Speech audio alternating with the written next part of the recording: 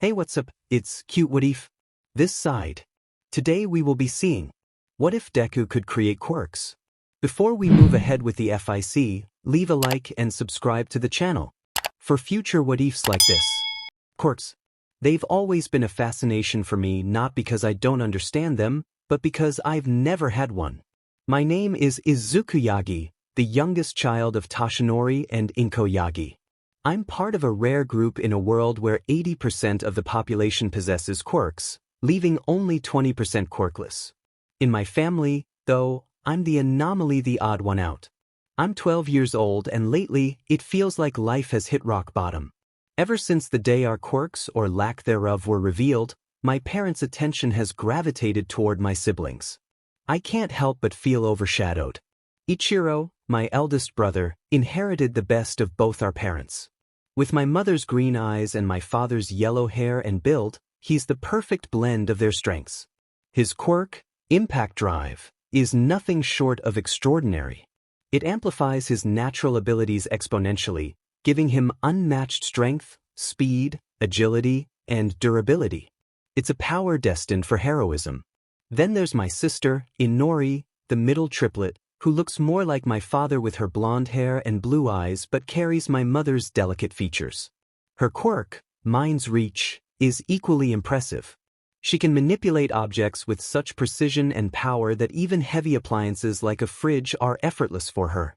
However, there's a cost. Overusing her ability leaves her with debilitating migraines. And then there's me, Izuku Yagi, quirkless and seemingly insignificant. In a family of brilliance, I'm just there. Don't get me wrong.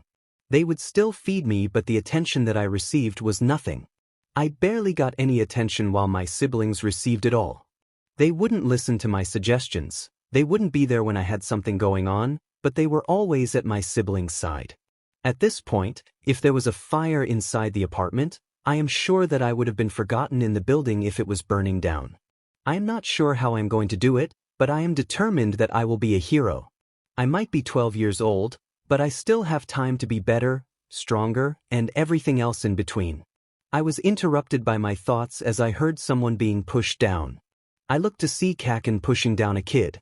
Behind him were Inori, Ichiro, and some other of his friends. Kaken, or Katsuki Bakugo, was a name that struck both fear and frustration into my heart. He had always been a force to be reckoned with, a fiery personality paired with an explosive quirk aptly named Explosion. It wasn't surprising to see him bullying someone, it was practically a daily occurrence. What shocked me was the sight of Inori and Ichiro standing behind him, arms crossed and smirking. The boy on the ground looked younger than us, maybe 7 or 8. He had tears streaming down his face as he clutched a toy that Kaken was trying to rip from his hands. "Give it here, you little runt." Kaken barked, his palms crackling with small pops of energy. "Stop it, Kaken," I yelled, stepping forward without thinking. My voice wavered slightly, but I refused to back down. Kaken turned to me, his eyes narrowing. "What do you want, Deku?" he sneered, using the nickname he had coined to remind me of how useless I was. I always hated that nickname. It was used so much that I am referred to by everyone as Deku, even the teachers. I grit my teeth, doing my best to ignore the sting of his words. I said, "Stop it." My voice cracked slightly, but I stood firm, taking another step toward Kaken. The boy on the ground was still crying, clutching his toy desperately to his chest as Kaken's explosive hands hovered over him, ready to cause more damage. Kaken scoffed. "Why should I listen to you, Deku? You don't even have a quirk." Inori chuckled sweetly at this. "Good point, I almost forgot," she said, lifting him with her quirk and throwing him to the side. I flew into the air and landed in a pond full of koi fish. I stood, dripping wet, eyes stinging from the water, my body shivering in the cold. I wanted to scream, but I kept it in, holding back the tears that were threatening to fall. I couldn't let them see that they were getting to me. I couldn't let them see how much it hurt. As I looked up, I saw Kaken, standing there with his hands still smoking from his quirk, a smug grin on his face. Inori and Ichiro stood off to the side, watching with detached expressions, not even flinching as I struggled to get out of the pond. They were just watching, like it was all some kind of game to them. Inori's voice rang out, sweet but mocking. Oops, looks like you slipped, Deku, she said, crossing her arms, her gaze never wavering. You really should learn to watch where you're going. Kaken grabbed the toy from the kid's hand and chuckled. You know, I think I should teach you a lesson. Explosions going off in his hands as he walked over to Izuku. This is for meddling in business that isn't yours, he said as he sent a small explosion my way. I was hit by the front of the blast, sending me flying further. I slammed into the dirt, my body skidding across the ground, the force of the explosion leaving me breathless.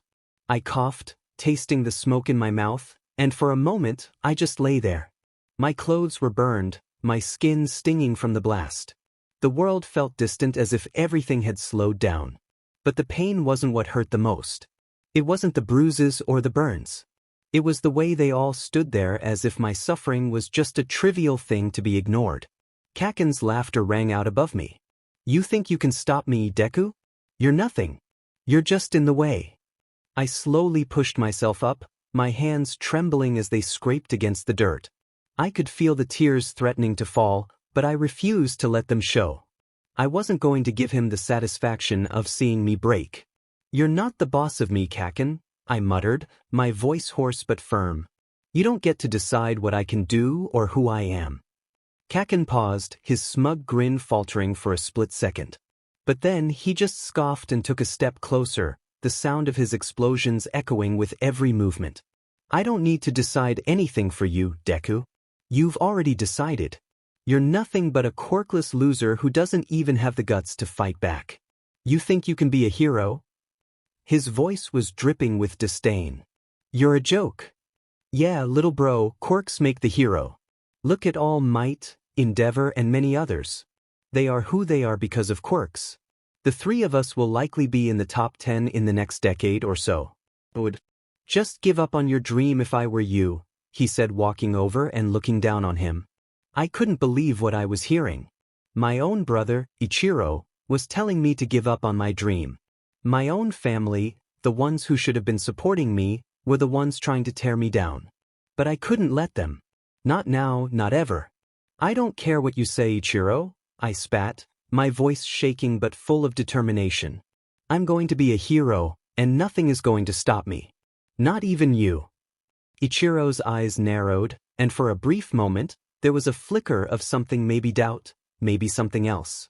But then, just as quickly, it disappeared. He stepped back, raising his hands in mock surrender, but his words were still as cutting as ever. Fine, do whatever you want, he sneered. But don't expect anyone to help you when you fail. Inori let out a soft, mocking chuckle. Look at you, trying to act all tough, but you're nothing, Izuku. You'll never amount to anything. You'll always be just Deku. With that, the three of them walked away and I still stayed in the same spot. The attacks had launched me out of the playground, but not like that mattered anyway. I slowly got up in pain as I had hoped my clothes were fine. I looked down to see there were singe marks and a couple of rips in the shirt and pants. I've had much worse, I said to myself. I started to make my way home as there was nothing else to do. As I limped home, the sting of their words echoed in my mind. Quirkless, useless, Deku. The same insults, the same mocking tone. They had always treated me this way, as if I was invisible, as if I didn't even matter. But today, it hurt more than ever. Ichiro, Inori, Kaken, they were all so sure that I would never amount to anything. It felt like they had already decided my future for me, like I was nothing more than a shadow in their lives. But deep down, I knew they were wrong. I couldn't explain it, not to them or even to myself, but something inside of me kept telling me that I wasn't done yet. That despite everything, I had the power to change my fate. It wasn't going to be easy, and it wasn't going to happen overnight. But if I could just keep pushing, keep fighting, then maybe, just maybe, I would prove them all wrong. I made my way through the familiar streets of our neighborhood, my mind drifting to thoughts of heroes. All Might, Endeavor, the countless others who had shaped the world with their quirks. They all had something I didn't. They had power, strength, and abilities that made them stand out. But none of them had a dream like mine. None of them had the determination to become a hero despite the odds stacked against them. I wanted to be like them. I wanted to protect people, to be the one who stood up for those who couldn't defend themselves. I wanted to be the one who made a difference in the world. I just needed heart.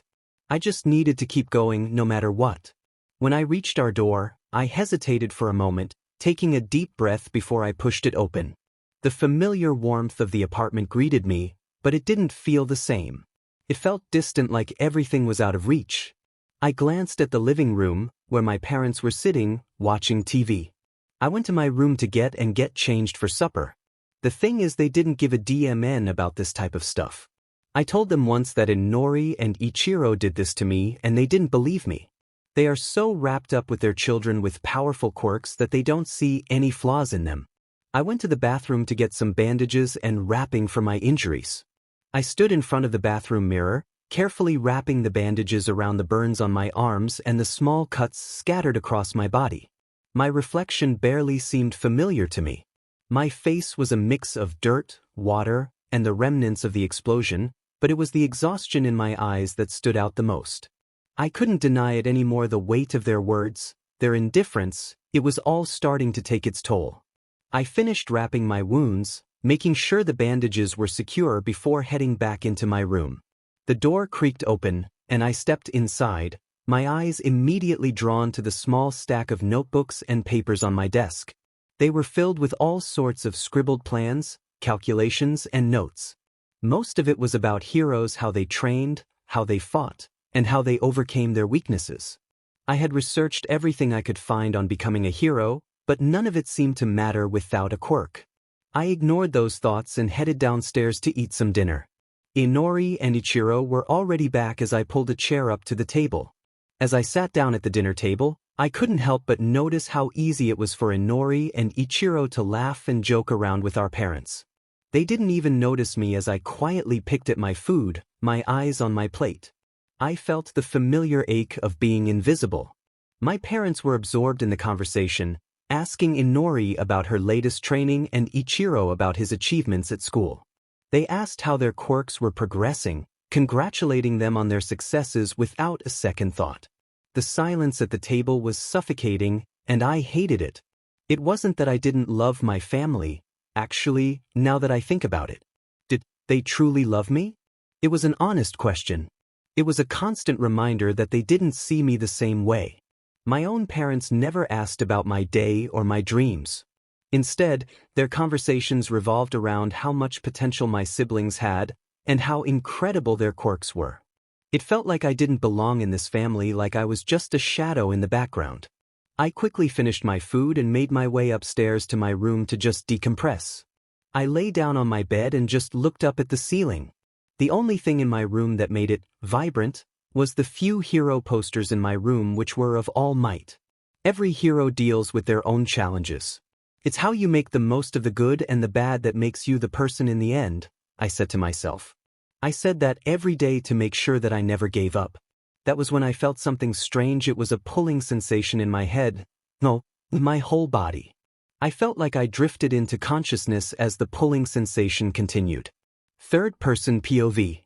Izuku opened his eyes to see that he was in an open area. He had no clue where this was, and he was slightly nervous. The area was blue mixed in with black, and it looked like it expanded on for miles. "Hello," he called out, but all he heard was the echo of his voice. He started to walk in a direction, hoping to find something that would show him where he was at. That was when something started to form right in front of him. It looked like pixels started to form right in front of him, and he stepped back slightly. The pixels started to form in the shape of something that resembled a human. Izuku stood frozen as the pixels in front of him swirled and shaped into a human form. The digital figure slowly solidified, its features becoming clearer with each passing moment. It eventually formed into a man with a suit and tie. He stood around 6 foot 6 inches tall and looked more like a butler than anything. Who are you?"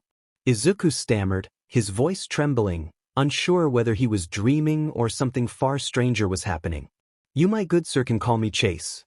My full name is Cognitive Human Assistance and Systematic Engine, but please call me Chase," he said in a British accent. Izuku stood there, his heart pounding in his chest. The figure in front of him was surreal, an entirely digital being that looked as if it had stepped out of a futuristic movie. The man, or whatever this entity was, smiled politely, but there was something unsettling about the whole situation. His polished suit and tie, his smooth features, all made him look like something out of a virtual reality simulation. Chase? Izuku repeated, still processing the situation. What is this place? Chase tilted his head slightly, his expression unreadable. This place, my dear Izuku, is a space between what I like to call mind space. Think of it as if we are in your head and before you ask you are currently sleeping, he said, projecting an image of himself on his bed. But what is this? He said, looking around. This is your quirk, my dear boy, he said, showing him the empty space. Your quirk is called Synthesist. You can create quirks, to put it simply, as he snapped his fingers. It is a matter of seconds. The space transformed itself into a home, and Izuku was sitting down with a cup of tea in his hand. Izuku sat there, completely bewildered, his fingers trembling around the cup of tea that appeared in his hands. The warmth from the drink didn't do much to calm his nerves as the surreal nature of the situation continued to unfold before him. The room around him looked cozy and familiar, a strange mix of comfort and disorientation.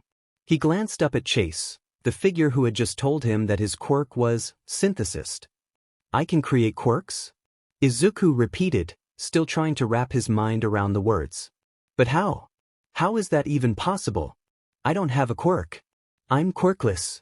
Chase smiled faintly, his hands clapped together in front of him, like a butler ready to explain some grand mystery. Ah, but you do have a quirk, Izuku, he said, his voice calm and measured, as if it was the most obvious thing in the world. The reason you couldn't see it before was because it's different. Unique, if you will. Izuku shook his head, trying to understand. But I've never shown any sign of having a quirk. My parents, my siblings. His voice faltered as he thought about how they had always treated him like an outcast. He felt like he was suffocating in the weight of their expectations, or rather, their lack of them. That is because your quirk needed years to develop. A little over 8 years since that day of the quirk exam, and now you have your quirk, he said, sitting in a chair across from him. So many questions. Izuku trailed off as he wiped his tears away. Most were from frustration, but also sadness, happiness, and anger. But if I can create quirks, how does it work? Izuku asked, his voice still shaky, but with a spark of curiosity in it now. What do I have to do? Chase stood up, walking around the room in a slow, deliberate manner. The process of creating a quirk, Izuku, is not as simple as snapping your fingers. It requires understanding. From this point on, anyone that you physically touch or vice versa will allow you to store the quirk's power, abilities, and knowledge of the quirk here, he said, showing him an area of empty shelves. Izuku wiped some more tears away from him as he tried to understand. Wait, so I copy the quirk, but I don't, he asked, confused. Chase gave a soft chuckle as if Izuku's confusion was perfectly normal. Correct, Izuku. You will store the quirk's power and knowledge, but you will not inherently copy the quirk to use. Think of it like a library of sorts. You will keep the ability to access it and understand how it works, but you will not permanently adopt the traits or powers of the quirk unless you choose to. You can pick and choose the ideas, powers, or abilities of the quirks to create your quirk. Oh, I see. How do I create a quirk? He asked, getting more and more excited. Well, once you have some quirks stored in here, you can pick and choose abilities in here to manifest and create it into being. If you even wanted, you could just use the quirk you copied.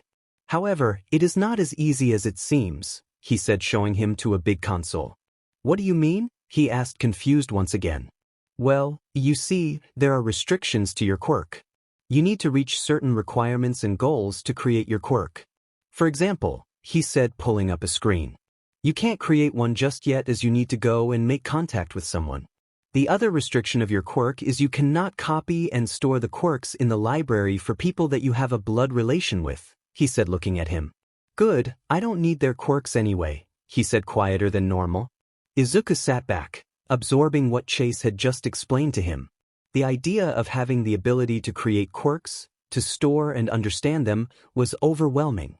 He never imagined that something like this could exist, Especially not for someone like him who had always felt invisible in a world where everyone had a quirk except for him. The thought that he wasn't truly quirkless was both a relief and a source of fear. There was so much potential, but also so much responsibility tied to this newfound power. His mind raced with possibilities. What kind of quirks could he store? How could he use them? And why had it taken so long for his quirk to manifest? All these questions swirled around him, but one question stood above the rest. Could this truly make him a hero? Could he finally prove everyone wrong? Izuku nodded slowly, taking it all in. So, I'll need to find quirks first, right? To store them, I mean. Yes, that is correct. As I said before, from this day on, any physical contact and their quirk is stored here, Chase said. So, how can I come back to this place? Asked Izuku. Think of me in this place and you can come back here whenever you want, Chase said, smiling. I should also let you know that time moves differently in here than out there, he said, referring to the outside world. Really? Yes, indeed. Time moves 5 times slower here. If you are here for 5 hours, it will be 1 hour out there. Plus, you can be here when you are sleeping and still get rest for your body, said Chase. Izuku nodded, trying to wrap his mind around everything. The concept of storing quirks and creating his own was a lot to take in. His mind raced with excitement and uncertainty. For years, he had felt useless and powerless, and now he had the potential to change that. But there were still so many questions, so many things he didn't understand. So, if I store someone's quirk, I can use it to create my own, but it won't be like theirs. Izuku asked, trying to clarify. Chase nodded, his smile never faltering. Exactly. You'll have access to the knowledge, power, and abilities of the quirk, but you will have the freedom to modify and create something that is uniquely your own. Think of it as a recipe. You can take ingredients from different quirks, combine them, and create a dish that is entirely new. Izuku's heart skipped a beat. The idea of being able to make a quirk that was truly his own, shaped by the quirks of others, was something he had never imagined. It was like being given the power to forge his destiny, to write his own path in a world where the odds had always been stacked against him. But how do I choose which quirks to store? What if I make a mistake? Izuku's voice trembled slightly as the weight of the responsibility began to sink in. Chase smiled. That's the best part. You can store as many as you want. That, and when you can create a quirk, I will send a notification that only you can see saying that you can create a quirk. Izuku smiled at that. Well, thank you, Chase. I think I am going to go to sleep for Real in the outside world. Sounds good. Good night, my dear boy, he said, patting his head as he was teleported out to get some sleep. The next morning Izuku had some pep in his step and got his clothes on with some enthusiasm. He wanted to see what his family would think of him having a quirk. He walked downstairs to his family getting ready to eat breakfast. Inori looked over to her brother to see he was a lot happier. That annoyed her for some reason. What's up with you? She asked as she poured some milk into a glass. I got a quirk, he said, smiling. Inori looked at him before snorting, with that snort turning into a laugh. That is actually funny, she said, wiping a tear away. Izuku's smile faltered for a brief moment, but he quickly regained his composure. He had spent so many years longing for a quirk, a chance to prove himself, and now he finally had it. But hearing Inori's mockery stung. She always had a sharp tongue, and no matter what he did, it seemed like she was never going to take him seriously. Really? Inori scoffed, her eyes narrowing. And how are you going to prove that? You can barely get through a normal day without being a laughingstock. Do you really think you're special now? I didn't say I was special, he said, clenching his fist slightly. Inori used her powers to move the milk back to the fridge, and she still chuckled. Yeah, sure, I got to tell everyone this, as she went to the living room.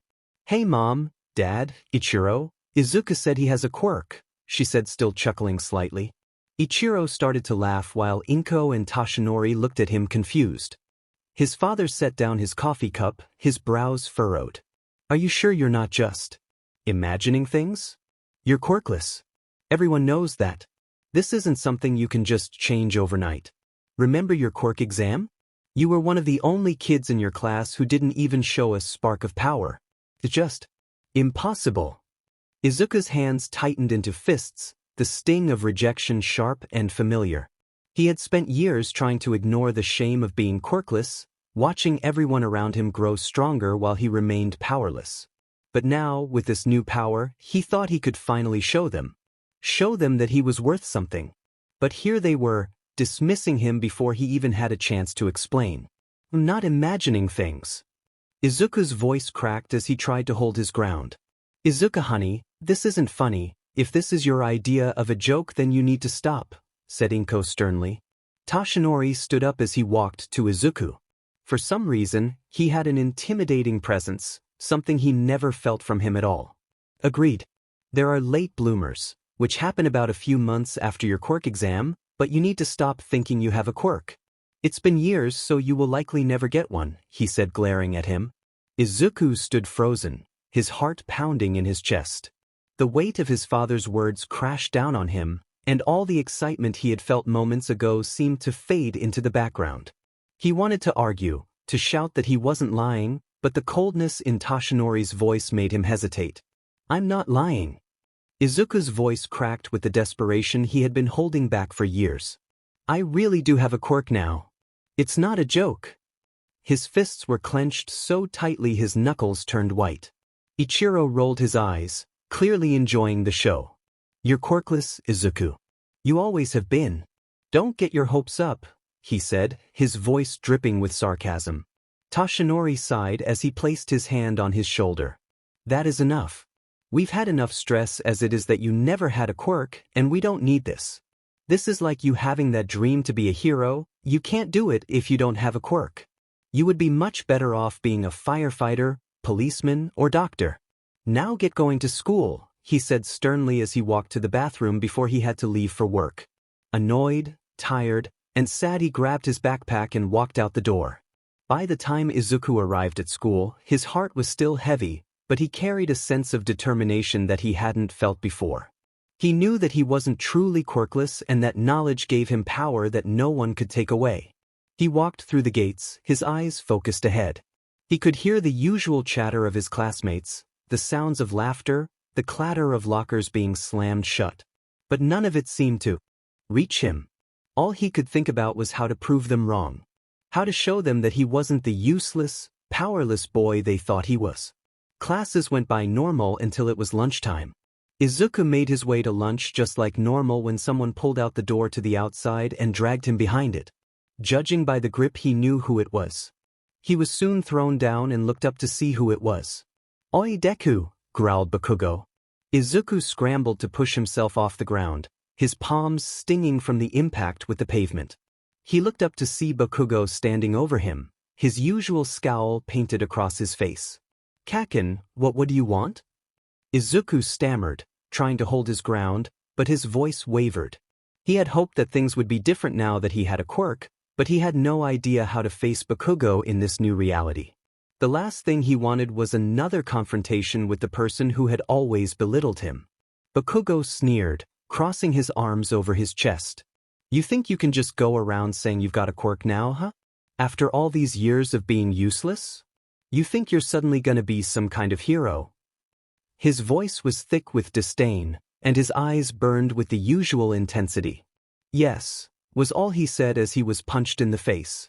That's bullshit, he yelled as he grabbed him by his hair. Izuku winced as Bakugo's grip tightened on his hair, pulling his head back painfully. His vision swam for a moment as the pain from the punch throbbed in his cheek, but the sting didn't deter him. The fire burning in his chest, the new power that he felt within himself, kept him from feeling completely defeated. I'm not lying, Kaken. Izuku gasped, struggling to free himself from the tight hold.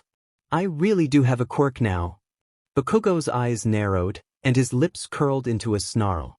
Quit spouting that crap, Deku. With a brutal twist of his wrist, he slammed Izuku's head against the ground, sending another shockwave of pain through Izuku's skull. You're still quirkless. You're just pretending to be something you're not. You've always been useless, and that's not going to change because you say you've got a quirk now. You've been quirkless for years, Deku. Don't you dare try to pretend now like you're something special. Izuku stopped resisting as Bakugo hit once more for good measure. I don't want to ever hear you talking about that sheet again, you demon liar, he said, stomping away from him. Izuku lay on the ground, his face stinging from the brutal punches and his head spinning from the impact. His vision blurred, and he could feel the blood trickling from a cut on his lip. He barely had the strength to lift his head, but something deep inside him kept him from staying down. Even as Bakugo's harsh words echoed in his mind, a fire ignited in his chest, fueled by something more than the pain. He gritted his teeth and pushed himself up, shaking as he did so. His body felt like it was on fire, but not in the way Bakugo had intended. He could feel the surge of energy within him, the quirk that he knew he had, the one he wasn't imagining, wasn't lying about. Bakugo's taunts and physical punishment only made him more determined to prove himself. That didn't feel good, he said as he leaned against the brick wall for support. Whatever. Looks like I am going to miss lunch again, he said as he made his way to class. He made it with a few minutes to spare as he sat down in his usual seat, bruises already starting to form. He didn't give a damn right now. He understands where they were coming from by not believing him that he didn't have a quirk, but they could at least listen to him. The rest of his day was about as pretty normal as it could get, but he was a bit fascinated about something. When he was walking home, something appeared to be in his eye or something, but an image or a screen of sorts appeared in front of him. Achievement complete. Collect and store 10 quirks in the library. Reward, 1 quirk creation available. This made Izuku excited as he started to make his way home faster. He wanted to get back into the mind space to work on quirk.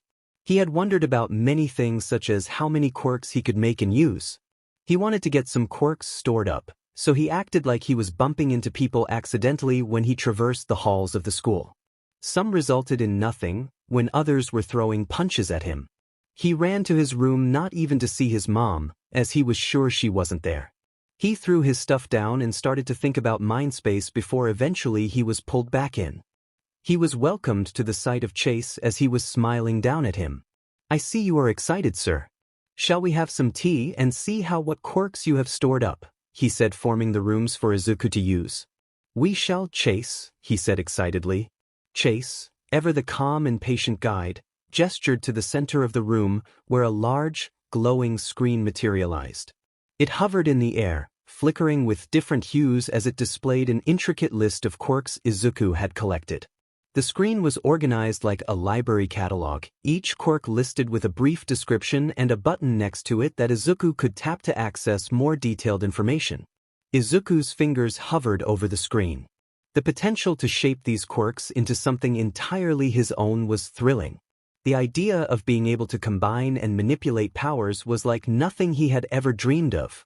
His eyes moved from one quirk to another, eager to explore what each one could offer. Shall we start from the beginning? Chase asked, his voice gentle and encouraging. Izuku nodded, his excitement palpable. Yes, please. So, for the first quirk, we have Explosion, belonging to a Katsuki Bakugo, said Chase. An image of Bakugo came up on the screen and Izuku frowned slightly. This was from the fight at noon. All right, let's do the next one, said Izuku, ready for what was next. Chase swiped to the next entry. Quirk number 2, Adhesion. The user can adhere to surfaces with their hands and feet. Simple, yet versatile. Izuku's face lit up. That sounds a lot like a spider's ability. It could be great for mobility or even stealth if used right. Indeed, Chase replied, pleased with Izuku's growing enthusiasm. Chase swiped to the third entry, the glowing screen adjusting as the next quirk appeared. The third quirk is Cerebral Enhancer, a quirk designed to enhance cognitive abilities dramatically. It allows the user to increase their IQ in proportion to their focus and effort, enabling accelerated problem-solving, strategic thinking, and memory recall. Izuku's eyes widened with excitement as he stared at the screen. An IQ boost? That's incredible. I can imagine so many uses for it. I could analyze situations faster, plan battles better, and even optimize how I train and use my quirks. This could really level the playing field. Chase nodded, his smile calm but proud. Exactly, sir. It has limitations, of course. While it can elevate your intelligence significantly, It also places a great demand on your mental energy. Overuse may lead to cognitive fatigue, headaches, or even temporary confusion. That sounds awesome, we will have to come back to that later, he said excitedly. Indeed we will. For your fourth quirk, we have Jolt. Not very powerful in terms of destructive power, but it allows the user to send out small amounts of electricity into their fingertips that reach about 6 inches. Izuku nodded, listening carefully as Chase described the fourth quirk. Jolt. Izuku mused aloud. That could still be useful, especially in a pinch. I could use it to shock enemies or short-circuit tech, maybe even give myself a boost in combat if used correctly. He considered how he could make the most of each quirk, turning every ability into an asset, no matter how small. Chase nodded. Exactly, sir. Even simple quirks like this have potential. Now for your fifth quirk. He swiped again, and a new quirk appeared on the screen. It went like this for the next few minutes. Izuku was fascinated with quirks, but in terms of overall usefulness, this was very incredibly specific. He knew quirks could be powerful if you trained them, so he would store off on the rest of them. Chase smiled at all of these quirks. Well, Master Izuku, these quirks are indeed interesting, and now we have our final quirk, he said, pulling it up on the screen. Izuku was shocked at the man who was on his screen. He said, Toshinori Yagi with the quirk One for All. Izuku's mouth was drier than the Sahara Desert as he saw 2 images on the screen. Chase, why is All Might and Dad up on the same screen? He asked, hoping this wasn't going where this was going. Because Izuku, they are the same person, he replied to him. But, you said I can't copy my family's quirks because they are blood-related, he said, wanting answers. While that is true, it says here that One for All has been passed down to several people, he said, showing a screen of its past users. Izuku was holding his hand to his head. This was all too much to process. Why hadn't his dad ever told him or his family that he was the #1 hero? Izuku's mind was racing. He stared at the screen in disbelief, his eyes locked on the names of previous users of One for All, and then back to Toshinori Yagi's image, his father. His breath caught in his throat as he processed the information. Oh my... Is my dad... Izuku whispered under his breath, his voice barely audible. His hands began to tremble. I never knew. Why? Didn't he tell me DMN it? He told me to give up on my dream of being a hero, because I didn't have a quirk. But he had one right here, something he was able to pass down the whole time, and he didn't even look my way to want to help me on my path to becoming a hero, he said as tears were falling down his face. Chase's voice was soft, as if he understood the storm of emotions swirling inside Izuku. I know this is a lot to process, Izuku, but this is your reality now. Izuku wiped his tears away in frustration as he looked at the screen once more. I think that I would like to examine all of the quirks and their abilities now, he said, trying to avoid the subject. Alright, sir. What kind of quirk were you thinking? He asked curiously. Izuku wiped away a few more tears as he looked at the screen. I was thinking something along the lines of an IQ quirk similar to the one earlier. Chase nodded thoughtfully, sensing Izuku's need to focus on something constructive. I understand. A quirk like that would be valuable, especially in helping you understand and master all the quirks you've already collected. Let's go ahead and explore that route. The glowing screen flickered as Chase made a few adjustments. The list of quirks expanded, and the focus shifted to the Cerebral Enhancer quirk. A new window opened with a more detailed breakdown of its abilities. So, we already know what it does. What are the restrictions and cons of the quirk? That, and I would like to know how much the IQ is increased by, he said, putting a finger under the chin. Chase nodded with approval as he tapped a few controls, expanding the information on the screen for Izuku to examine. A new section appeared, labeled Cerebral Enhancer, Detailed Breakdown. Here are the specifics, Izuku, Chase began, his calm demeanor not changing despite the emotional weight Izuku was carrying. The quirk allows you to significantly enhance your cognitive abilities, which means your IQ can be increased by up to 100 points based on your focus and effort. This could theoretically push your intelligence into the genius category, enabling you to process information and solve problems much more rapidly. For someone like you, it would enhance your strategic thinking, combat tactics, memory recall, and even your understanding of quirks. Chase continued, however, as with all powerful abilities, this one does come with its drawbacks. The more you use it, the more mental energy it consumes. Extended use beyond your physical or mental limits could result in cognitive fatigue, memory lapses, and even temporary loss of coordination or confusion. In extreme cases, it could even lead to memory loss if overused, so it's essential to be mindful of your limits. What if we do not have those restrictions? How would this affect the quirk? He asked. I was hoping you would ask this. You see, sir, when creating a quirk, if you were to not have restrictions on a quirk, it would give you lower stats such as less power, he said as he adjusted the restrictions on the quirk. So, you will increase your IQ by only 40 points, however, you will be able to continuously have this quirk on at all times with no side effects whatsoever. It will be like you won't even feel it, he said, showing him. Izuku took a moment to absorb the information, his mind racing as he tried to make sense of the choices before him. The prospect of enhancing his cognitive abilities without limits was undeniably tempting, but the reality of what such a decision would mean weighed heavily on him. The hand hovered over the screen as he thought it through carefully. 40 points isn't as high as the full 100, Izuku murmured, but being able to keep the quirk active all the time sounds like it could help me stay on top of everything. I wouldn't have to worry about cognitive fatigue or burning out. He glanced over at Chase, who was watching him with a calm, expectant expression. That's correct, sir, Chase said. The trade-off would be a slightly smaller increase in intelligence, but you would be able to maintain a consistently sharp mind without risking overexertion. You could always rely on your enhanced focus and analysis, without any downtime. Izuku nodded thoughtfully. That doesn't seem too bad, to be honest. What is my IQ now? Your IQ right now, as you are 12 years old, is currently. This means you would have a 163 IQ with this quirk. Your IQ will also increase as your brain is not fully developed yet, he said, smiling at him. Relieved, Izuku gave a decisive nod. Then that's what I'll do. Let's create the quirk with the 40-point boost and unrestricted use. Chase gestured to the glowing screen, and with a wave of his hand, the parameters were set.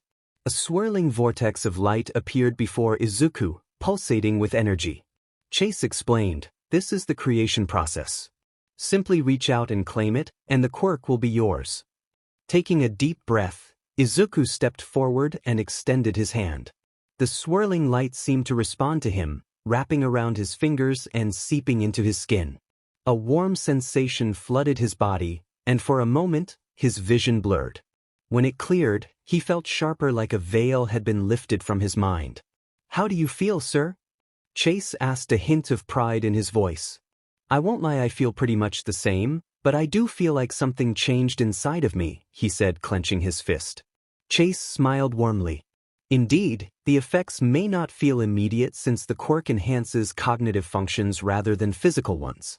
However, you'll start noticing subtle differences soon, clearer thoughts, faster problem solving, and perhaps a better understanding of complex situations.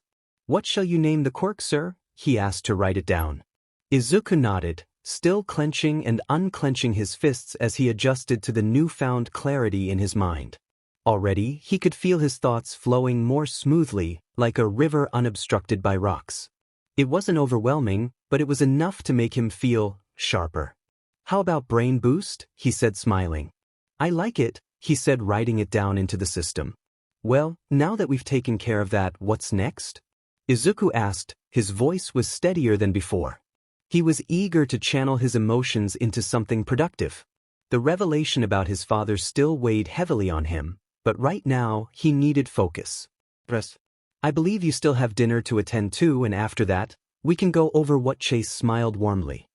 Indeed, the effects may not feel immediate since the quirk enhances cognitive functions rather than physical ones.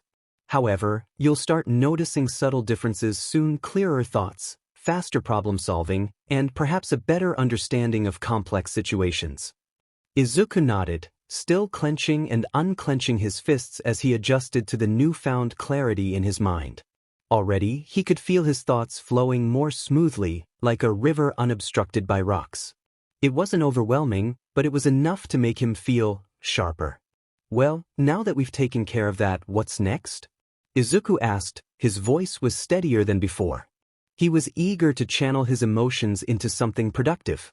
The revelation about his father still weighed heavily on him, but right now, he needed to focus on what to do next, he said, bowing slightly. That sounds good. When can I create my next quirk? He asked curiously. Not until you reach and meet this requirement, he said as he put it up on the screen. Chase's demeanor turned slightly more serious as he gestured to the glowing screen. The requirement for creating your next quirk is simple but crucial, Master Izuku. To harness your quirks effectively, your body needs to be in peak condition. It's not just about mental sharpness but physical readiness too. You'll need to meet this prerequisite before we can move forward. Izuku squinted at the screen, reading the text carefully. Apply for a gym membership, get a job, and commit to a consistent workout routine for 3 months. He frowned, feeling a pang of hesitation. A job? At my age?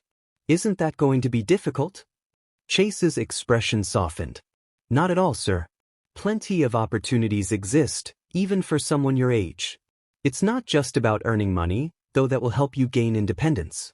It's also about learning discipline, time management, and responsibility skills that will serve you well as a hero. Not to mention, your quirks will place an immense strain on your body.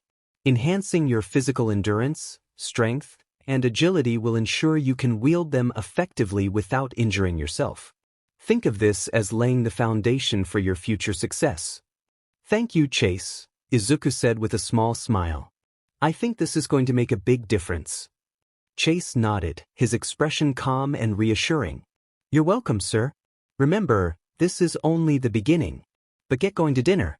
You have been here for about 3 hours, meaning that it has been 36 minutes out there, he said. With that, Izuku went back to the real world and sat up from his bed. It might have been less than 24 hours since he acquired his quirk, but it sure was going to be a while before he could get used to that. He then remembered All Might and his father being the same person. He still was so set off.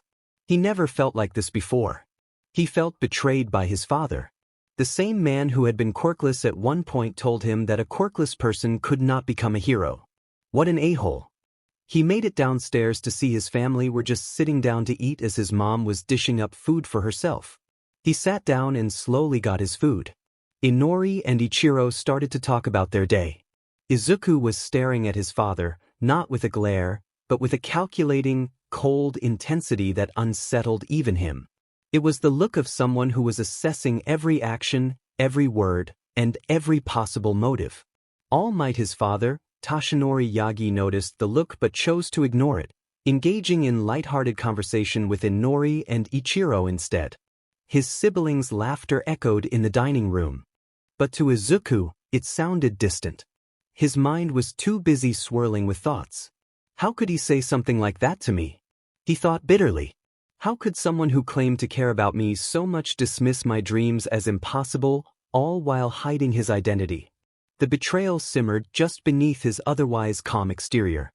He wouldn't lie when he said he was curious as to how this skinny blonde man who was barely 5 foot 10 inches tall was All Might. One for All must have been one heck of a powerful quirk, and he would have to investigate it. That's some good progress, Inori, said Inko happily. Izuku shook his head at this.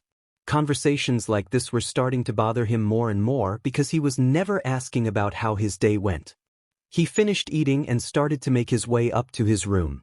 He had a lot of research and a lot of catching up to do. And that is another $100, he said, sighing.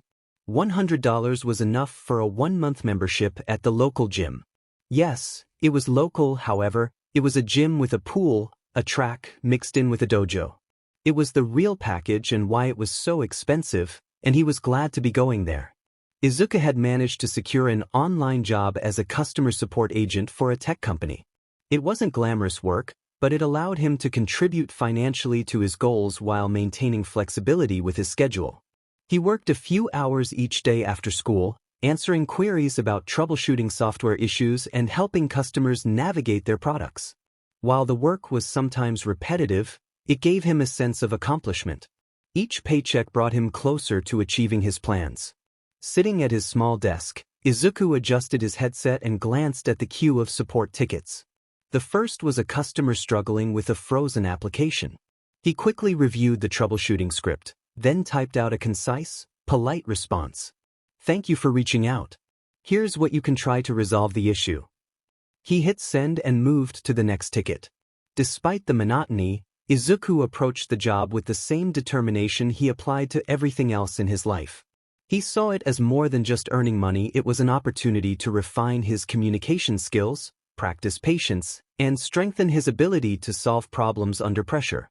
By the end of his shift, Izuku leaned back in his chair, rubbing his temples.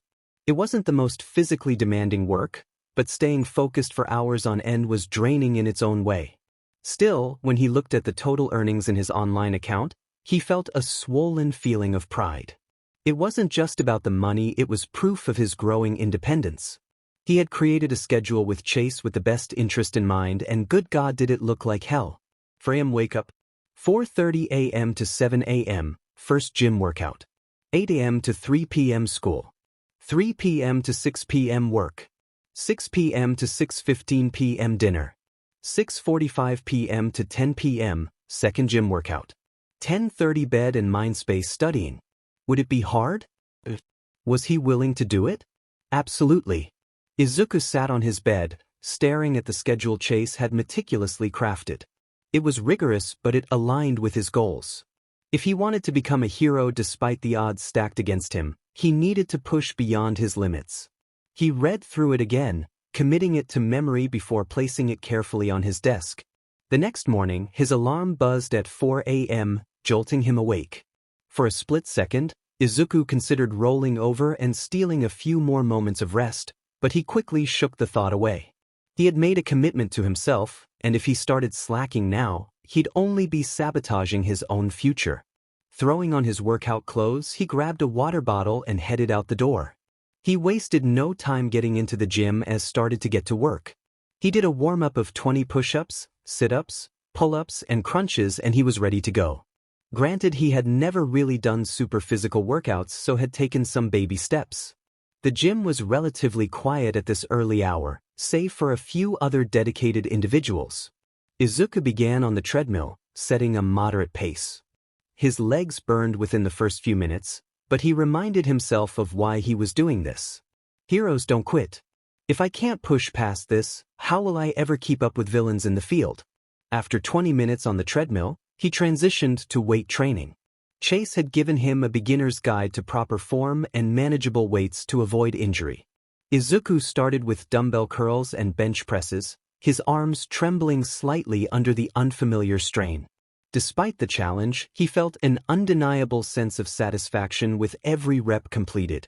Sweat dripped down his forehead as he pushed himself further than he ever had before. By the time he moved on to core exercises, he was already feeling the effects of the morning's work. Planks, Russian twists, and leg raises tested his resolve, but Izuku grit his teeth and kept going. Every fiber of his being screamed at him to stop, but he countered each thought of doubt with images of his future standing tall as a hero who could save lives and inspire others. When the clock struck 7 a.m., Izuku finally wrapped up his session.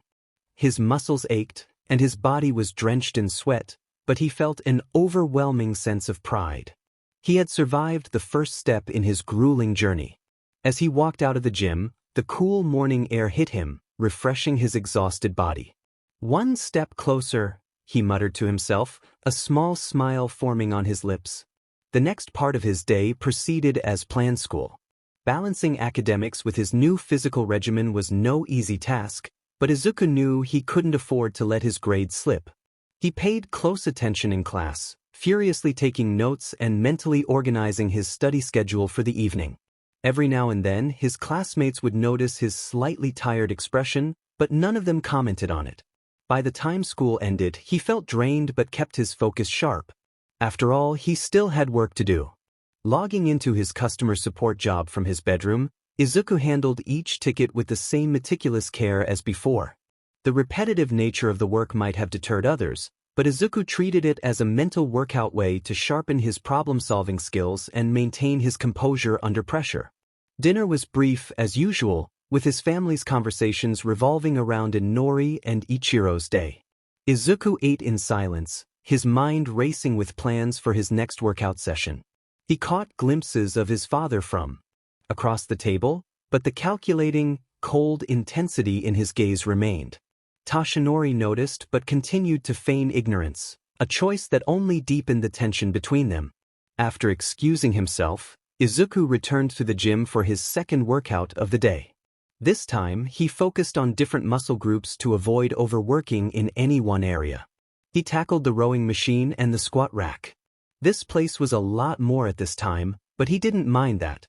He did feel like he was being watched though. He wasn't sure who was watching him, but it was someone doing it. He ended the workout and was going to the locker room when someone stopped him. "Hey, you're Izuku Yagi, right?" Izuku looked up to see a modestly tall man standing near the locker room entrance. His hair was dark brown, a little messy, but it looked like it had been styled intentionally, with streaks of gray peeking through the edges. He wore a black long sleeve and sweatpants, his body showing signs of experience with physical activity muscles not overly bulky but lean and well-defined, a clear indication of someone who had spent years in training. His face was weathered, perhaps by time, but there was something about his presence that commanded respect. "Yeah, that's me," Izuku replied, his exhaustion making his voice slightly strained. "Is there something I can help you with?" The man gave him a friendly, knowing smile, though there was an underlying seriousness in his eyes. "I've been watching you for a while. You've been coming in here pretty regularly. Most people would burn out by now, but you've got something about you. DSPLN. Dedication." Izuku blinked in surprise, wiping the sweat from his forehead as he shifted his weight nervously. He wasn't used to strangers noticing him like that. I'm just trying to get better. For my goals, you know? This is my schedule," he said, showing him. The man nodded pleasantly. Yes, I know you are and can see that clearly, but I should introduce myself. My name is Daichi Arai," the man said, extending his hand. Izuku hesitated for a moment before shaking it, feeling the firm grip of someone who had clearly spent years honing their strength. "I own the dojo that's attached to the fitness center here," Daichi Arai said, gesturing toward the far end of the gym where the dojo's sliding wooden door stood. "I couldn't help but notice your work ethic. It's not every day I see someone so young pushing themselves so hard. You remind me of someone I used to know." Izuku looked at Daichi with a mix of curiosity and apprehension. "Oh really? Was he a hero?" Arai chuckled, the sound low and warm. "Not exactly. But he had the heart of one, much like you seem to. Listen, Yagi, I've been around long enough to recognize potential when I see it. You've got a fire in you, but if you're not careful, that fire can burn you out. Training is good, but training smart is better." Izuku's cheeks turned slightly pink. "I am just trying to catch up. I've got a lot of ground to cover." Arai nodded knowingly. "I figured as much. That drive of yours is admirable, but if you're serious about achieving your goals, you'll need guidance. Pushing through pain and exhaustion can only take you so far. If you want, I'd be willing to help you. Teach you how to balance your training, refine your technique, and maybe show you a thing or two about martial arts. It's up to you." The offer caught Izuku off guard. He wasn't sure how to respond at first. He had always been wary of accepting help, especially now that he had decided to forge his path independently. But there was something about Arai's presence, his calm confidence, and the wisdom in his eyes that made Izuku consider the proposition. "That's a generous offer," Izuku said cautiously. "But I don't have a lot of money right now. I'm already stretching my budget just to be here." Arai waved a hand dismissively. "Don't worry about that. Consider it an investment. I see potential in you, and I'd hate to see it go to waste because of something as trivial as money. All I ask is that you show up ready to learn and give it your all. Deal?" Izuku hesitated for only a moment before nodding. "Deal." Arai's grin widened. "Good. We'll start tomorrow evening, based on the schedule you showed me. Come by the dojo, and I'll introduce you to the basics. It's not going to be easy, but then again, I think you already know that." "I do," Izuku replied, his voice firm. "And I'm ready." The next evening, Izuku stood in front of the dojo's entrance, his nerves tingling with anticipation. He slid open the wooden doors and was greeted by the faint scent of wood polish and the soft light filtering through paper lanterns. The dojo was a stark contrast to the bustling gym, quiet, serene, yet filled with an underlying intensity that made his heart race. Arai stood in the center of the room, wearing a black martial arts gi with a white belt tied around his waist. "You're on time. That's a good start," he said, gesturing for Izuku to join him. Izuku stepped onto the polished wooden floor, feeling the cool surface beneath his feet. "What's the first lesson?" Arai crossed his arms, his expression serious. "The first lesson is understanding your limits and learning how to extend them without breaking. You've got raw determination, but that alone isn't enough. You need control, focus, and adaptability. Today, we'll start with the basics of movement and balance." "Should we get to know each other first before then?" he asked, wondering who this man was. Of course," he said, sitting in a crisscross position just as Izuku did the same. Daichi Arai adjusted his posture, sitting straight and exuding a calm yet commanding presence. He looked at Izuku with a small smile. "You're right. It's always good to understand the person you're trusting to teach you. Let me tell you a bit about myself." Izuku nodded, settling into his seat. He was curious about this man who had taken an interest in him. "Well, you know my name already, but I am a retired hero who just trains martial arts now. My quirk is triple joint. There are people who are double joint naturally, which was me, but my quirk added another joint, making me triple jointed. It allows me to extend and manipulate my body in ways most people can't," Arai continued, his voice calm yet infused with an undertone of pride. "I can bend, twist, and maneuver my limbs to an almost impossible degree. It gave me a unique edge in combat situations, dodging attacks, striking from unexpected angles, and even escaping tight spots. But it wasn't just my quirk that defined me as a hero. I worked hard to refine my physical capabilities and tactical skills. A quirk is just a tool. How you use it determines your success." Izuku leaned forward, intrigued. "So, you were a hero? What happened? Why did you stop?" Arai's expression softened, a flicker of nostalgia passing over his face. "I was a hero for about 15 years, operating under the name Elastic Shadow. I specialized in rescue operations and non-lethal takedowns. I even made it to number 73 on the hero charts, but as time went on, the toll on my body and mind became more apparent. Every fight, every mission, it all adds up. I decided to retire before I hit a point where I couldn't keep up anymore. It wasn't an easy decision, but it was the right one. Now I focus on teaching others, passing on what I've learned to people like you." Izuku nodded, his respect for Arai growing. "That's admirable.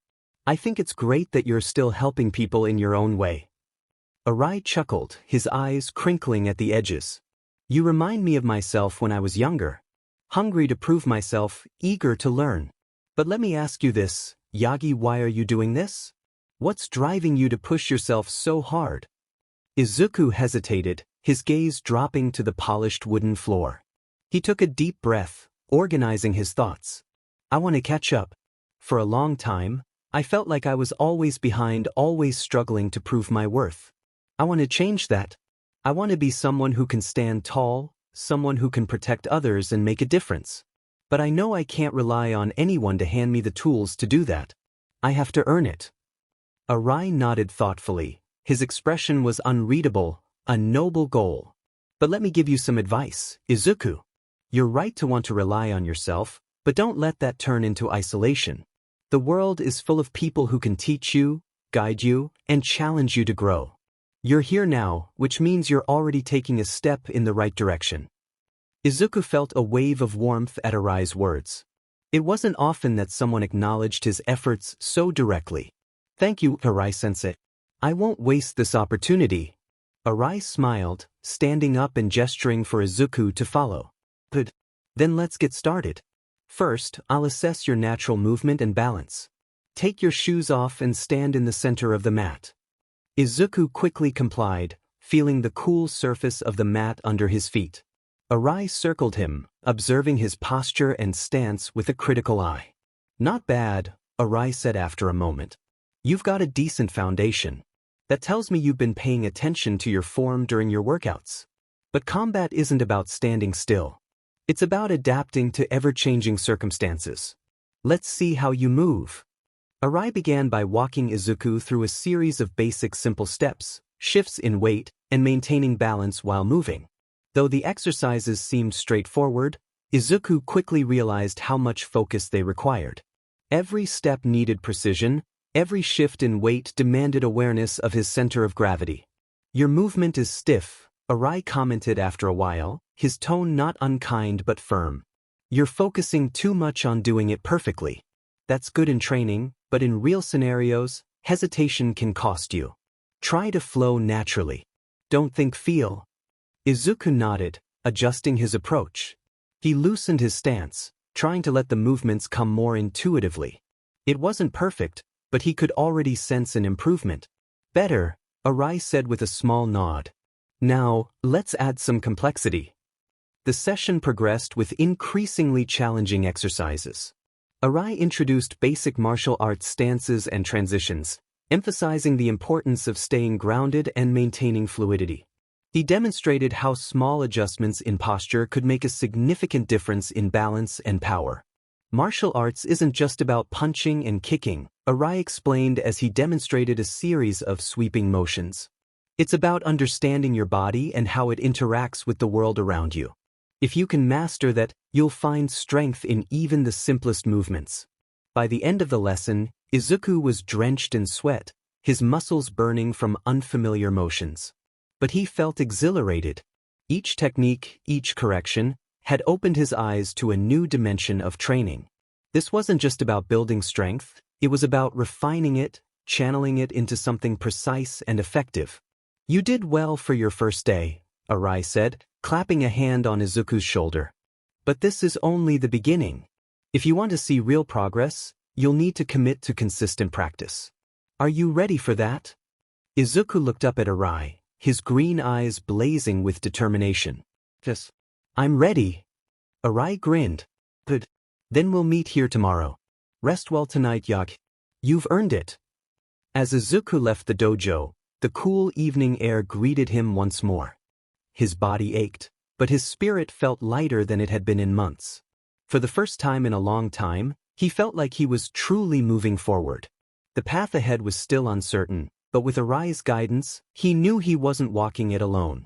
One step closer, Izuku muttered to himself, the faintest hint of a smile playing on his lips as he disappeared into the night. He got home to everyone in bed, which was about what it was like every night since he had been doing this, which was fine with him. He went to the fridge to get some chicken and rice and walked to his room.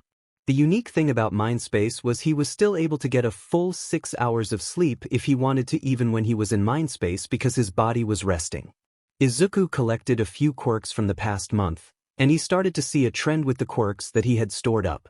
Based on what he was hearing, a lot of people firmly believed that they could not be heroes with the quirks that they possessed. He had a total of 14 storage now, and most of them were not trained enough. Granted, they were simple, such as having long fingers and pulling eyes out of your socket, which was gross in his opinion, but he didn't think of a use for them yet. The kid who had the quirk, Sparks, was interesting though.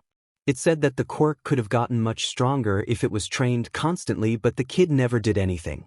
It made him wonder how many people with weak quirks could be powerful if all they did was train them. His siblings or parents hadn't caught on to the fact that he was starting to train more and more, but nonetheless it still hurt that they didn't believe that he had a quirk now. He had thought that someday if he had gotten a quirk that he would have gotten the recognition he needed from his family, but he thought life had other plans. The bullying hadn't stopped yet, and he seriously doubted that it never will, but it irked him to no end that Inori and Ichiro were still doing it to him. He had told himself constantly that there are other people who have it worse than him out there, but it was getting harder and harder to believe every day. He will admit though that with the training he's been doing on his body, it was starting to hurt less and less if the kids beat him up. He was grateful for that. Then there was the thing about One for All and his father being All Might. He hadn't read its profile or contents yet in Mindspace because he was still mad at his father for not telling him or his family.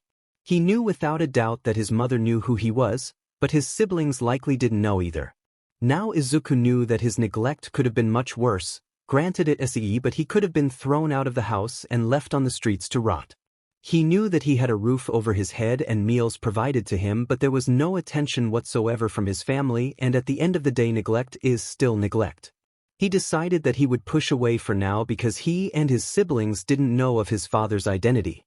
He had finished eating the meal that he had brought from the fridge and decided to go into his mind space once more. He was still mad at his father, but he was curious to read the contents of One for All. He wanted to know what made the man so powerful that he was the #1 hero, though he was not sure if he wanted the quirk for his own. He was soon standing next to Chase as the two of them looked at the screen. Izuku held the book that said, One for All, on the front cover and side. "Let's see what we are working with," he said as he placed the book on the holder, connecting it with the screen. One for All, Chase began, reading from the screen, is a quirk born from the fusion of two abilities, one to stockpile power and another to transfer that power to others. Over generations, it has passed from wielder to wielder, growing stronger with each succession. It's a unique blend of raw strength and inherited will. Izuku's eyes widened as he absorbed the information. So, it's not just strength? It carries the legacy of everyone who's ever wielded it. Exactly, Chase replied, pointing at the screen. Each user has contributed to its growth, both in power and knowledge. But it's more than just physical. It's about ideals protecting those who can't protect themselves, standing against overwhelming odds. The screen cut to show the users of One for All. Many of them were heroes Izuku had never heard of before. This explains why Dad is the strongest, if the quirk can continually stockpile power. Izuku was analyzing the quirk with fascination now because the overall potential of this quirk is amazing. If he were to implement this into the quirks that he made, they would be much more powerful and would have more use. Chase smiled as he looked at Izuku with a thoughtful expression. "I see you are thinking about adding this to your quirks," he said. "It's hard not to when you see this much power with it. But I am also set at my dad right now," he said, smiling at the possibilities. "You need to be careful though. If you are creating a quirk and then add the One for All's potential, then you could damage yourself from the amount of stockpiled power," he said as he generated a pot of tea for Izuku. Izuku took the cup of tea that Chase had generated for him, the warmth seeping into his hands. He took a slow sip, thinking about Chase's warning. "Yeah, I get it. I can't just dive into this without considering the consequences. But it's hard not to be excited about the potential." Chase nodded. His expression is more serious now. "It's good that you're excited, but you need to be aware of your limits. One for All may give you more power than you've ever imagined, but power is a double-edged sword," he said. "Yeah," he said as he looked at Chase. "Say, Chase, what are you?" he asked. "Think of me as an artificial intelligence to you, quirk synthesist.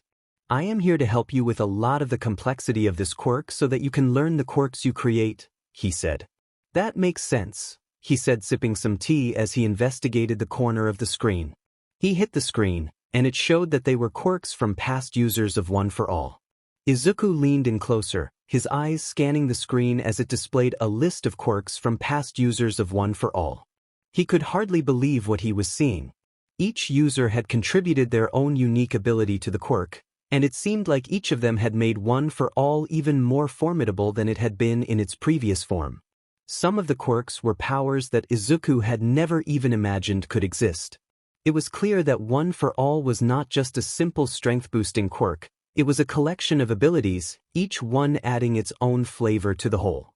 He pointed to one of the quirks listed on the screen. "What's this one? Float? Looks unusual." Chase's expression softened as he looked at the screen. "Yes, that quirk belonged to one of the former users. It allows the user to float or levitate, defying gravity. It's a quirk that pairs very well with strength, especially in battle, since the user can move freely and avoid attacks. It was a key ability used by the previous wielder of One for All to outmaneuver opponents." Izuku was amazed. He could already see how powerful it would be to combine a strength-enhancing quirk like One for All with something as versatile as float. The possibilities were endless. He scrolled through the rest of the quirks, each one more fascinating than the last. Black Whip, Smokescreen, Danger Sense, FA Gene, and Gearshift. All of them were amazing. He was honestly debating on just using the quirks as they were rather than finding a way to make them better because most of them couldn't be made better. The next few hours in Mindspace were spent nitpicking the quirks to see what he could do with them and if they could be improved. But before they knew it, he had been there for almost 5 hours, which was about an hour of real time. Alright, Chase, I am going to go to get some actual sleep now as he started to teleport out of Mindspace, he said. Waving. Sounds good, sir. Have a good night rest, he said before he teleported out fully. 2 months later. It had been 3 months since he started his training and Izuku couldn't be happier. His skinny frame was slow but surely filling out into a leaner and more muscular one. Arai had taught him quite a bit in martial arts and was glad he was done with some of the training he had him do. Arai-sensei had drilled it into his head that flexibility is something every hero should know, and every day, there was a minimum of 20 minutes of it. Izuku rubbed his inner thigh in pain. He still remembered when he had him to the splits for the first time. He felt like he couldn't walk right for weeks, but thankfully it barely hurt anymore. His job was also going well for him too. He went from earning $15 an hour to now making $18 an hour, which he was all for. As he walked up to the school, he thought that his progress in academics was going to worsen from his training schedule, but as it turns out, they got better. He went from being in the top 15 in the school to he was now in the top 3, with 2 of the other students having IQ quirks much stronger than his brain boost. He also found out that anything that he was touching with his body when entering Mindspace he would bring in there. So, he started to bring in multiple books for reading, allowing him more time to learn. He started to read into topics of mathematics, biology, chemistry, physics, and technology, often using Mindspace to digest the material more quickly. The more he absorbed, the better he became at applying it in real life. His ability to multitask had improved, and he felt his mind growing sharper with each passing day. As much as he enjoyed his physical training, the mental side of his development was equally important. If he could understand the complexities of the quirks he was working with, he could learn to assess them more effectively. He was almost at class when he was tripped in the hallway. Izuku looked up to see it was Nori, Ichiro, and Bakugo waiting a few doors down from their class. Oops, said Bakugo smirking. Izuku just stared at him, picked up his things, and started to walk to class when he was called out again. Don't ignore me, you fucker, yelled out Bakugo. He kept his head down and continued to walk toward his class, hoping that Bakugo and the others would just let it go. Something that was getting annoying to him was this. He started to stop talking to them unless it was needed. He still told them the same thing, that he was going to be a hero every time they brought it up. As he said before, the pain was lessening from their blows, which meant that he was getting stronger. Thank God they stopped talking about how he lied about having a quirk. But Inori wasn't done. She stepped into his path, blocking his way with a smug grin on her face. What's the matter, Deku? Finally learned how to walk with your head up. She laughed, and Ichiro snickered behind her. Izuku could feel his frustration building. The constant teasing and bullying had become an exhausting routine, and though he was getting stronger physically and mentally, it still hurt. He could see them, but he refused to let them see how much their words affected him. Move, Izuku muttered, his voice low but firm. Oh, you think you're tough now, huh? She said mockingly with her hands on her hips.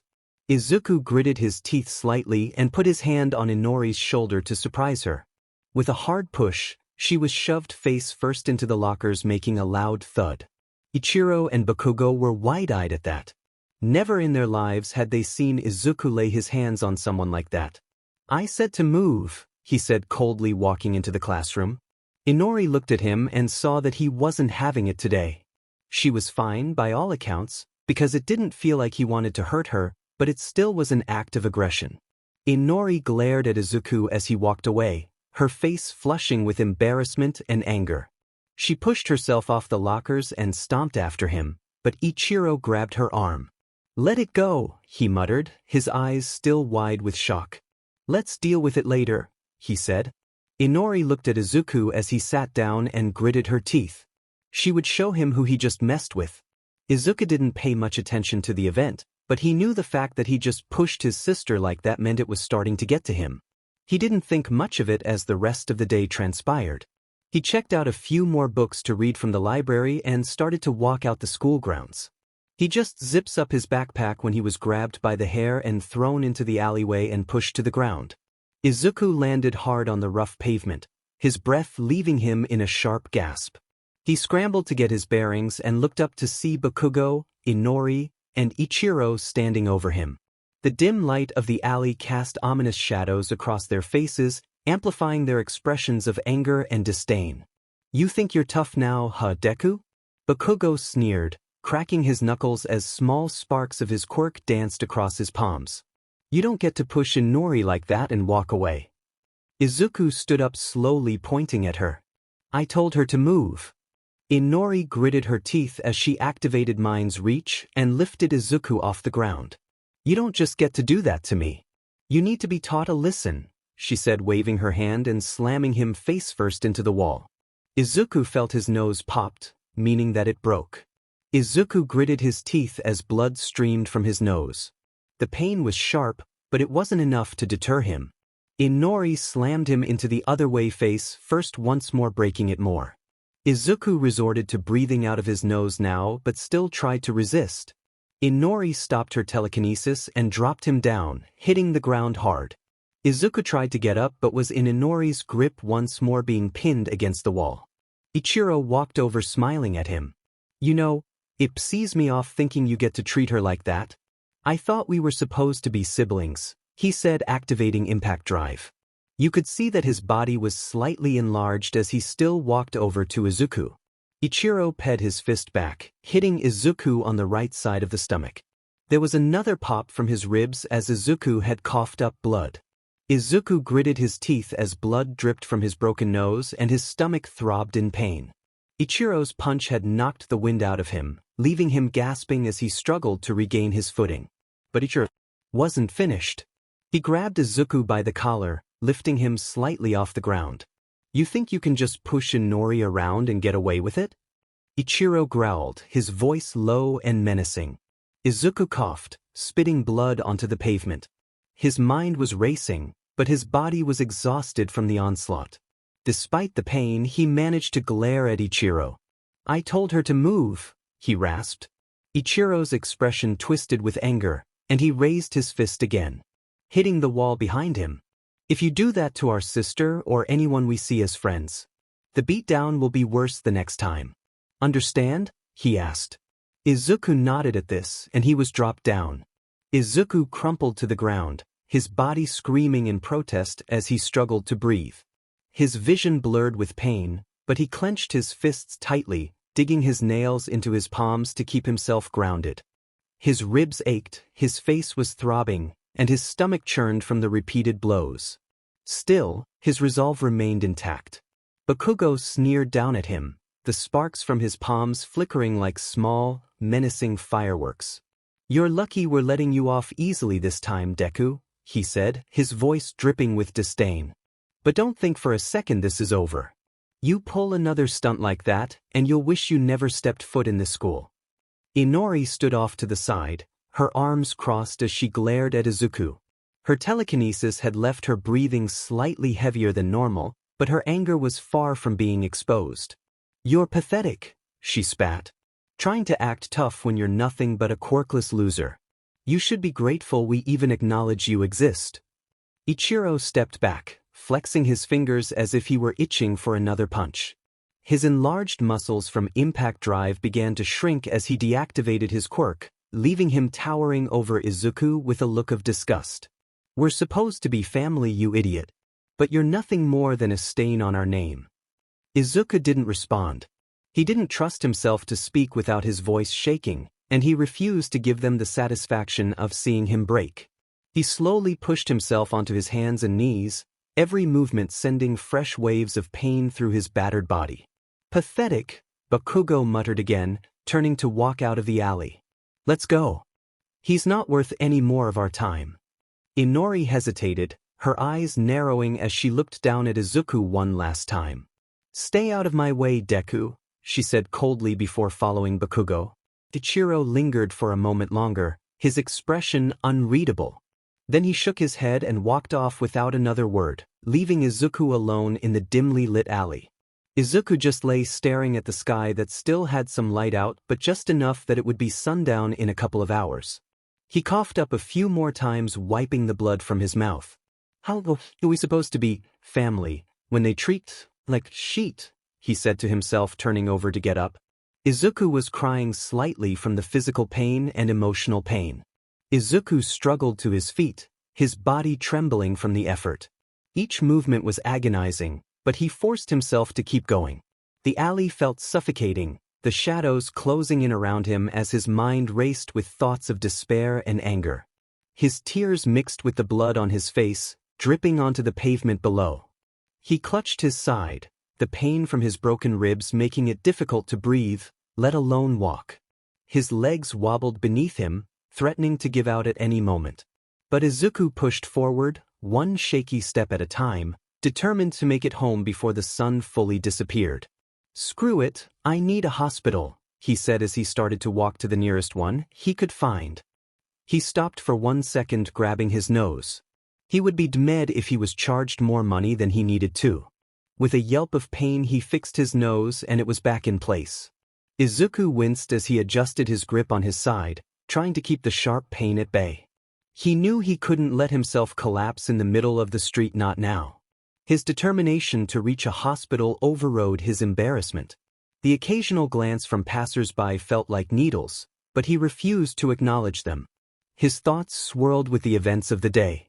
How did it come to this? He wondered bitterly. The so-called siblings who were supposed to have his back were his greatest tormentors. Bakugo had always been harsh, but Inori and Ichiro's betrayal cut deeper. Family wasn't supposed to hurt you like this, physically or emotionally. He gritted his teeth, his resolve hardening with each agonizing step. "I can't stay like this forever," he muttered. "I won't." The faint glow of a neon sign caught his eye, a small urgent care clinic. It wasn't a full hospital, but it would do. Izuku hesitated before entering, his hand trembling as he pushed open the door. The cool, sterile air of the clinic was a stark contrast to the suffocating warmth outside. A receptionist looked up, her eyes widening at the sight of him. "Oh my sir, are you okay?" Izuku forced a weak smile, though the movement sent a fresh jolt of pain through his face. I need some help," he said, his voice hoarse. The receptionist hurried to her feet, calling for a nurse. Within moments, Izuku was led into a small examination room. The nurse's questions came rapid-fire, but Izuku struggled to answer, his mind clouded by pain and exhaustion. "Did someone do this to you?" the nurse asked gently, her eyes scanning his injuries with a mixture of concern and suspicion. Izuku hesitated. His first instinct was to deny it, to protect the people who had done this even if they didn't deserve it.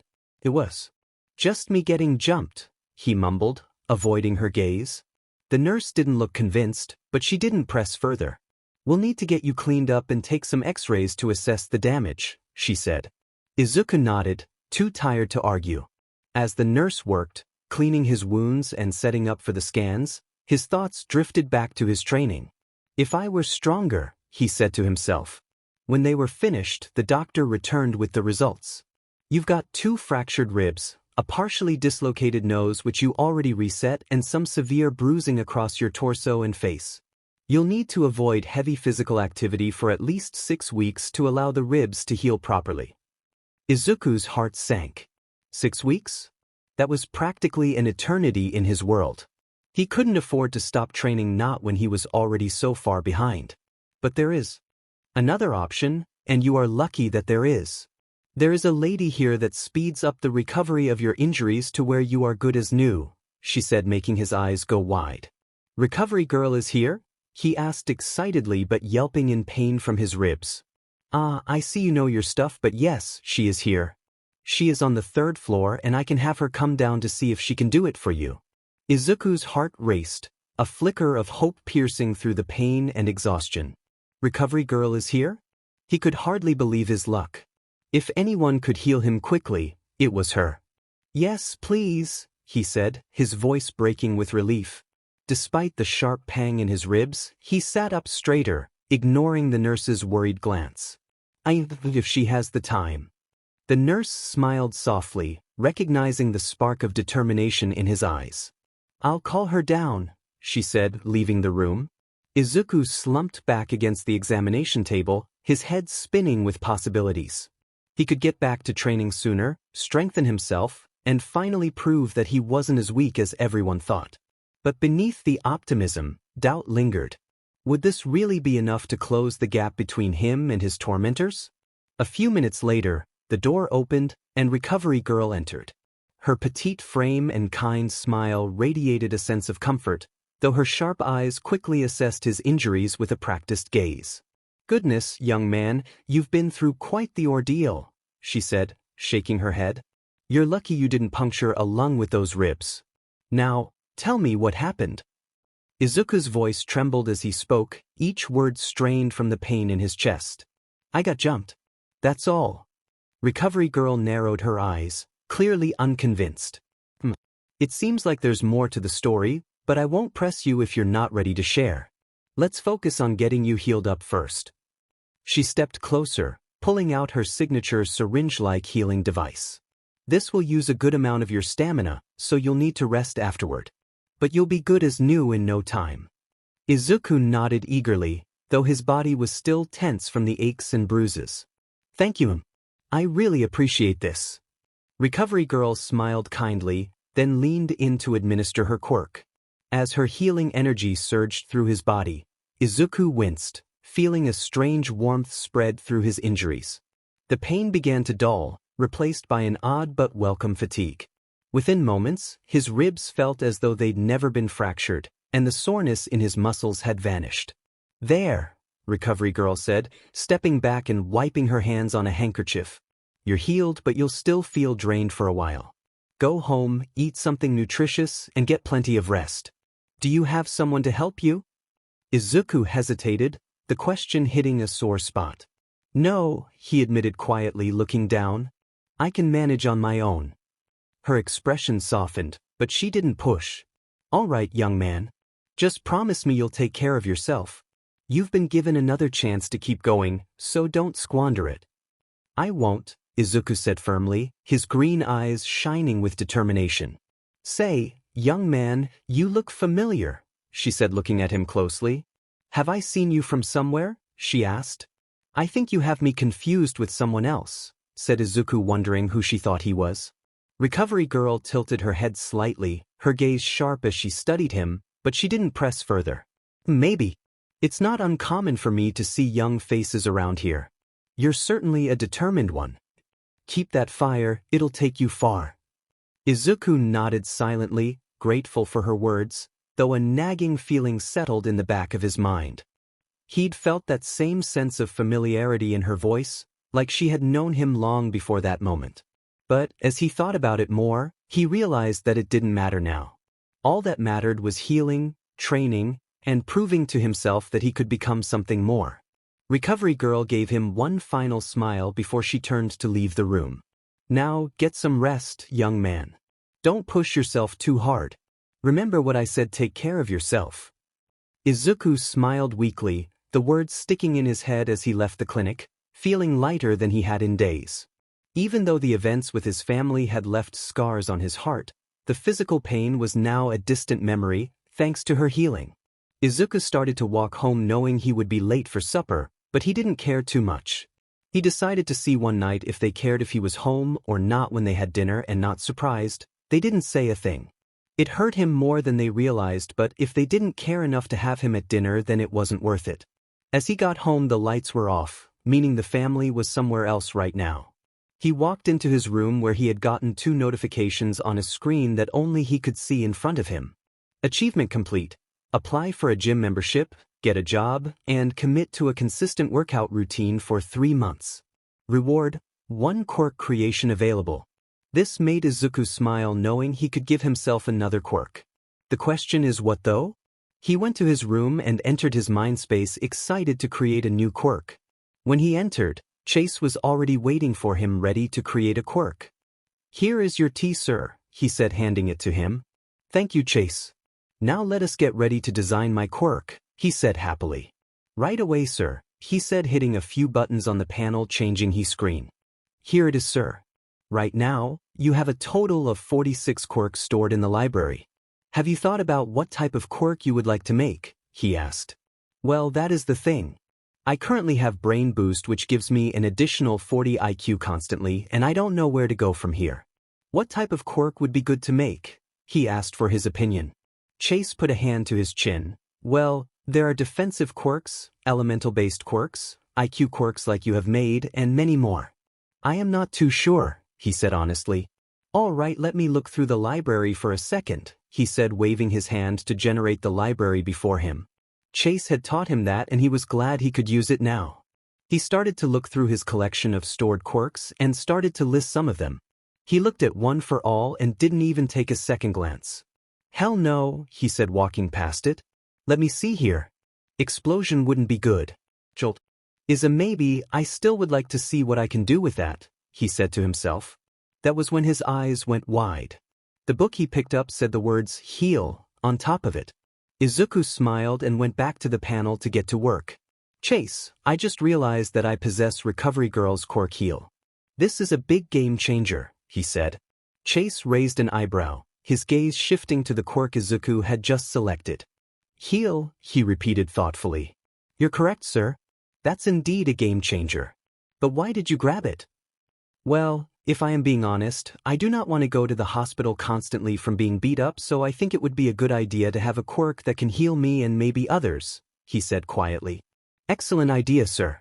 How would you like to set the parameters of your new quirk? He asked as he put the quirk to the screen for him to choose. Is there a way to have the quirk heal myself slowly over time but also heal others? He asked. Yes, sir, there is. You also have a quirk in storage that you have read in depth yet. As he snaps his fingers with the book teleporting in his hand, he said, showing him. The book was labeled Cellular STMLTN. In essence, the quirk talked about how it could boost the cells of the body to increase the healing process in a positive way and not negatively affect the body. That's interesting, Izuku murmured, glancing between the heal quirk and the new book. Cellular STMLTN could speed up the healing process. If it enhances the cells of the body to recover faster without causing harm, I think it could work perfectly with heal. Chase nodded in agreement. Exactly, sir. The combination of heal and cellular STMLTN could allow for a rapid healing process, not only for you but also for others. You could heal more efficiently and with greater range, and the energy cost might be reduced, as the body will recover on its own more swiftly. That would be amazing. Though I would rather have myself place a hand on them to heal them and not kiss them, he said, blushing slightly. Let me make the adjustments and see where it is. Izuku started to make the adjustments, his fingers moving quickly over the virtual interface. All right, I want to be able to place my hand on someone, heal them, and use cellular STMLTN to speed up the process. But I also need the ability to heal myself without the need to touch myself.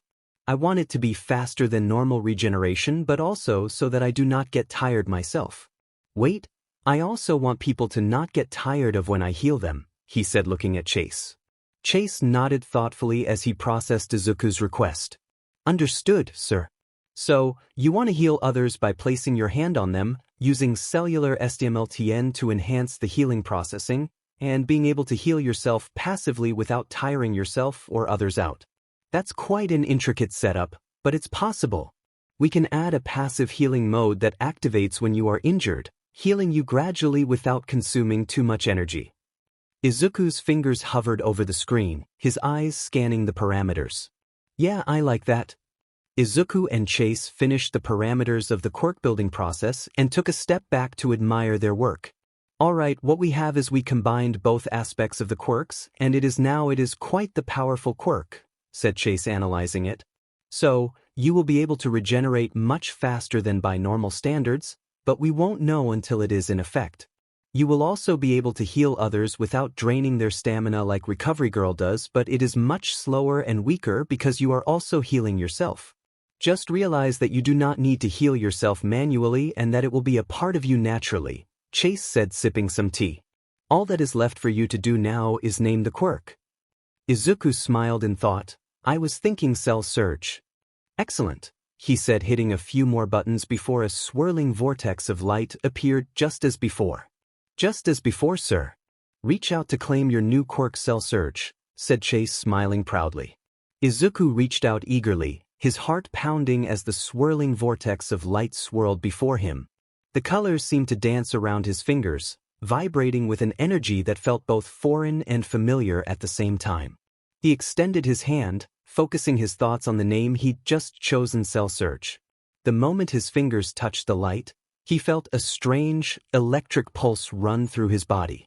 It was both exhilarating and slightly overwhelming, like his very cells were waking up, stretching and awakening as though they'd been dormant for too long. The light around him seemed to hum with power, before finally dissipating into nothingness, leaving him standing there, still, as if nothing had changed. Did it work? Izuku asked, turning to Chase, his voice filled with curiosity. He didn't feel any different, but there was a subtle shift in the air around him, as though something new was now embedded within him. Chase, who had been observing the entire process, smiled softly. It appears so, sir.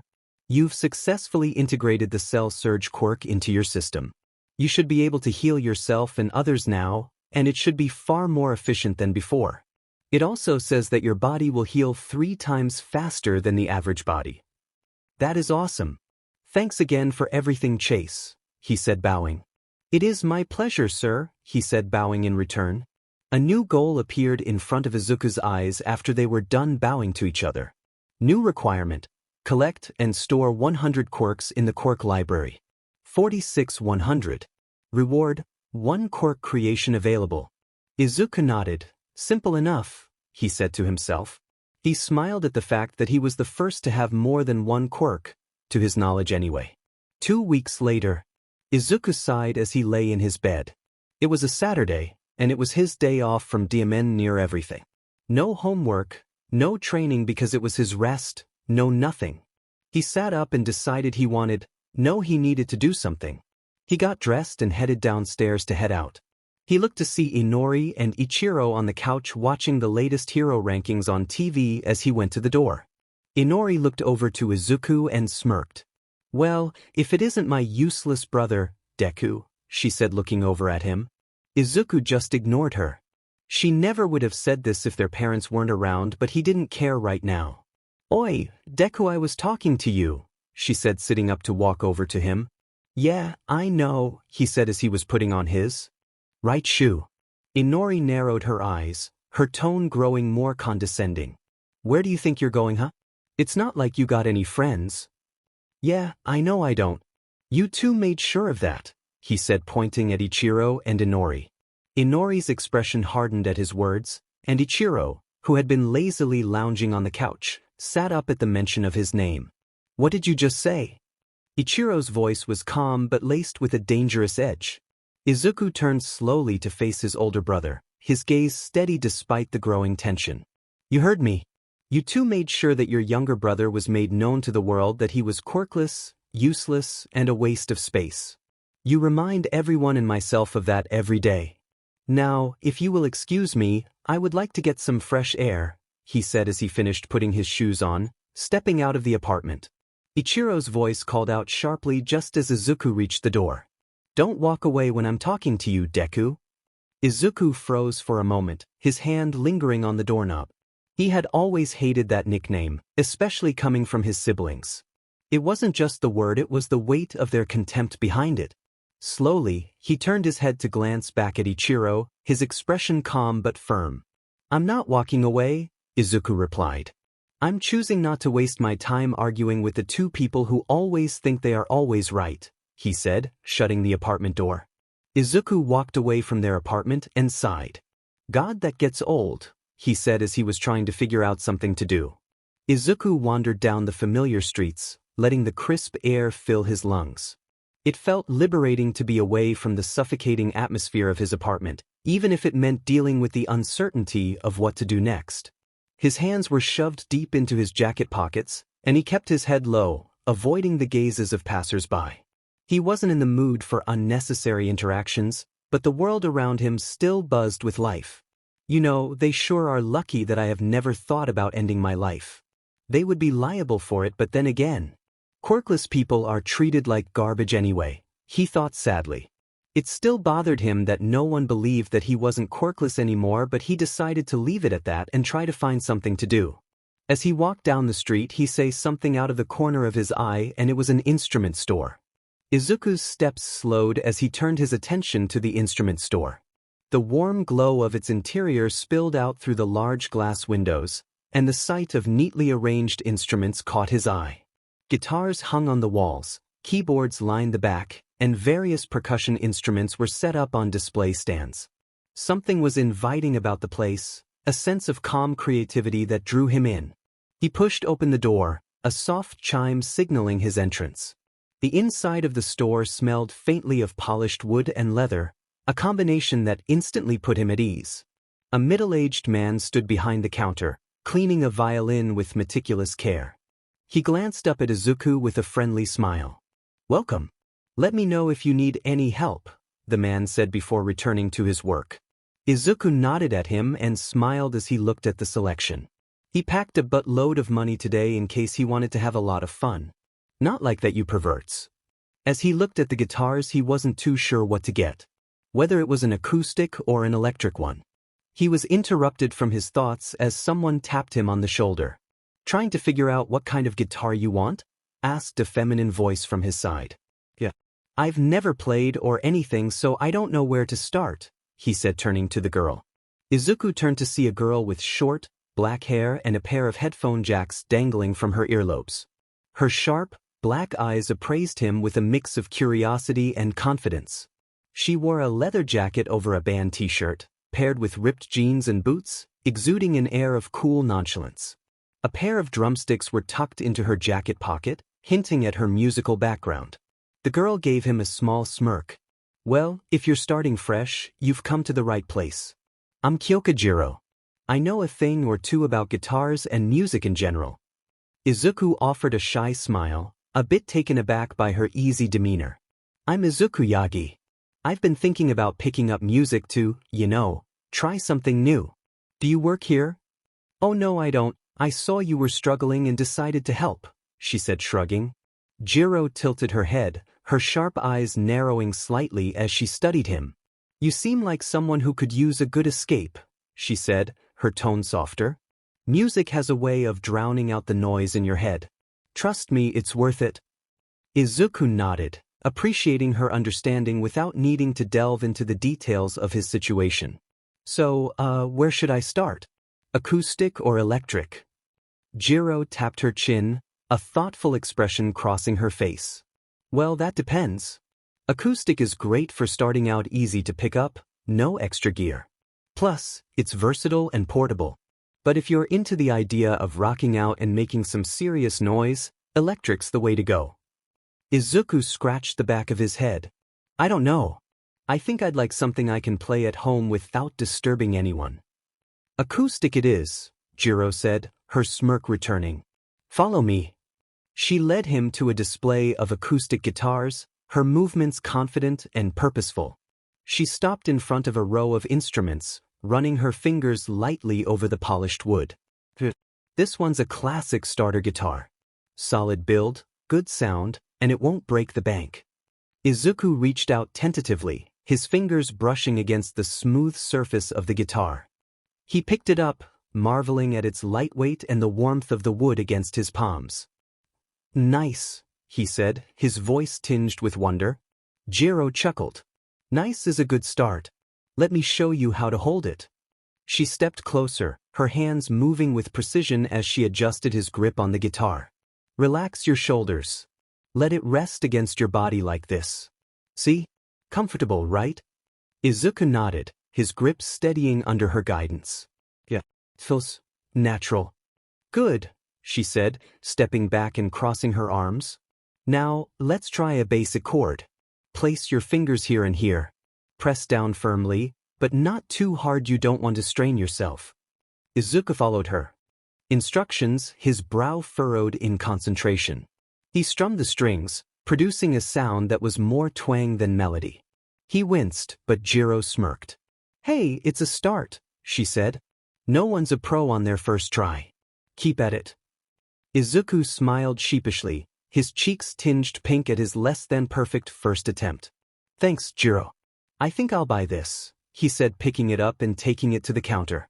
Good choice, Jiro said, watching as Izuku carefully carried the guitar to the counter. The shopkeeper, still polishing the violin, looked up and set his work aside to help. Ah, that's a fine instrument, the shopkeeper said with a warm smile. Great for beginners, but it'll grow with you as you improve. He rang up the purchase, adding a small starter kit with extra strings and a beginner's guidebook. Do you need a case for it? Yes, please, Izuku replied, fumbling slightly with his wallet. He placed the money on the counter, grateful he'd brought enough to cover everything. As the shopkeeper packed the guitar, Izuku glanced back at Jiro, who had casually perched on a nearby stool, twirling one of her drumsticks. Do you come here often? He asked, genuinely curious. Every now and then, Jiro said, shrugging. I like to check out new instruments, maybe pick up supplies. Plus, it's a nice place to unwind. Izuku nodded, understanding the sentiment. There was something calming about the store's atmosphere, with its faint scent of wood and the quiet hum of conversation. It felt like a safe space, a small bubble of peace in an otherwise chaotic world. The shopkeeper handed him the guitar, now snug in a protective case. Take good care of it, he said. And don't hesitate to come back if you need anything. Thank you, Izuku said, bowing politely before turning to Jiro. Thanks for your help too. I probably would have left empty-handed if you hadn't stepped in. Jiro smirked, standing up and slinging her drumsticks back into her jacket pocket. No problem. It's fun seeing someone get into music for the first time. Just promise me you'll practice, yeah? Don't let that guitar gather dust. I won't, he said, bowing. Thank you again, he said, leaving, but was stopped once more by her putting a hand on his shoulder. Wait, give me your number, she said, pulling out her phone. Izuku blushed immediately after that. Sure. Izuku stammered, fumbling for his phone. His hands trembled slightly as he unlocked it, the sudden request catching him completely off guard. He wasn't used to people being so direct with him, especially someone as effortlessly cool as Jiro. Jiro smirked, clearly amused by his flustered reaction. Relax, it's not a big deal, she said, holding out her phone. Here, put your number in. Izuku nodded quickly, typing his number into her phone with careful precision. When he handed it back, Jiro glanced at the screen to confirm it was saved and gave a small nod of approval. All right, Yagi. I'll shoot you a text later. Don't ignore it, or I'll know you're slacking off. He chuckled nervously, his cheeks still pink. I won't. Promise. When he got home, he placed the guitar case on his bed and carefully opened it. The polished wood gleamed under the soft light of his room, and Izuku ran his fingers along the body, marveling at its craftsmanship. He took out the beginner's guidebook the shopkeeper had included and flipped through the pages, eager to get started. He spent the next few hours experimenting with the chords Jiro had shown him, strumming clumsily but with determination. His fingers fumbled over the strings, producing awkward sounds more often than not, but he didn't let it discourage him. Each twang and misstep felt like a small step forward, a piece of the learning process. As the sun dipped below the horizon and the room darkened, his phone buzzed on his desk. He picked it up to find a message from an unknown number. Hey, it's Jiro. Practicing already, right? Don't tell me you gave up after one day. Izuku grinned and quickly typed a reply. Of course. I've been practicing for hours. It's harder than I thought, though. Her response came almost immediately. But it's supposed to be hard. But you'll get there. Keep practicing and you'll be good in no time. Say, what school do you attend? Izuku hesitated for a moment before replying. It wasn't that he didn't want to answer Jiro's question, but it still felt strange to talk about his personal life with someone he'd only just met. Still, she'd been kind and encouraging, so he figured there was no harm in telling her. Aldra Junior High, Izuku typed back, then hesitated before hitting send. After a moment, he pressed the button, feeling a small flutter of nervousness as he did so. It wasn't like Aldra had the best reputation, and he wasn't sure how Jiro might react. Her reply came quickly. Aldra. Not exactly the most famous school, but I guess it gets the job done. Do you plan on becoming a hero, or are you just doing music as a hobby? I would love more than anything to be a hero, and I am working on becoming one by going to UA High. I am learning music to have as a hobby so that I am not always training, reading, or overexerting myself, he texted her. Yeah? That's pretty awesome. I get the whole balance thing. Heroes can't save the world if they burn out, right? Plus, music's a great way to relax and focus on something other than the stress of everything. The two continued to text each other, making Izuku smile more and more. This was a friend that he could consider an actual friend. Not unlike Bakugo or his siblings. It might have been his first year at Aledra Junior High, but he couldn't wait to get out of there. He hoped that this new friendship would last. 1 month later. Harder, Izuku, said Arai as he laid out another palm strike at Izuku's chest. Izuku dodged the attack by going for a leg sweep, but his sensei had dodged that one as well. Izuku always remarked that Arai having a triple-jointed quirk was always a pain because he could just dodge about 95% of his attacks. It was likely why Arai used to be number 73 in hero rankings. Izuku quickly rolled to the side, narrowly avoiding a spinning back kick that would have knocked him flat on his back. His heart raced, and sweat trickled down his forehead as he rose to his feet, trying to shake off the growing fatigue. Arai was relentless. His quirk, which allowed him to stretch and twist his limbs in unnatural ways, made him nearly impossible to predict. Every time Izuku thought he had the upper hand, Arai's strange, triple-jointed limbs gave him the flexibility to escape. Come on, Yagi. You've been training for months now. You should be able to land a clean hit by now. Arai's voice was stern but not unkind, a sharp contrast to the playful teasing he sometimes gave during their sparring sessions. Izuku panted, wiping the sweat from his brow. I know. It's just hard to keep up with your quirk. He adjusted his stance, trying to anticipate Arai's next move, his mind running through various techniques he'd learned over the past month. Arai's eyes gleamed with that familiar, calculated amusement as he prepared another attack. Your biggest weakness, Yagi, is that you're too predictable. You're relying too much on what you already know. You need to start thinking outside the box if you want to outmaneuver me. Izuku bit his lip. He knew Arai was right. His usual method of brute force wasn't going to work here, especially when facing someone with such an unpredictable quirk. He needed to adapt, to improvise. Just as Arai launched himself forward, Izuku dropped to a crouch and let his opponent pass over him, narrowly avoiding the palm strike aimed at his head. With a burst of speed, Izuku reached out, grabbing Arai's ankle as he tried to spring back. Using Arai's momentum against him, Izuku twisted his body and sent his sensei tumbling to the floor. Arai stared up at him, clearly surprised. Well, Yagi, looks like you're starting to get it. Izuku, though exhausted, couldn't help but smile. It feels different, but I think I'm getting the hang of it. Arai pushed himself up with a grunt and offered a hand to Izuku. That's what I like to see. You're finally thinking on your feet. Keep this up, and you'll be ready for UA in no time. Izuku had told him that he would like to go to UA a couple of years down the road, and he was one of the few that believed in him. Aside from Jiro, of course, who supported him in his endeavors. Thanks, Arai-sensei, Izuku said, bowing slightly. I'll keep working at it. Arai smirked, crossing his arms. Good.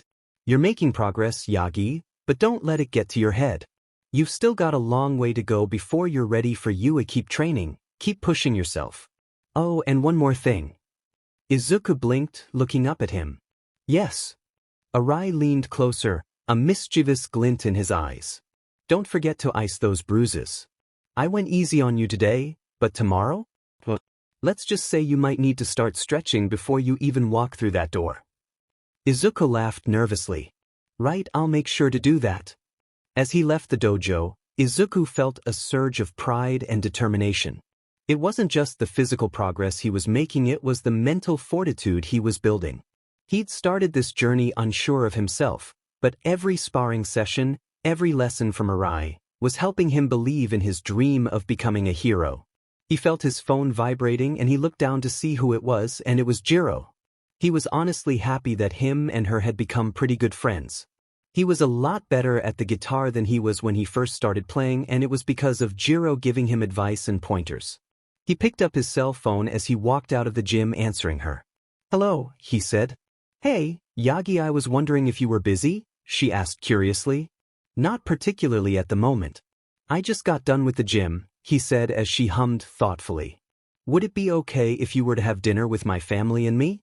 It's up to you if you want, she said, not wanting to force him. Izuku hesitated for a moment, caught off guard by the invitation. Dinner with Jiro's family? It felt like a big step, considering they'd only known each other for about a month. But then again, Jiro had been nothing but supportive and kind to him, and the idea of spending more time with her, especially in a setting outside of training or texting, sounded nice.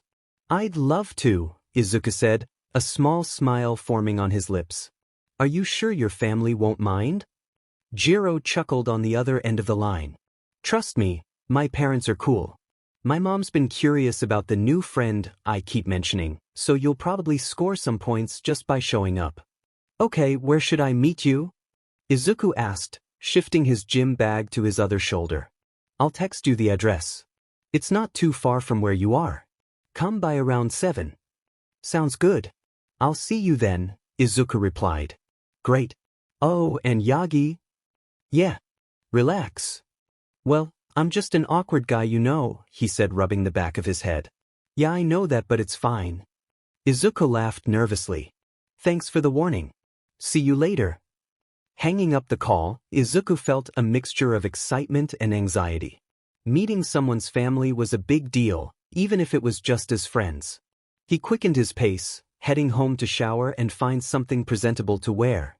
He cleaned up and threw on a gray long sleeve with black pants along with his red shoes, and he was eventually on his way. Izuku arrived at the address Jiro had sent him, pausing outside the modest yet welcoming home. He took a deep breath, trying to calm the nerves swirling in his stomach. Relax, Jiro had told him. Easier said than done. He adjusted the strap of his gym bag, then checked his phone to confirm the time: 6:55 p.m. Right on time. The front door opened just as he reached it, and Jiro stepped out, her usual cool demeanor lightened by a warm smile. She wore a casual hoodie and jeans, her headphones draped around her neck. Hey Yagi. Perfect timing. Hey, he replied, smiling back. Thanks for inviting me. No problem. Come on in, Jiro said, stepping aside to let him in. Mom, Dad. He's here. Jiro called out, guiding Izuku into the living room. Izuku was met by the sight of her mother first, and it was pretty obvious from there where she got her looks from.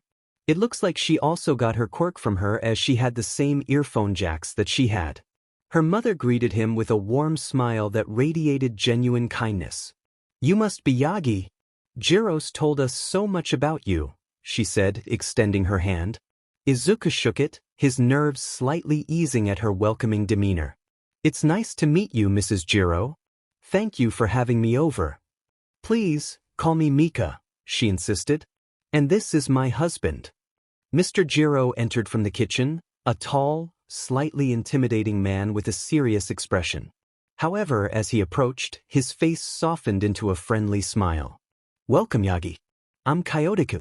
Hope you're hungry. I made plenty of food. Izuku nodded quickly. Yes, sir. Thank you for having me. Dude, you can chill, my dad doesn't bite, she said, trying to calm him down. Izuku could have sworn that he saw her dad give him a glare which made him look down at the ground. Jiro noticed Izuku's unease and quickly stepped in, giving her dad a pointed look. Seriously, Dad, stop trying to scare my friends. It's not funny. Kyotoku held up his hands in mock surrender, a sly grin spreading across his face. Alright. I'm just messing with the kid. Izuku managed a small laugh, though his heart was still racing. It's okay. I'm just not used to meeting new people like this. Mika smiled warmly. You're doing just fine. Come on, let's sit down. Dinner's ready. The dining table was already set, with bowls of steaming rice, grilled fish, miso soup, and an assortment of side dishes that made Izuku's stomach rumble. He took a seat across from Jiro, her father sitting at the head of the table and her mother to his right. So, Yagi, Mika began as she poured tea into their cups, Jiro tells us you're planning on going to UA? Izuku blinked at the question, momentarily caught off guard. Oh, yes ma'am. I plan on going there one day and I am training hard to make sure that happens. Well, isn't that a surprise? Our little Jiro said she has been planning to go there for some time too. 4 years in fact, said Kyotoku taking a drink of his tea. Izuku glanced at Jiro, who shrugged casually but couldn't hide the faint blush creeping up her cheeks. Yeah, well, I've been working on it, she said, picking at her rice. It's not like I talk about it all the time. Mika smiled knowingly. She's been dedicated to music and training to be a hero since she was little. We always knew she'd aim high. But, the question is, who is your favorite hero? Asked Kyotoku. Izuku thought about it. He would have said All Might, but after recent events, it had changed.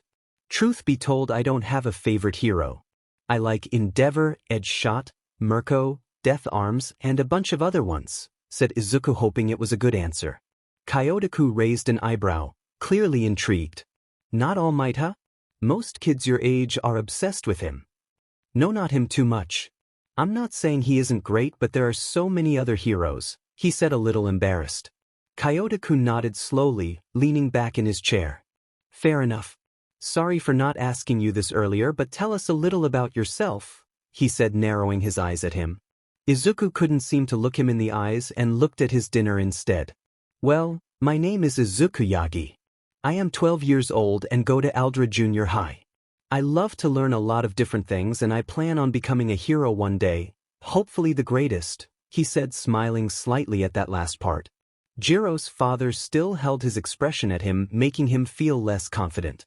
Dad, can you not stare him down like he's on trial? Jiro said with an exasperated tone, shooting her father a pointed look. Seriously, he's not here to defend his life choices to you. Kyotoku blinked, then chuckled, leaning back in his chair and raising his hands in mock surrender. Alright, I'll ease up. Sorry kid. Habit of mine. I like to know the kind of people my daughter spends her time with. Izuku managed a small smile, though his heart was still racing. It's okay, Mr. Jiro. I understand. I just want to make a good impression. It's alright, Yagi. My dad normally isn't this bad, said Jiro, sending a glare of her own his way. Kyotoku raised his hands in defense, looking more amused than apologetic. Alright, no more interrogations. I'll behave, I promise. He leaned back in his chair, his expression softening. I just want to make sure anyone my daughter hangs around is someone I can trust. Izuku felt the tension in the room ease a little as the conversation shifted. Mika smiled warmly at him, offering some comforting words to balance out her husband's rough edges. Don't mind him, Yagi. He just worries like all fathers do. She patted Kyotoku's arm playfully. It's nice that you're so focused on your future. Hero or not, it's important to aim high. Izuku nodded, feeling more at ease with the light-hearted atmosphere. Thanks, Mrs. Jiro. His eyes shifted over to Jiro, who had returned to picking at her rice. I, also really admire the way you balance everything, Jiro. Music, hero training, school. It's inspiring. Jiro glanced at him, her cheeks a little pinker than before. It's hard, but it is doable.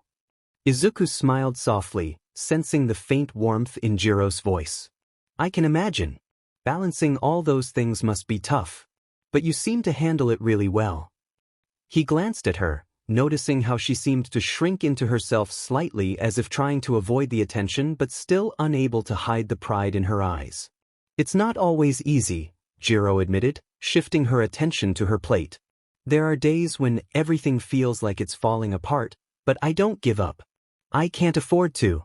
Her determination resonated with Izuku. He admired it. It reminded him of his own struggles, his own daily challenges in training, school, and trying to prove himself as a hero. I get that, he said softly, his gaze settling back on the food in front of him. But I think it's worth it, right? Even when it feels hard. Mika chuckled, her voice warm and understanding. Exactly. It's those tough times that help you grow, Yagi. You'll face obstacles along the way, but it's how you handle them that counts. Izuku nodded, feeling encouraged by her words. He could see why Jiro had inherited that tenacity from her mother. The conversation continued, flowing more easily now that the atmosphere had settled. They shared stories about their days, small details about what life was like for them, from the latest news in the hero world to funny anecdotes from Jiro's childhood. Izuku found himself laughing along, the tension in his chest slowly loosening as he felt more comfortable in their company. After dinner, the two parents told the kids to go into the living room to go and relax while they handled the dishes. While they were chilling out and watching television, Jiro decided to ask a question that was on her mind. "Say, Yagi, you haven't talked much about your family, is there a reason for that?" "You don't have to answer if you don't want to," she said, trying not to force him. Izuku looked at her and sat up. "No, I should tell you anyway," he said, turning to face her. "Truth be told, my relationship with my parents is strained," he said, thinking about how his father Toshinori told him to give up his dream to be a hero with his mother silently supporting it. Jiro blinked in surprise, not expecting Izuku to open up so quickly. She noticed the way his shoulders tensed slightly, the way his hands gripped his knees as if grounding himself. "Strained? What do you mean?" she asked softly, her tone careful. Izuku hesitated for a moment, searching for the right words. "Well, my dad, he's always been strict about what he thinks I should do with my life. And when I told him I wanted to be a hero, he didn't take it well. He said I wasn't strong enough, that it was too dangerous." His voice faltered for a moment, but he pressed on. "He wanted me to focus on something else, something he thought was more realistic. And my mom, she didn't exactly argue with him. She just went along with it." Jiro frowned, leaning forward slightly. "That's rough. So they don't support you at all?" Izuku shook his head. "Not really. All this studying, training, martial arts, and all that stuff. I have been doing this without their knowledge. Then there is the problem with my siblings. I am the youngest of triplets, and my older brother and sister are given a lot more attention than me when it comes to that type of stuff. They were given powerful quirks and have the full support of my parents." Izuku paused for a moment, his expression pained but resolute as he continued. "My brother, Ichiro, has a quirk that can amplify his body tremendously to give him strength, speed, agility, and more, while my sister, Inori, has an incredible telekinesis quirk, allowing her to lift things as heavy as fridges and is even trying to lift cars." Jiro listened intently, her gaze soft but focused. "That sounds horrible." "Yeah, it is, but I am going to prove that I can be a hero. Just as much as they can," he said, clenching his fist. Jiro studied Izuku carefully, noting the fire in his eyes despite the pain etched on his face. She admired his determination. It was a trait she'd noticed in him since they first met, and now she understood where it came from. "I believe you can, Yagi," she said softly, her voice filled with sincerity. "You've already proven so much just by pushing forward, even without their support." Her words hit him harder than he expected, and for a moment, Izuku didn't know how to respond. He felt a lump in his throat, but it wasn't the kind of heaviness he usually carried. It was something lighter, something comforting. "Thanks, Jiro. I don't hear that kind of thing very often." Jiro smirked, trying to lighten the mood. "Well, maybe you should hang out with better people more often." Izuku chuckled, the tension in his shoulders easing. "Maybe I should." The rest of the evening went on just fine, and it was soon time to leave. "I guess I should be heading back soon," he said, a tinge of regret in his voice. It had been a long time since he'd felt so at ease, and leaving felt like stepping out of a bubble of warmth and safety. Jiro shrugged, though there was a flicker of something unspoken in her expression. "Yeah, I guess you should. Don't want your parents to worry, or notice you're gone, right?" Izuku chuckled softly, though there was a hint of sadness behind it. "Yeah, something like that." Jiro's parents appeared at the doorway, Mika drying her hands on a dish towel and Kyotoku leaning casually against the frame. Mika smiled warmly. "Heading out, Yagi? You're welcome to stay longer if you want." "Thank you, Mrs. Jiro, but I should get going," Izuku said, bowing politely. "I really appreciate you having me over. Dinner was amazing, and it was nice being here." "That is good, kid. Safe travels to you," said Jiro's dad, waving at him. "Thank you. Thanks again for having me here, Jiro. I'll see you later," he said, waving and smiling back at her. "Yep, bye," she said, waving back as he shut the door. Mika looked at her daughter and smiled. "What a sweet boy. You were kidding when you said he was awkward." Jiro sighed, slumping into the couch after the door clicked shut behind Izuku. He's not that awkward, ma'am. He's just shy, that's all. She tried to sound nonchalant, but the warmth in her tone betrayed her. Mika chuckled, settling next to her daughter. Shy maybe, but there's something endearing about the way he speaks. He's genuine, which is refreshing. She gave Jiro a knowing glance. You don't bring friends home very often. What made you want to bring him over? Jiro shrugged, avoiding her mother's gaze. I dunno. He's different. Not in a bad way, just, he works hard. And he doesn't seem like the type to give up even when things get tough. Her voice softened as she continued, it's kind of inspiring, I guess. Kyoto could join them, wiping his hands on a kitchen towel. Inspiring, huh? Sounds like someone's impressed. He smirked, earning a sharp glare from his daughter. Dad, Jiro groaned, leaning her head back against the couch. Don't start. All right, he said, raising his hands in surrender. I'm just saying he seems like a good kid. A bit nervous, but good. You could do worse for a friend. Jiro rolled her eyes, but a small smile tugged at her lips. He is a good guy. A little too hard on himself, though. You heard him, his family doesn't support him, and he's out here training in secret just to prove himself. It's kind of unfair. Mika nodded thoughtfully. It is. But it also says a lot about his character. He's determined, and that's something to admire. Still, it's sad that he doesn't have the support he deserves. With Izuku, that dinner could have gone worse, he said to himself as he walked up to his apartment door. He was happy to have made an impression on her parents, making them know he was a nice kid. He opened the door to see that no one was in the living room or dining room area again. He decided to pull out a book to read to get a different environment for reading before he decided to go to bed.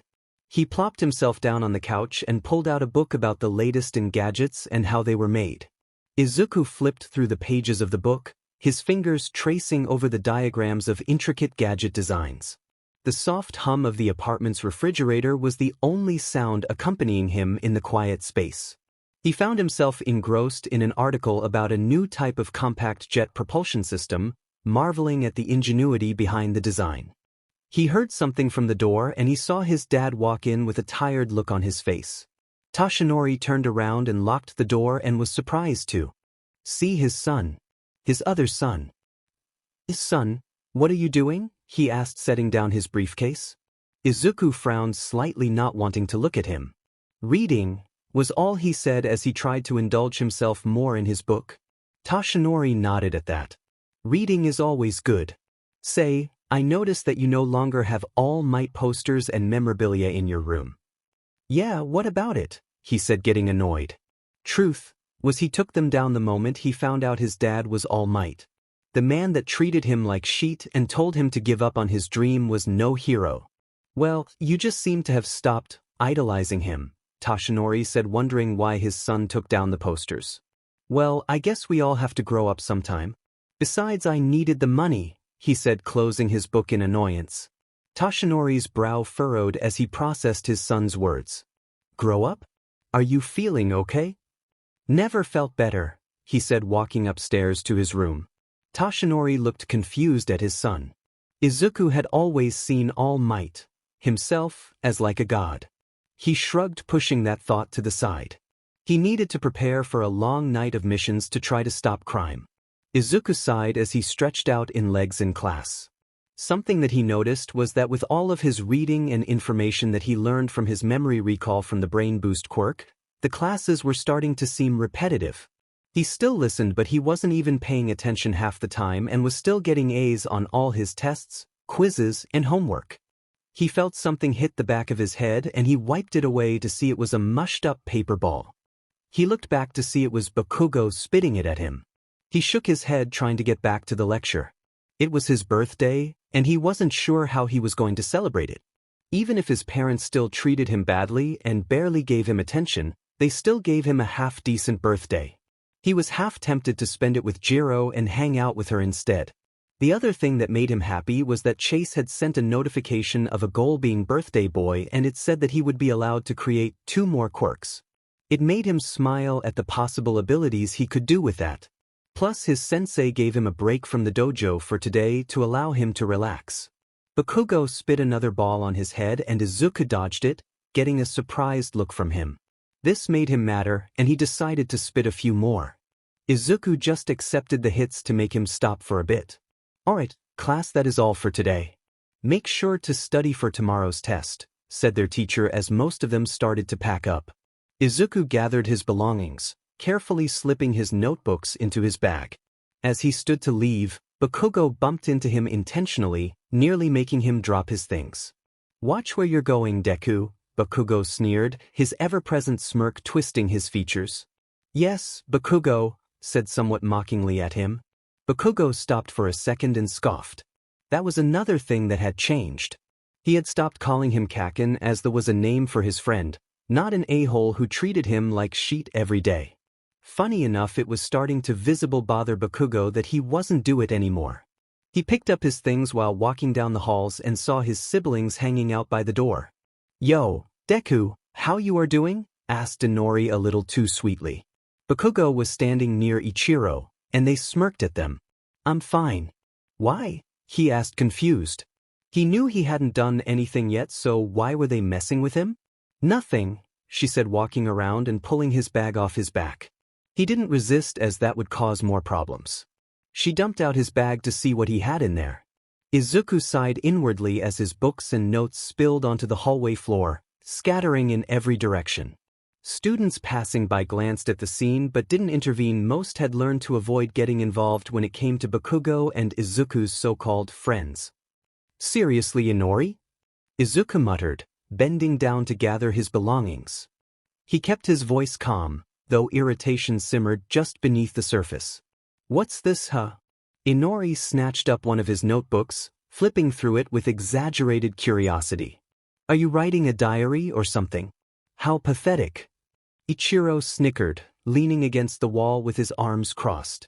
Bakugo watched the scene with a smug grin, clearly enjoying the humiliation. They are books from the library, he said, trying to get it back, but Inori yanked it away from him. Let's see what it is, she said, using her telekinesis to pick up the books to see. Inori's telekinetic grip hovered the books in midair, her smirk growing wider as she read the titles aloud. Heroic Strategies for Rescue Missions, she said mockingly. Advanced Quirk Analysis, Tactical Planning for Pro Heroes. Geez, what a nerd. You think you're hero material, Deku? More than a lot of people, yes, he said bluntly. Inori sent him a glare on his way. Are you still seriously trying to become a hero? She asked. Izuku met her glare head-on, his green eyes steady and unwavering. Yes, I am. And no amount of this, he gestured to his scattered books and notes, is going to change that. Ichiro heard this from the wall he was leaning on. Dude, we have been through this hundreds of times. Quirkless. Izuku didn't flinch, though the weight of Ichiro's words pressed heavily against him. And I've told you just as many times, he said, his voice steady, a quirk isn't what makes a hero. It's their heart, their determination, and their willingness to do what's right. Most of the people had left the hallway and there was no one around now, meaning Izuku had to get out of there, otherwise they would use their quirks on him. Izuku subtly glanced around the now empty hallway, his heart pounding. He knew what was coming. This wasn't the first time his siblings had cornered him when no one was around. He tightened his grip on his scattered belongings, his mind racing for an escape route. Inori floated the books higher, her telekinetic grip tightening. You're so full of yourself, Deku. Acting like you're better than us just because you read a bunch of books. I never said I was better, Izuku replied, standing his ground. I just refuse to give up. Refuse to give up, huh? Ichiro said with a mocking laugh. He activated his quirk. Let's see how far that stubbornness gets you. Bakugo smirked, cracking his knuckles. You really don't learn, do you, Deku? Let's teach you a lesson you won't forget. Yeah, how about no? Why would guys waste your time on someone who you think is useless? He said, trying to deter them. Bakugo's smirk faltered for a moment, and Izuku's words seemed to hang in the air, heavy with defiance. Inori and Ichiro paused, as though considering the suggestion. The three of them powered down and Inori sighed, putting the books down. Fair point, Glad to see that you are seeing yourself as useless now, said Inori, walking away from him with Ichiro and Bakugo following them. Bye, loser, she said before shutting the door. He sighed at this. He will never understand why the hell they get a sick kick out bullying him. Not to mention that if he fought back then they would fight back harder. He needed to get an offensive quirk created soon so he could better defend himself. He walked outside and didn't seem to notice his purple-haired friend. Yo, Yagi, called out Jiro, leaning up against the wall. Izuku blinked, snapping out of his thoughts at the sound of Jiro's voice. He hadn't noticed her standing by the wall, her arms crossed as she waited for him. A small smile tugged at his lips, and he walked over to her, trying to shake off the frustration he still felt from the earlier encounter with his siblings. Hey, Jiro, he said, his voice a little more tired than he intended. Sorry, I was just lost in thought there. Wait, what are you doing here? Your school is like 45 minutes away from here, he said, wondering. Well, it is your birthday, and I thought I would come and see my friend. Unless you don't want me to, she said, raising an eyebrow. No. I'm really glad you came, Jiro. I just didn't expect it. I wasn't planning on doing anything for my birthday. Jiro's expression softened in response, and she stepped forward, gently nudging his shoulder with hers.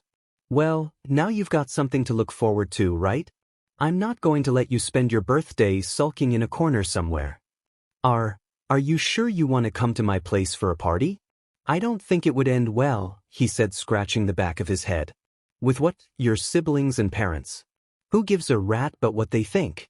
I sure as hell don't. Now let us get going, she said, pushing him along. Alright, I get it. I'm not going to ruin my own birthday by sitting around feeling sorry for myself. Izuku gave her a small but genuine smile. But I'm warning you, things might be awkward. Jiro raised an eyebrow and grinned. Awkward? Oh, come on, I've dealt with way worse. I can handle your family. Izuku's laugh was weak but real, and he felt a small sense of relief. Jiro always knew how to lighten the mood. They made their way out of the school, the cool air of the late afternoon brushing against their skin. Izuku couldn't help but glance back toward the school, his thoughts drifting to his siblings. The encounter with them still stung, but Jiro's presence was a comforting reminder that he wasn't alone. As they made their way to his home, Jiro chatted about everything under the sun: her latest band practice, the upcoming school events, and her own frustrations with school life. It was nice to hear something that wasn't about his lack of a quirk or his family's constant indifference. For the first time that day, Izuku felt like he could breathe again. When they arrived at his house, Izuku hesitated for a moment. The familiar, oppressive atmosphere of the house loomed ahead. His parents' indifference, the teasing from his siblings, it was all waiting for him behind that door. But Jiro was by his side, and that gave him the courage to push the door open. Inside, the house was as quiet and empty as usual. His parents were nowhere to be seen, and his siblings were probably off doing their own thing, leaving him with the distinct impression that he was an afterthought, even on his own birthday. Come on, let's do this, Jiro said, her voice full of determination. She looked around the house, her expression a mix of curiosity and mild disdain. Wow, this place is like a ghost town. You live here, huh? Izuku chuckled nervously. Yeah, it's pretty quiet most of the time. So, what do you usually do for your birthday, anyway? She asked, glancing around. Oh well, I don't really do much, he said, flustered. He really was not used to this feeling of having someone over for him and him only. Izuku scratched the back of his head awkwardly, not used to having someone genuinely interested in what he did for his birthday. The house was always so empty, so quiet, that it had become normal for him to just let the day pass without any fanfare. But now, with Jiro here, it felt different. I don't know, he muttered, glancing around. I usually just read or work on stuff for school. My parents don't really make a big deal out of it, and my siblings. He trailed off, unsure of how to finish that thought without making things worse. He didn't want Jiro to feel sorry for him. Jiro's gaze softened as she observed him. She walked over to the kitchen and opened the fridge, peeking inside. It was just as empty as the rest of the house, and she raised an eyebrow. Looks like no one's even bothered to stock up for you. Izuku shrugged, trying to play it off as if it didn't bother him. It's fine. I don't need anything. Jiro turned around, hands on her hips. I don't know, man. I'm not about to let you spend your birthday alone in this place, especially without even a little celebration. How about we get some food and hang out? I can't be the only one who thinks that sounds like a decent plan for a birthday. Izuku blinked, the offer catching him off guard. It had never even occurred to him to do something like that. Going out with Jiro, having a meal, and just enjoying his day without the usual weight of his family's neglect hanging over him. It sounded too good to be true. I don't want to inconvenience you, he said hesitantly, glancing at her. It's not a big deal, really. Jiro rolled her eyes and stepped closer, placing a hand on his shoulder. Stop that. You deserve to enjoy your day, and I'm going to make sure you do. It's not an inconvenience, all right? Izuku couldn't help but smile at her insistence. Maybe it wasn't such a bad idea after all. Maybe it was time to actually do something for himself, to not let his family's indifference dictate how his day went. Okay, he said with a small nod. Let's go get some food.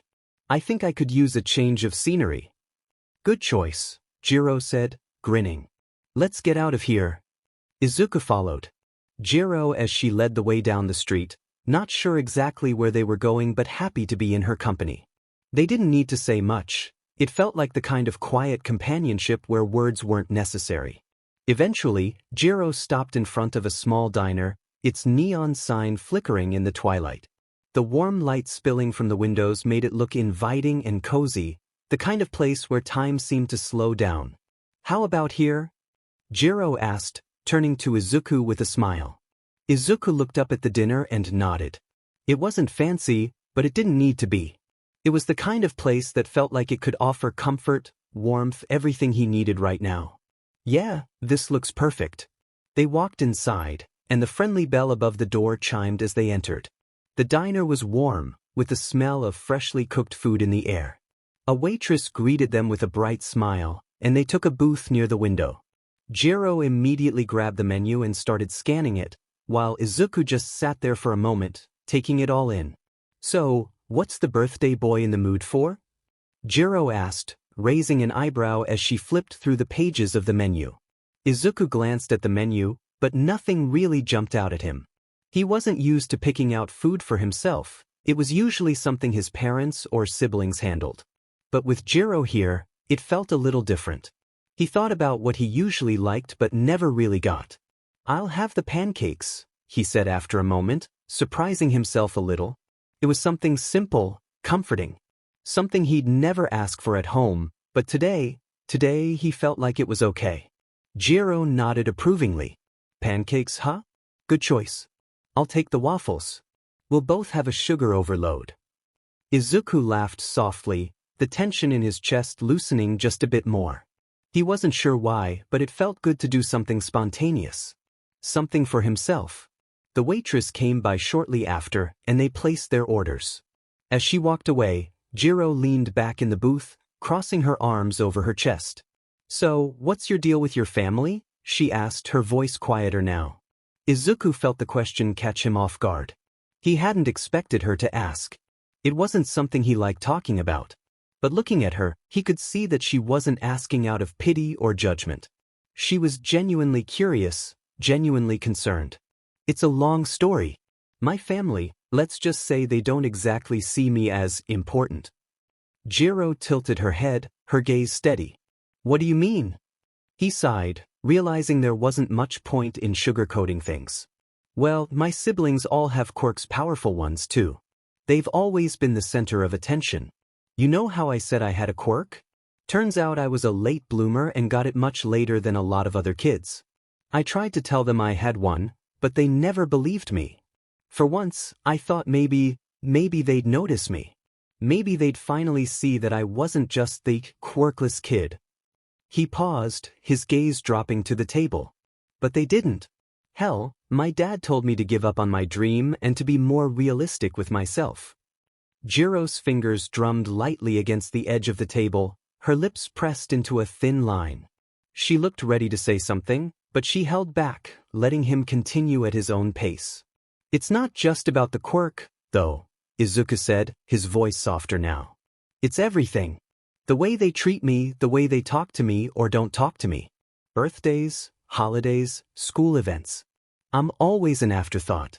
If I even cross their minds at all. Jiro's expression darkened, her hands balling them into fists. That's so messed up. How can they treat you like that?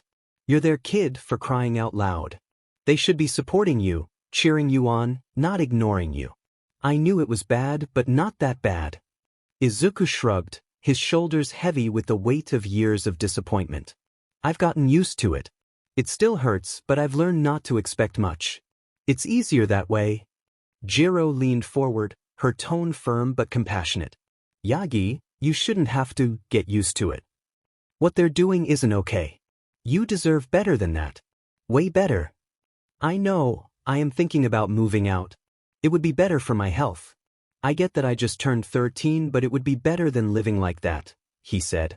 Jiro blinked, momentarily caught off guard by Izuku's declaration. Wait, you're seriously thinking about moving out? At 13? She asked, her voice a mixture of surprise and concern. That's a big decision, Yagi. Izuku nodded, his expression solemn but resolute. I know it's not normal for someone my age, but I've thought about it a lot. Staying in that house, it's not good for me. But if I have to put up with it, then I will. The money is only there in case I absolutely need to move out. They might not give me all the attention that a kid needs, but they still give me a roof over my head. Jiro leaned back, processing his words. She could see the truth in his eyes, the weight he carried despite his young age. Have you thought about where you'd go? What would you do if you did? She asked gently, not wanting to dismiss his feelings but also wanting to make sure he'd considered everything. I've been saving up, Izuku admitted, his voice quiet but steady. Truth be told, I have a job making decent money right now, but I'm trying to start an online business to make a lot more money just in case I have to buy an apartment of my own. Jiro went wide-eyed. That is pretty surprising, being able to manage all of that, and you are 13.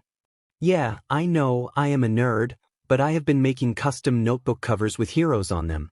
It is pretty easy once you get the hang of it, but I put people like Endeavor, All Might, and other heroes on there. I even have had a few people buy them. Jiro stared at him, her expression a mix of amazement and respect. Wait, hold on. You're telling me you've already got customers? Like, actual people buying your stuff? Izuku nodded, a small smile creeping onto his face. Yeah. It started with just a few people in my neighborhood. Word got around, and now I've got a small online store. It's not making a ton of money yet, but it's growing. I'm trying to build it up before I make any big decisions. That's insane, Yagi, Jiro said, shaking her head in disbelief. In a good way, though. Most people wouldn't even think to do something like that, let alone pull it off. Thanks, Izuku said, his cheeks flushing slightly. There's been a lot of trial and error. I had to learn how to use design software, figure out shipping costs, and deal with things like marketing. I even made my own website. It's not perfect, but it works. Jiro leaned forward, resting her chin in her hand. You're seriously blowing my mind right now. Here I was, thinking you were just a shy, quirk-loving nerd, and you're out here running a business like some kind of entrepreneur. Izuku laughed softly. Well, I'm still a quirk-loving nerd. But it's been my escape. When I'm designing or planning, I don't have to think about everything else. It's something I can control, something that's mine. A comfortable silence fell between the two of them for a while, and it was nice. Jiro finally decided to pop the question. Say, Yagi, what is your quirk? She asked, leaning in. You never really talk about it, she said quietly. Izuku hesitated, his eyes drifting toward the window as he considered Jiro's question. It wasn't that he didn't want to tell her, he just didn't know how she would react. His quirk was complicated, to say the least. But there was something about her, something in her steady gaze that made him feel like he could be honest. Well, he began, his voice quiet but steady. I would like to show you, he said, extending his hand out to her. Jiro looked confused but trusted him and took his hand anyway. Their hands touched, and Jiro felt a faint warmth spread through her palm. Izuku closed his eyes, a look of concentration crossing his face. Jiro tilted her head in curios, to ask what was happening when she noticed something strange. She felt a pulling gnawing at her, and before she knew it she was standing in an empty area with Izuku next to her. She looked around with curiosity, fear, and a bit of excitement. "What is this?" she asked, looking at him. "This is my mind space," he said, snapping his fingers. Soon Chase, the screen, and the library appeared, making her awe at the appearance of them. "And this is my quirk known as Synthesist. I can create quirks by storing the knowledge of them in here to then create better, stronger, or even weaker quirks if I wanted," he said, making her shocked. "Huh," was all she said. Izuku laughed, which made her annoyed. "I am being serious, you know. You are the first person that I have ever shown this place to. Oh, and this is the man that helps me with it, Chase. He is pretty much an AI of this place, and he helps me create the quirks when I need to." "Hello, Jiro," Chase greeted me in a calm, even tone. "It's a pleasure to meet you. I must commend you on your remarkable auditory quirk. It's a fascinating addition to the collection." Jiro blinked, unsure how to respond. Thanks? So, you're, like, a quirk-making assistant or something?" "Precisely," Chase replied, his tone carrying a hint of pride. "I am an artificial intelligence programmed to assist Izuku in analyzing, synthesizing, and perfecting quirks. Together, we push the boundaries of what is possible within the constraints of quirk science." Jiro turned back to Izuku, her mind racing to catch up. "Wait a second. So, you're telling me your quirk isn't just about copying quirks? You can store them, study them, and make new ones?" "Yeah, pretty much, but I think you should go back before your faces hit the table," said Chase as he pushed them out of the mind space, and they were back in the normal world. Izuku and Jiro found themselves back at the dinner table, their hands still touching briefly before Jiro instinctively pulled hers away. She blinked a few times, trying to process what had just happened, her mind swirling with thoughts. "That was insane," Jiro said, her voice a little breathless. "I mean, I knew quirks could be complex, but what you just showed me, that's on a whole other level." She stared at Izuku, her tone a mix of disbelief and curiosity. "And you're just sitting here like it's no big deal?" Izuku chuckled nervously, scratching the back of his head. "It is kind of a big deal, but I've been living with it for a while now. Honestly, it's the one thing I have that makes me feel like I can actually make a difference, you know? Like I'm not just invisible." Jiro's expression softened. "Invisible? Yagi, there's nothing invisible about you. You just transported us to some mental library with an AI that can literally create quirks. That's as far from invisible as it gets." Izuku shrugged, his gaze dropping to the table. "Thanks, Jiro. That means a lot. But you don't know what it's like at home. My siblings, my parents, they don't see it. Or they don't want to. I've tried showing them, explaining it, but it's like I don't exist. Like I'm still just the quirkless kid they wrote off years ago." Jiro frowned, her fingers drumming against the table again. "They're idiots," she said bluntly. "Sorry, but they are. You're sitting on one of the most incredible quirks I've ever heard of, and they're too blind to see it. That's their loss, Yagi. Not yours." "Yeah, I know, but please promise you won't tell anyone else. If this quirk of mine were to get out, it could cause a lot of problems," he said, looking at her, holding her hand. Jiro felt the weight of his words as he held her hand, his green eyes pleading for her understanding. She could see the vulnerability he tried so hard to mask, the fear of betrayal that lingered beneath his resolve. With a firm nod, she gave his hand a reassuring squeeze. "You have my word, Yagi," she said, her voice steady. "I won't breathe a word of this to anyone.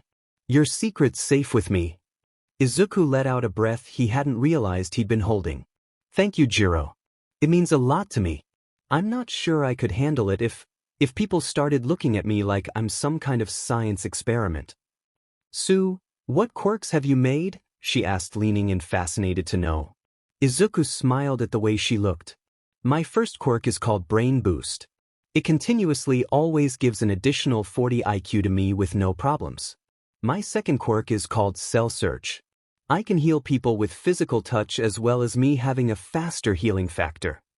The next couple of hours were just talking about his quirk and how it worked, as well as other topics such as music and Izuku's business he was starting.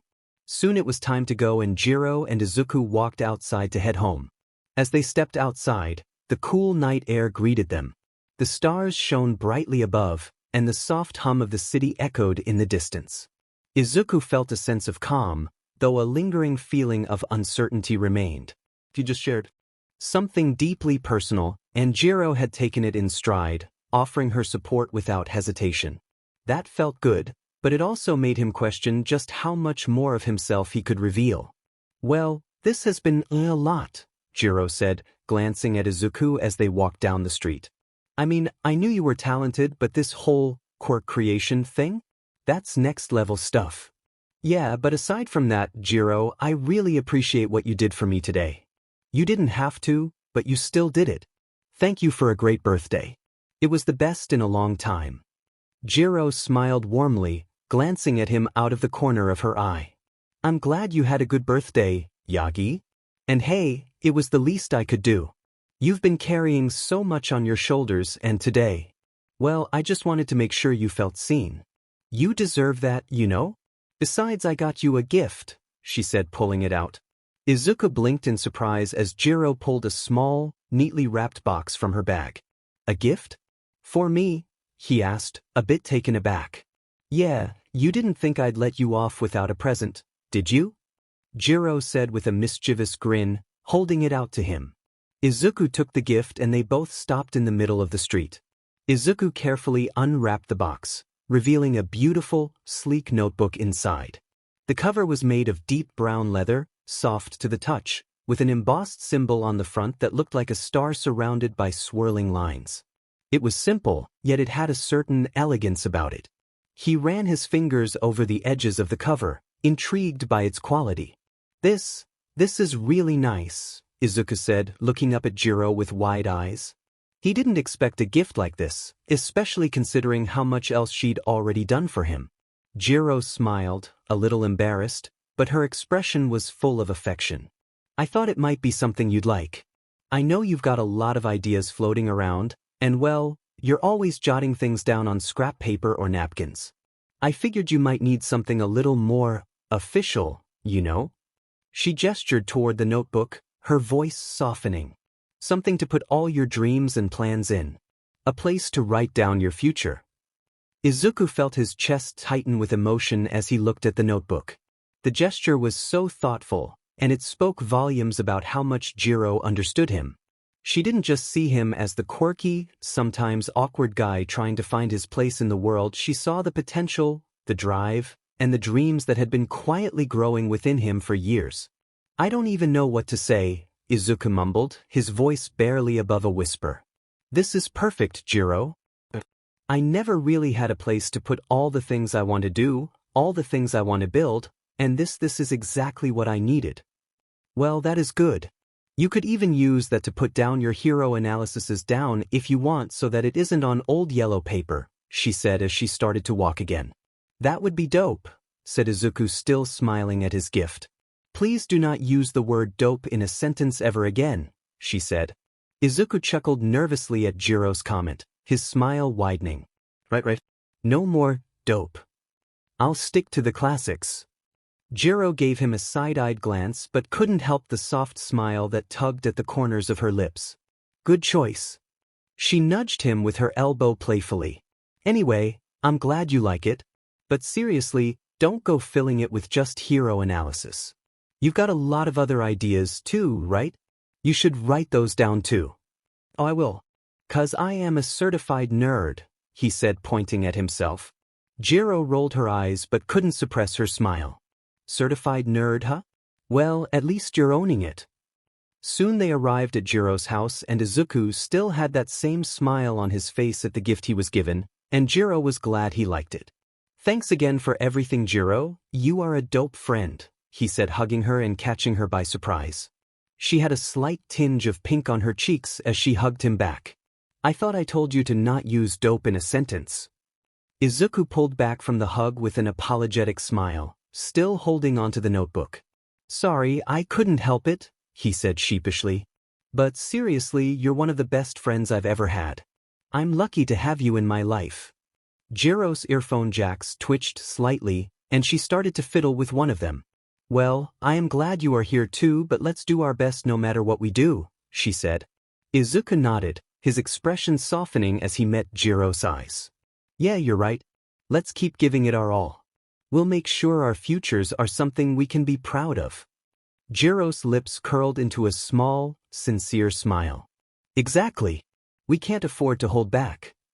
She paused for a second, glancing at Izuku as she tucked a strand of hair behind her ear. And hey, don't forget to take care of yourself too. You can't be the best if you burn out. Thanks, Jiro. See you later, he said, waving at her. Izuku turned on his heel, the weight of the notebook in his hands grounding him. He glanced back over his shoulder one last time, catching a glimpse of Jiro watching him from her doorway. She gave him a small wave, and for a fleeting moment he thought he saw her smile lingering even after she stepped inside. As he walked home, the city felt different. The usual hustle and bustle of late-night life seemed muted, giving him space to think. The events of the day replayed in his mind, each moment with Jiro standing out like a vivid snapshot. From the easy banter to the heartfelt gift, it all felt surreal. He clutched the notebook a little tighter, as if afraid it might vanish if he didn't. He walked up to the apartment to see that it was locked, which made him sigh. This meant he had to go through the window. Again. He opened the window to his room and crawled in. He could hear some laughter coming from downstairs. He decided to open his door slightly to hear what was going on and peeked down the stairs. Thanks again, Mom and Dad, that was a great time, said Ichiro, sounding happy. Inori finished laughing and sighed. Yeah, it was amazing, Dad and Mom. It was a great birthday. Toshinori smiled. Glad you both enjoyed it, but I would like to give you one more present. Mom and I thought this would be a good one, he said, standing back from them. Toshinori stood there breathing in and steam filled the room. Look out, my family, for I am here, he exclaimed, showing him he was all might. No way, Ichiro exclaimed, his grin nearly splitting his face. Dad, you're so cool. How did you even keep this a secret from us for so long? Inori clapped her hands together, her expression glowing with awe. This is the best birthday ever. You're a real hero, Dad. The #1 hero. Izuku knew he was all might, but it didn't hurt any less when he saw this type of interaction between them. Yes, my children, but I need to say something very important to you that must stay between us and no one else. It is about my quirk one for all, he said, making the two of them listen. Inko took a seat next to her husband as her children sat across from them. Izuku too wanted to know about this story. He knew the mechanics of one for all but not the full story, so he still listened in from the top of the stairs. One for all is a quirk that can be passed on from one person to the next. It person that it goes to collects more and more power than the last. Long story short, it's more than a quirk, it's a responsibility, a torch passed down to fight against the darkness that threatens the peace of our world. Ichiro's eyes gleamed with curiosity. So, it gets stronger with every person? Like, all their strength combines? Exactly, Toshinori confirmed. Every person who has carried one for all has added their own strength and will to it. It's not just about power, it's about the ideals and determination of those who wield it. That's what makes it unique. It's not just mine, it's the collective effort of everyone who came before me. Inori tilted her head, clearly deep in thought. But why pass it on? Why not just keep it yourself? Toshinori's expression softened, his smile tinged with a bittersweet edge. Because no one can carry this burden forever. A few years ago, I was injured and I can only hold this form for so long a day. About 5 hours as of now. And eventually one of you will be the successor for one for all, he said, transforming back down to his skinny form. Ichiro frowned, his brows knitting together. But you're saying one of us might have to take it next? Why us? Because I see incredible potential in both of you, my children. You two are destiny for greatness, he said, smiling at the two of them. Izuku scowled at his father with those words. Either his father was so blinded by his children's power that he couldn't see how horrible they were, or he was an idiot. Probably a bit of both. His elder siblings were the reason why he was bullied near every millisecond. And from this day on, I will be training you two as much as I can so that the two of you can be prepared so that I will know in the future or to pass on this power to, he said, clenching his fist. Ichiro's eyes sparkled with excitement. Train us? Like real hero training? That's so awesome, Dad. He punched the air, already imagining himself in All Might's shoes. I'll make you proud, I swear. Inori, however, looked more contemplative. But how will you decide which of us gets it? Isn't that a huge responsibility to just hand over to one person? Toshinori nodded solemnly. It is, and that's why this isn't a decision I can make lightly. You both have so much potential, and I need to see how you grow not just in strength, but in character. A hero isn't just someone who fights villains. A hero inspires others, protects those who cannot protect themselves, and upholds the values that make our society strong. That's what I'll be looking for. Ichiro grinned, his confidence unwavering. Well, that's easy. I've got everything it takes. You don't have to look any further, Dad. Inori shot him a sidelong glance. Don't get ahead of yourself, Ichiro. This isn't about who's stronger or louder. It's about who's ready to carry the weight of something bigger than themselves. Ichiro huffed, folding his arms. Yeah, we'll see who ends up being the better fit. From the shadows of the staircase, Izuku clenched his fists tightly, his nails digging into his palms. The bitterness in his heart grew heavier with every word his family exchanged. Destined for greatness? He thought, his teeth grinding. How blind can you be, Dad? You're grooming bullies to inherit a legacy they don't deserve. Do you even see what's right in front of you? Do you even see me? Ichiro and Inori in unison, determination gleaming in their eyes. We won't let you down, they said, their voices filled with conviction. Izuku shook his head. He wiped away the tears forming in his eyes and went quietly into his room. If they are getting serious now too, then I will be even more serious, he said as he opened the book that Jiro just bought him, starting to write down ideas for what he had to do in the future. Izuku sat in his mind space after a long day of school, work, training, and a bit of bullying from his classmates. It was the norm as he tried to figure something out with Chase. Chase, I really don't know what to do here. I mean, I have 108 quirks stored up in the quirk library now with 3 quirk creations available, but I don't know what the best course of action is, he said with a finger on his chin. Chase snapped his fingers, getting a cup of tea for Izuku as he walked over to him. I can help make recommendations and give you answers to problems you have about quirks, but I cannot tell what quirks you should specifically put together, he said, handing it to him. I know that, but can you give me some insight? He asked genuinely. Well, sir, I would try to have a quirk with versatility or a fighting-based quirk, he said simply. It was a simple suggestion, but a good one for that. Izuku nodded thoughtfully at that and pulled up some quirks on the screen for him to use. Izuku tapped his chin as he browsed through the holographic interface in his mind space, quirks arranged in neat rows, each with a brief description of its abilities. The quirk library glowed faintly, a testament to the immense power he had accumulated through years of hard work, observation, and sheer determination. All right, let's break this down, Izuku muttered, his voice steady despite the whirlwind of thoughts racing through his mind. If I'm going for versatility, I'll need a quirk that can adapt to various situations. But if it's fighting-based, then I'll need something with raw power, something that can hold its own against overwhelming odds. Chase nodded approvingly, a slight smile tugging at his lips. Precisely. But remember, combining quirks isn't just about raw compatibility. You must also consider how you'll use them strategically in real-world scenarios. Izuku nodded, his emerald eyes flickering with determination. Maybe I don't need to combine quirks this time, he said, pulling up a quirk he had read extensively on in his mind space. Chase looked at the screen. Black Whip? He asked questioningly. Yeah, you said I could use a versatile quirk in my arsenal. This is one of the best ones in my library. Here I will read the description, said Izuku. Izuku cleared his throat and read aloud the description of Black Whip, his finger tracing the glowing text on the screen.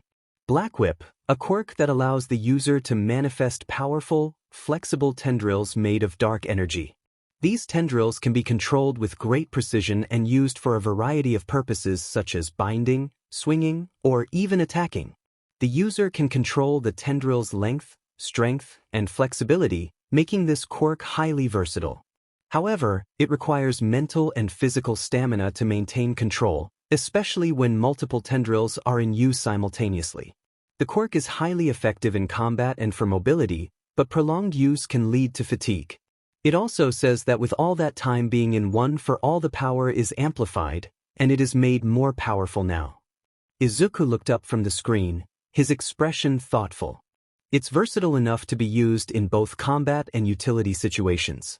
And with my enhanced cognition, I could probably use this with great precision, even under pressure. That seems like a great idea. Do you want to change anything about the quirk before we seal the deal? Asked Chase as he went up to the screen preparing for the adjustments. Izuku hesitated, his eyes tracing the details of Black Whip once more. He had always seen its potential, but now, with everything he had gone through, his training, his growth, and the weight of his struggles, he understood it on a deeper level. The versatility it offered was incredible, but would it be enough to face the challenges ahead? No, he said softly but with resolve. I think Black Whip is exactly what I need. I don't need to change it. I just need to learn how to control it better. If I can master this, I'll be unstoppable. He nodded to himself, and a quiet determination settled in. Chase tilted his head, considering Izuku's words carefully. I want you to realize this though, Master Izuku. This is the first quirk that will be for combat or fighting purposes. Unlike Brain Boost and Cell Surge, you need to actively train with this quirk so you can grow powerful with it. I know, Izuku said, his voice steady. I'm ready for it. If I'm going to be strong enough to protect those I care about, I need to master this. Chase's expression softened. That's the spirit, Master Izuku. However, remember to pace yourself. Rushing will only lead to mistakes. Mastery doesn't happen overnight, but with time, your control over Black Whip will become second nature. Izuku took a deep breath, grounding himself in the reality of the journey ahead. He had already faced so many challenges, but this mastering Black Whip would be a whole new battlefield. Yet, something about it resonated with him deeply. The versatility of the quirk, its ability to be used both defensively and offensively, gave him the edge he needed. I'll take my time, Izuku agreed. Let's do this, he said, clenching his fist. Excellent, sir, I shall begin the process, he said. Chase began to hit a few buttons, and a light started to form. This light was green mixed in with black, similar to what the Black Whip looked like. Eventually, it settled and Izuku stood up from his seat and looked at it. Black Whip is ready to be integrated into your body, sir, said Chase as he stood beside him. Reach out and claim it, he said. You can do this, Izuku, he whispered to himself, clenching his hands into fists. This is the next step. He reached out to it and touched the light. He let it flow throughout his body. Almost immediately he felt the power it gave. He closed his eyes and he could feel the power flowing everywhere. His head, chest, arms, legs, feet, everything. The feeling felt warm, it felt right. The feeling eventually went away and Izuku opened his eyes. Chase looked at him curious. How do you feel? He asked. Great. Felt the power it gave for a while, he said, looking at his arms. I think that I am ready to make another quirk, he said happily, but Chase frowned. As much as that would be cool, Master Izuku. We can nod to that. You see, your body can only handle creating one quirk every 24 hours, otherwise it puts tremendous strain on you. Why don't you go and try to train with Black Whip to get a handle on things and then we can come back to it, he offered. I see, Izuku said, rubbing the back of his neck. I guess I got a little carried away there. He let out a small laugh, trying to shake off the rush of excitement that still pulsed through his veins. He had just experienced the power of Black Whip, and it was incredible. The last thing he wanted was to overstrain himself by rushing into another quirk. Chase gave him a patient smile. It's understandable. Good luck. Be sure to train in a secluded area in case Black Whip freaks out on you, he said. I will. Thanks again, Chase, said Izuku, pushing himself out of the mind space. Izuku got up from his bed and sighed. It was 3:50 a.m., meaning it was time to get ready to train. His body was accustomed to getting up this early anyway, and he was used to it. His progress thus far has been amazing. His body was starting to become more defined in his muscles and was starting to get taller. He stood at a height of 5 feet 6 inches and at 13 that was tall all things considered. Ironically, he was the same height as his siblings, but that didn't matter. Speaking of siblings, they were starting to train harder than they ever had before. The one thing he was glad about was some days they were too sore to bother him, and they left him alone for the most part. He had still been keeping up with his guitar playing skills and was debating on buying an electric guitar. Jiro had helped him in that department, which made him happy. He was hoping to repay her someday, and he would, but it would take some time to do so. He quietly made his way out of the apartment as he did every day and tried to find a clearing to work on Black Whip. It said in the profile that this belonged to the 5th user of One for All, and it relied heavily on emotions to keep in check. He was still thoroughly debating if he should make One for All a quirk of his to show that he was worthy of having the power, but he really didn't know what to do. He didn't want to be like his father in that way. Izuku found a clearing in a small forest that he would usually work on his moves, and he did verify that he could be there so that there would be no trouble as it was a training area for people. He set down his workout bag and the school bag and walked to the middle of the clearing.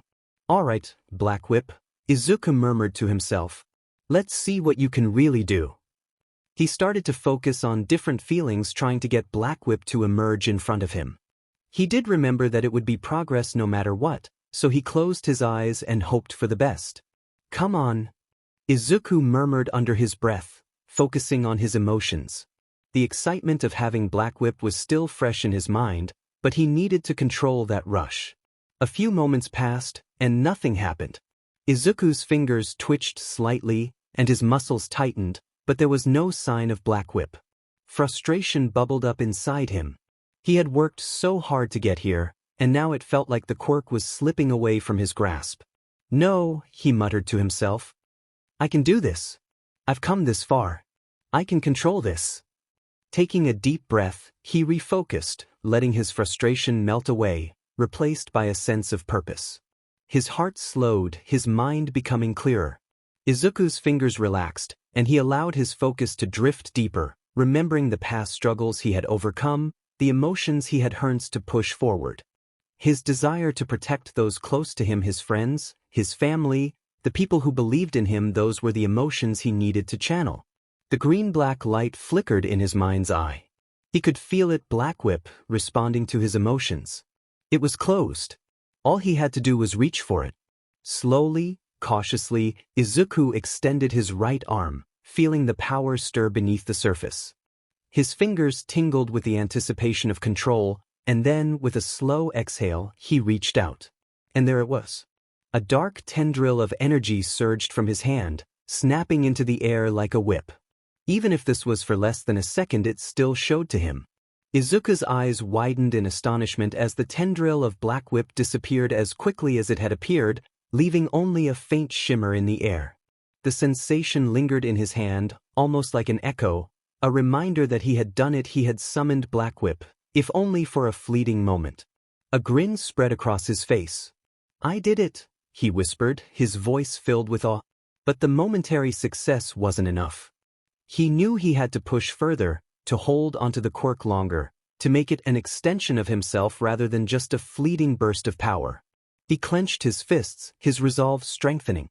"All right, let's try that again." "Focus," he muttered to himself, shutting out the distractions of the world around him. "Feel it. Don't force it." This time, he didn't try to summon Black Whip immediately. Instead, he let his body relax, his mind wandering to the emotions that fueled his desire to be a hero. His love for saving people, his passion for becoming stronger not just for himself but for others. Those feelings began to stir within him. He thought of his family and how he had been treated all these years to let it influence him somewhat. A flicker of green-black energy began to form in his palm. It danced and crackled like a spark of life, hesitant yet eager. "There you are," Izuku whispered, a small smile tugging at his lips. A small tendril of Black Whip formed and was about a foot long, but it disappeared almost immediately after. Izuku sighed at this. "I didn't think that this was going to be this difficult. But I have about a couple of years before I go to UA, he said to himself. Training continued until he had to go to his class at 8, as he normally did. Granted, there was barely any progress, but he had time. 2 months later, Izuku had been proud of the progress he has made. Black Whip was getting easier and easier to control. He was able to create one Black Whip for 5 seconds, but if he did 2 tendrils it could only be for 1 second. The quirk was still too much to handle that much power, and it made him frustrated from time to time. He had used one quirk creation recently, and that was Danger Sense. It belonged to the 4th user of One for All, Hikage Shinomori. Danger Sense was a quirk that alerted him to imminent danger through a sharp tingling in his head. At first, the sensation had been disorienting, like an overwhelming itch he couldn't scratch, but with time he began to adjust. He was honestly thankful for all the bullying at school for once, as he was able to feel the malice from people when something was going to happen. He had adjusted the quirk to be more manageable to handle it. He had eventually gotten used to it as a whole, but this was a very handy quirk. The next quirk that he created was something he called Eagle Eyes. It was a very simplistic quirk, but it allowed him to pick up movement easier with his eyes. He had gained prefect vision with this quirk, and it boosted his perception significantly, enabling him to track fast-moving objects with incredible accuracy. Eagle Eyes wasn't as flashy as Black Whip or as critical as Danger Sense, but it was invaluable in training.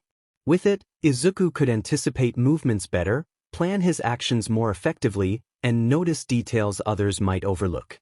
As he said before, he wanted effective and non-flashy quirks so that not many people wouldn't know of his power to create quirks.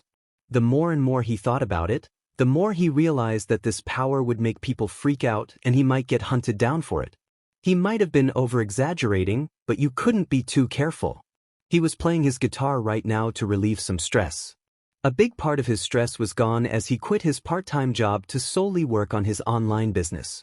The superhero theme covers were a success, and he was making a little over $1,000 a month. It was starting to get too troublesome to make the covers himself, so he started to find a way so that the designs would be put on the covers faster.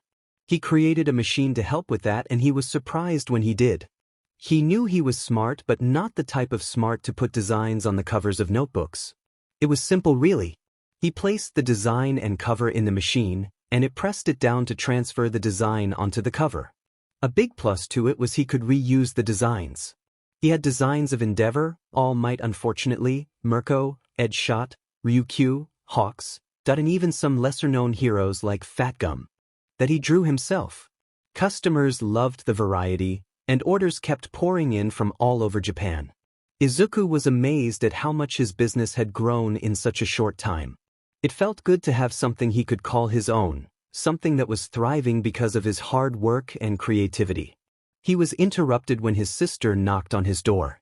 This really confused him, as she never did that. Not since they were much younger anyway. He went to the door and opened it. "Yes, Inori?" asked Izuku, curious at what she wanted. "What the heck are you doing in here, Deku?" she asked, trying to look into his room. "Why does that matter?" he asked. "Because I wanted to know." "But Dad said he wanted to talk to all 3 of us," she said, still trying to peek in. He furrowed his brow at that but shrugged his shoulders. "That's surprising, at all 3 of us. He probably means you and Ichiro." This confused her slightly, but she shook her head as she headed to the living room with Izuku in pursuit. He walked downstairs to see everyone was already sitting, including his father, who was standing at the head of the table. He sat at the end of the table while his mom and siblings were at the other end. Toshinori cleared his throat to speak. "Well, you 3, now that you are here, I have something for all 3 of you," he said, pulling out 5 slips of paper and sliding it over to them. The 3 of them opened it to find it was an all-exclusive pass to Tour UA. Izuku stared at the slip of paper in his hands. An all-exclusive pass to Tour UA? He couldn't deny the thrill that coursed through him. It was a place he had idolized for as long as he could remember.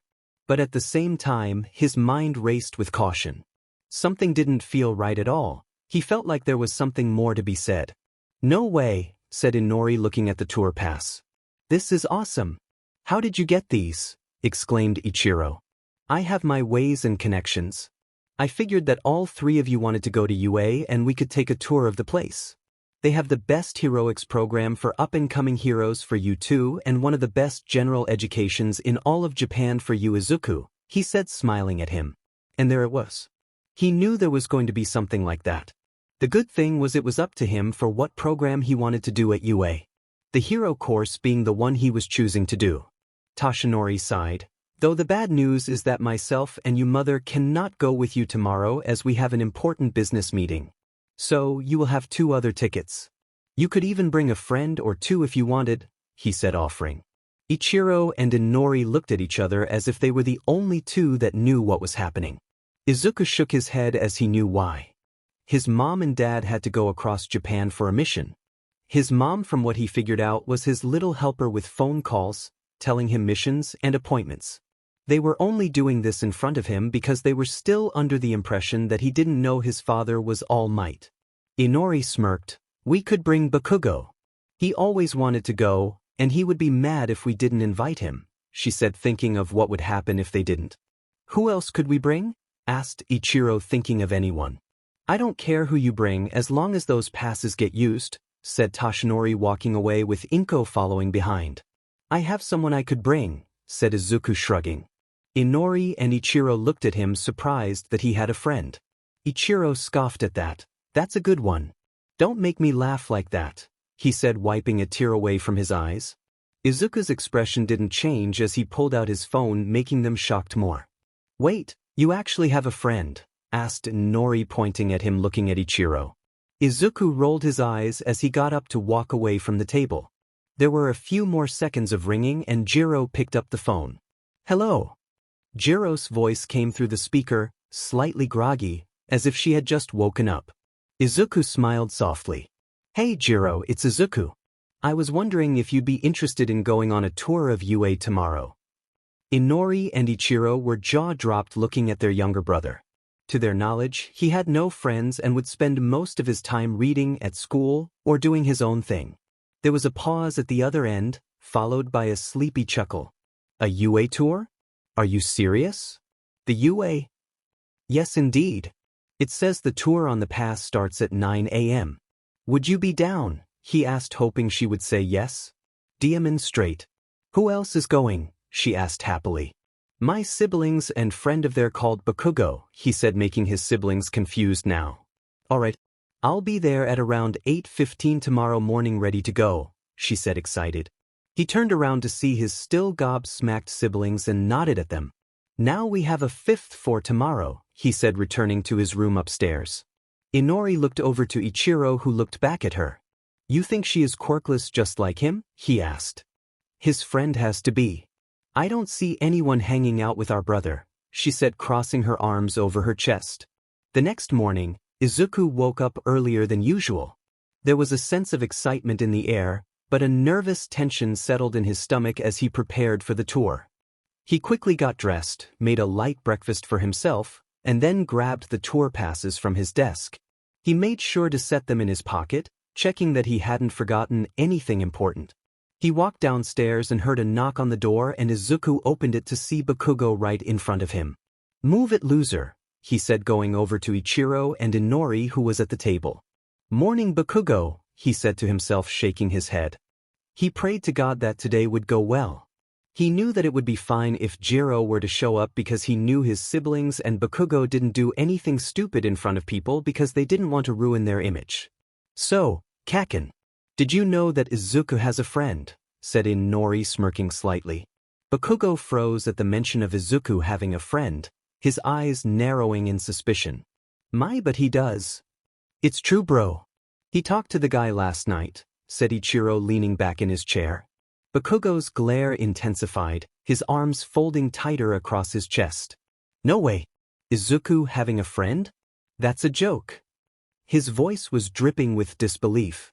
What's the catch? Is she just like him? Quirkless and pathetic. Izuku's arm twitched, showing a small tendril of black whip for less than second, but it faded away. Is it that hard for guys to accept that I have a friend? He said, getting more frustrated. Bakugo's sharp eyes locked onto Izuku, and the intensity of his gaze was almost unbearable. You think I'm stupid? Just because you have some friends doesn't mean you're not still a pathetic loser, he sneered. Yeah, whatever, Bakugo, he said, shaking his head. Bakugo noticed this and glared. Before he could say anything, there was a knock on the door and Izuku smiled, knowing who it was. Ichiro, Inori and Bakugo leaned in their chairs to see what this friend of look liked. Izuku quickly moved to open the door, and sure enough, standing there was Jiro, looking as cheerful as ever. She gave him a wide smile, her eyes sparkling with excitement. "Hey, Izuku. Ready for this tour?" "Hey, Jiro." Izuku greeted her warmly, stepping aside to let her in. "Yeah, I'm ready. It's gonna be a great day." "Dang right it is," said Izuku smiling. Ichiro looked at the friend and spit out his drink, catching the other two's attention. "You're a girl?" he yelled out. Jiro tilted her head slightly, a small smirk forming on her face as she looked at Ichiro. "Yeah, last time I checked, I was still a girl," she said, her tone light and playful, not taking offense at the surprised outburst. Izuku and Jiro had planned this, which is why they weren't too shocked at the way they were acting. Izuku had given her the lowdown of how they acted and what they did to him, and he had to call her at some point because she threatened to beat them to a pulp. It meant a lot she would do that for him, but it wouldn't do anything to help his cause. "All right, let us get going to the train station. My future school awaits me," said Bakugo, leaving the apartment. Izuku, Jiro, and the rest of the group quickly gathered their things and made their way out of the apartment. Bakugo, already ahead, was stomping down the stairs with an air of impatience, clearly eager to get going. His words were sharp and clipped as he moved quickly, never once looking back to check on the others.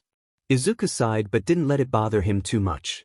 It was just Bakugo being Bakugo, after all. As they walked to the train station, Inori looked back to Jiro and Izuku, smiling happily as they walked along the path. "So, this is where Deku is getting all of his confidence from. That's why he started to walk around with more of it.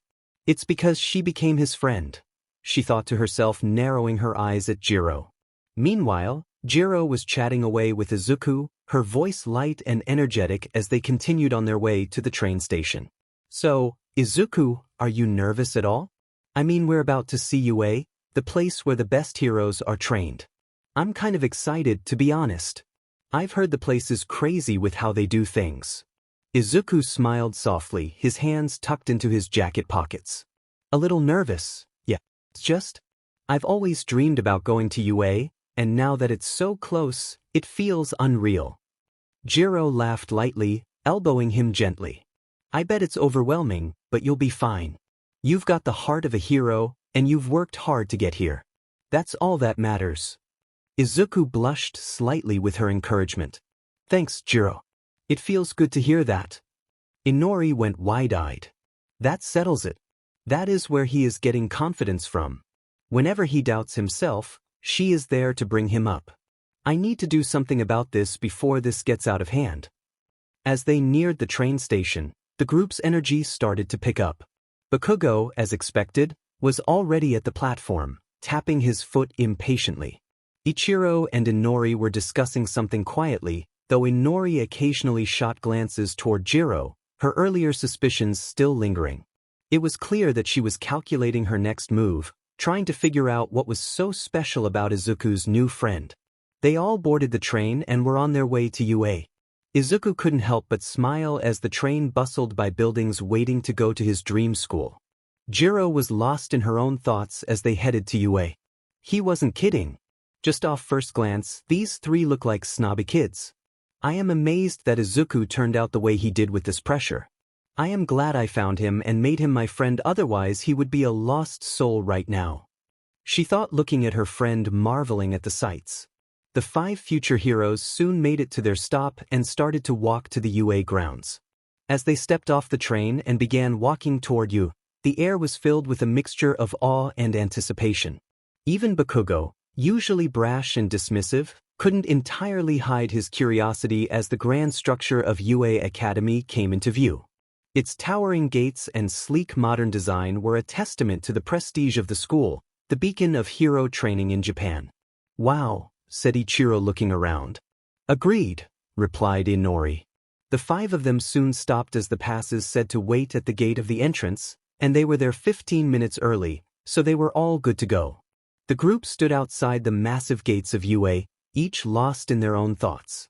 The air was crisp with the anticipation of something great. Izuku couldn't help but fidget with his tour pass as he glanced around at his companions.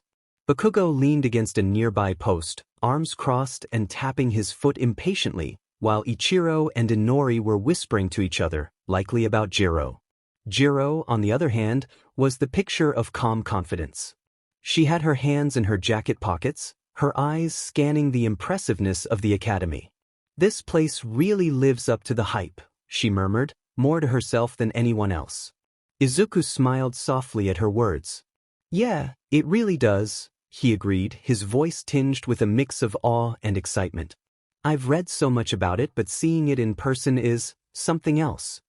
Jiro nudged him playfully. "Guess this means we'll just have to work even harder to make sure we belong here, huh?" "Yeah," he said, smiling. Before Izuku could respond, a loud voice cut through the quiet. "You'd better not embarrass me, Deku." Bakugo barked, his fiery glare fixed on Izuku. Confused, Izuku tilted his head to the side with a perplexed look on his face. "You're the only one yelling, meaning that you are likely the nervous one." "Excuse me," he yelled out, but the conversation was stopped from a tap on Izuku's shoulder. "Pardon me, sir, but are you here for the tour of this campus?" asked a deep voice from behind him, tapping on his shoulder. Izuku turned around and blinked, looking up at the figure with the bird-like head. "Oh yes, we're here for the tour," he said, showing the tour pass he had been nervously fiddling with. The figure nodded, their sharp beak dipping slightly. "Very well. I am also on this tour. My name is Fumikage Tokoyami. Pleasure to meet you," he said, shaking his hand. "Nice to meet you too, Tokoyami," said Izuku, smiling at him. He wasn't the only one to show up. There were 3 more people on this tour. A girl that had vines for hair, a somewhat tall girl with black silky hair done up well in a ponytail, and a boy who stood well above the rest with multiple arms and a mask on his face. "Oh yeah! Who is ready to get their tour on?" yelled a man with blonde hair as he struck a pose. Everyone knew who this was as they stared at him. "For those of you that don't know, my name is Present Mike. I am going to be your tour guide, my little listeners," he said, pointing to all of them. Izuku had stars in his eyes as he saw a hero right in front of him. "Oh my gosh," he said, whispering to Jiro. "I listen to his podcast every morning." "Me too. I forgot that he was a teacher here at UA," she said, panning back over to him. "All right, my little listeners. I need you names so that I can keep track of you all and not get in trouble again for losing a person," he said, scratching the back of his head. "Inori Yagi. Ichiro Yagi. Katsuki Bakugo. Ibara Shiozaki. Mizo Shoji. Izuku Yagi. Kyokajiro. Momo Yayorozu. Fumikage Tokoyami." Present Mike smiled as he finished writing the names down. "Awesome sauce. Now how about we get going, my future heroes," he said, striking another pose. The group, now fully gathered, stood in front of the towering gates of UA, ready to embark on the long-awaited tour. Present Mike waved his hand enthusiastically, leading them forward with unbridled energy. "Follow me, my little listeners. We're going to get an exclusive look at the place where all the heroes are made." His voice echoed off the walls, and Izuku couldn't contain his excitement as he walked beside Jiro, trying to match her stride. As they passed through the gates, the scale of UA Academy hit them like a tidal wave. The sheer size of the grounds was overwhelming. Tall buildings towered over them, each one a symbol of the countless heroes that had trained here. Izuku felt a lump form in his throat as they moved deeper into the campus. This was the place he had dreamed about for so long. Now, he was walking on its hallowed grounds. First stop, the main training area. Present Mike shouted, breaking the silence. "Let me tell you, this is where all the magic happens. The real action. This is the place where you can train your quirks to the most of your potential or even get some actual physical training in. We have full-size cities, mock battle zones, and combat arenas. We also use this space for some of the more intense exams and testing, including the famous entrance exam." Present Mike grinned, clearly proud of the facilities. Present Mick's voice boomed again. "All right, let's move on to the gym, my little listeners. This is where you're going to get a real taste of the training here at UA. Some of you might find it tough, but it's all part of the process of becoming a true hero." Present Mike continued, This gym is also where we host a lot of the practical exams and where students can get hands-on experience with their quirks. Let me tell you, the stuff we do here can get pretty intense, and if you're not careful, you might find yourself out of your depth. But don't worry, you'll have plenty of time to train and figure things out. This place is very dignified, said Momo behind them. Indeed, it is living up the expectations I expected from such a prestigious school, said Tokoyami. The group looked around, soaking in the environment. Shoji examined the various devices with keen interest, while Momo appeared to be mentally assessing the space. Her intelligent eyes scanned the equipment, likely thinking about how she would utilize these resources when it was her turn to train. Bakugo, who had been silent for most of the tour, grumbled impatiently. Yeah, whatever. Let's get to the good stuff. Oh, we will, Bakugo, was it? You will see much more and what UA has to offer, he said. Present Mike led the group further into the sprawling UA grounds, his enthusiasm never faltering. All right, my little listeners, next up on our tour is the Support Development Studio. This is where all the tech-savvy minds come together to create the gear that helps heroes do what they do best. The group entered a large building buzzing with energy. Inside, they were met with a flurry of activity, students designing suits, testing gadgets, and collaborating with instructors. The air smelled faintly of metal and oil, the sounds of welding and machinery humming in the background. This place is incredible, Kichiro exclaimed, his voice filled with awe. They're building hero gear right in front of us. Momo's eyes gleamed with interest. The level of innovation here is astounding. I've read about this place, but seeing it in action is something else. Jiro nudged Izuku lightly. Bet you'd love to try some of this tech out, huh? Izuku chuckled nervously, scratching the back of his head. It's amazing. I'd probably spend hours here if I could. Let's keep moving, Present Mike announced, clapping his hands. The next stop is the dormitories. Something that is new to the UA school. They were implemented this year, he said, making his way across the campus. There was a quiet silence for a little while as the group slowly made their way to the newly built dorms. Welcome to the dorms, said Present Mike, showcasing the buildings before him. As you can, we have Class 1A and Class 1B sharing the building together. This goes for the second years and third years. Let us not forget we have dorms for the support course and general course students, he said, opening the door for them to enter the Class 1A building. The group stepped into the Class 1A dorm building, greeted by a spacious and modern common area. The room was tastefully decorated, with a mix of sleek furniture and colorful accents that gave it a warm yet contemporary feel. Large windows allowed natural light to stream in, and a soft hum of activity could be heard from the adjacent kitchen and lounge areas. This is the shared living space where you'll spend a lot of your downtime, Present Mike explained, his arms spread wide. It's designed to help you bond as a class, while giving you all the comforts you need to focus on your training. Each floor has its own unique layout, and your private rooms are fully customizable. The students began exploring the common area, their excitement palpable. Momo walked over to examine the bookshelves lining one of the walls, while Shoji observed the kitchen setup with interest. Tokoyami found a corner near the windows, quietly admiring the view of the campus grounds.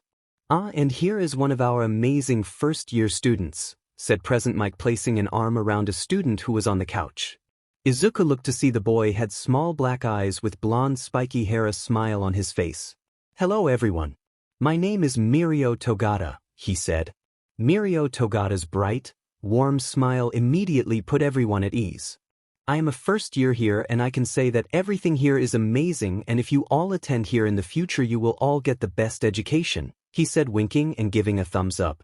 The group chuckled at Mirio's infectious enthusiasm. His bright personality seemed to radiate positivity, easing any lingering nerves among the potential students. Thanks, Mirio, Present Mike said, gesturing to the rest of the group. Why don't you tell them a little more about what it's like to train here at UA? Mirio nodded eagerly. Of course. UA really pushes you to grow not just as a hero, but as a person too. The teachers are amazing, the facilities are top-notch, and the challenges. Well, let's just say you'll discover what you're truly capable of. Jiro tilted her head. What kind of challenges do you mean? Great question. Mirio responded. For example, there are mock battles where you have to strategize against classmates, rescue simulations that test your quick thinking, and physical challenges that push your limits.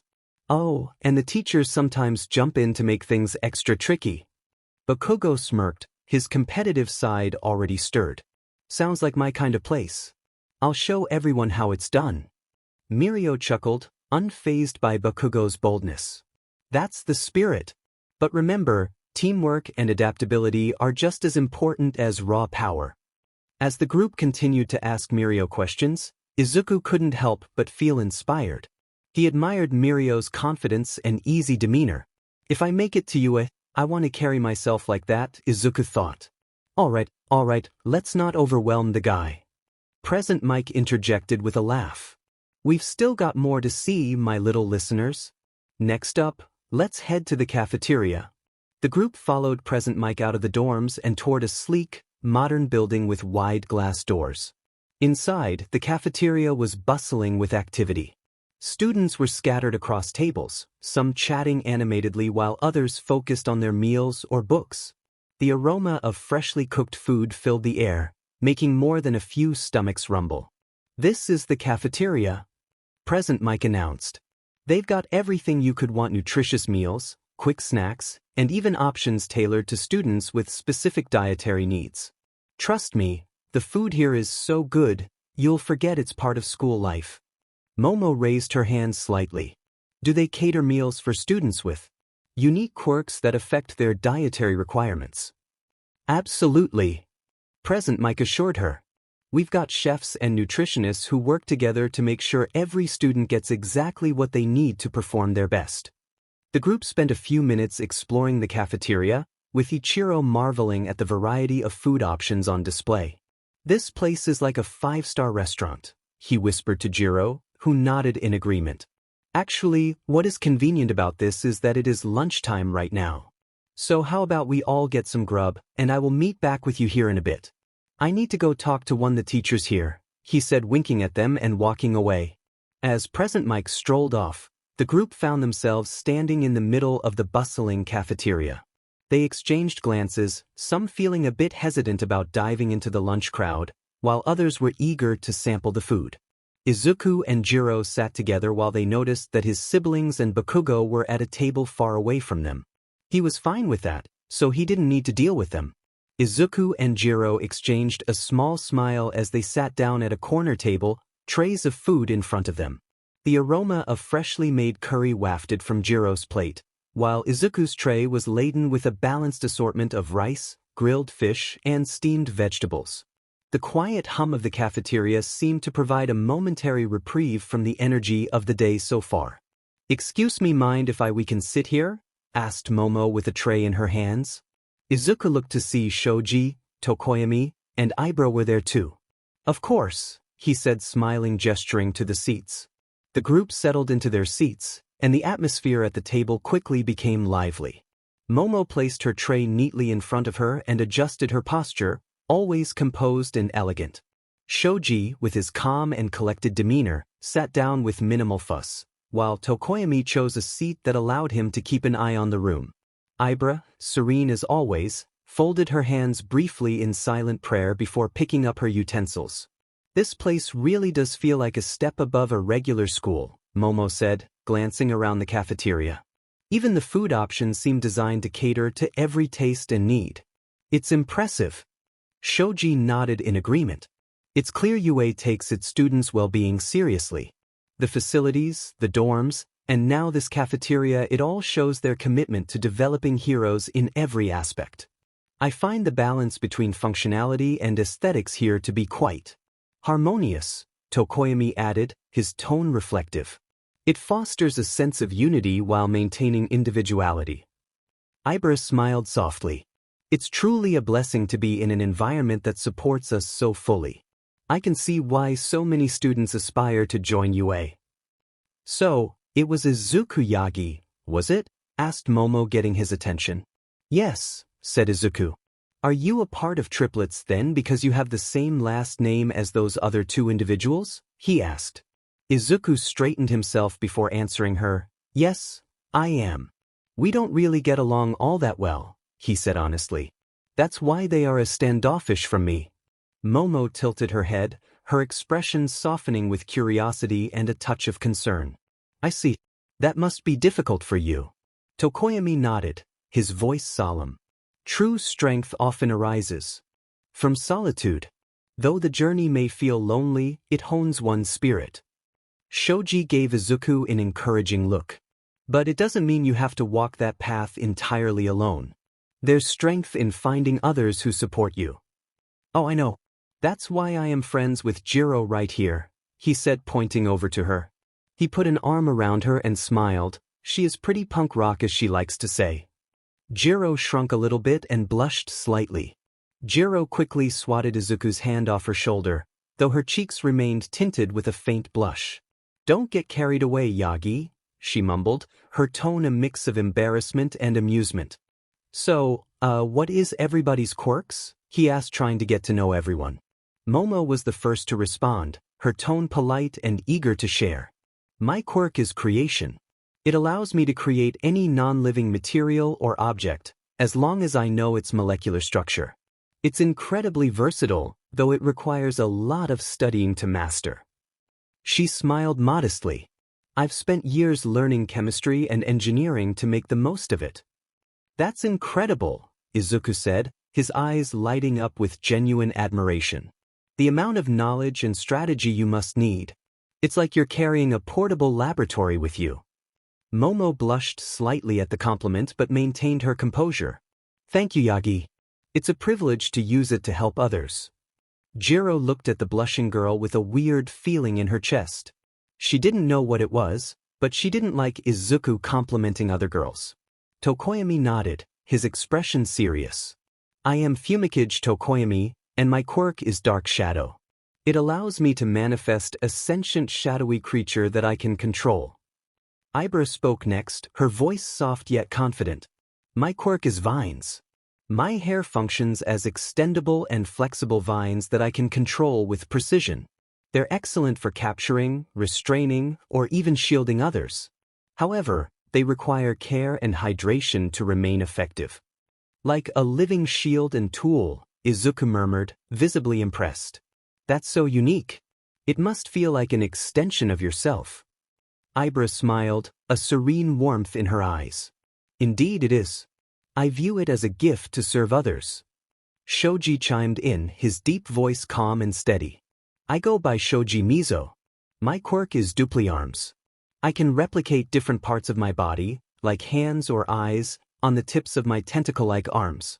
It's great for multitasking, reconnaissance, and close combat.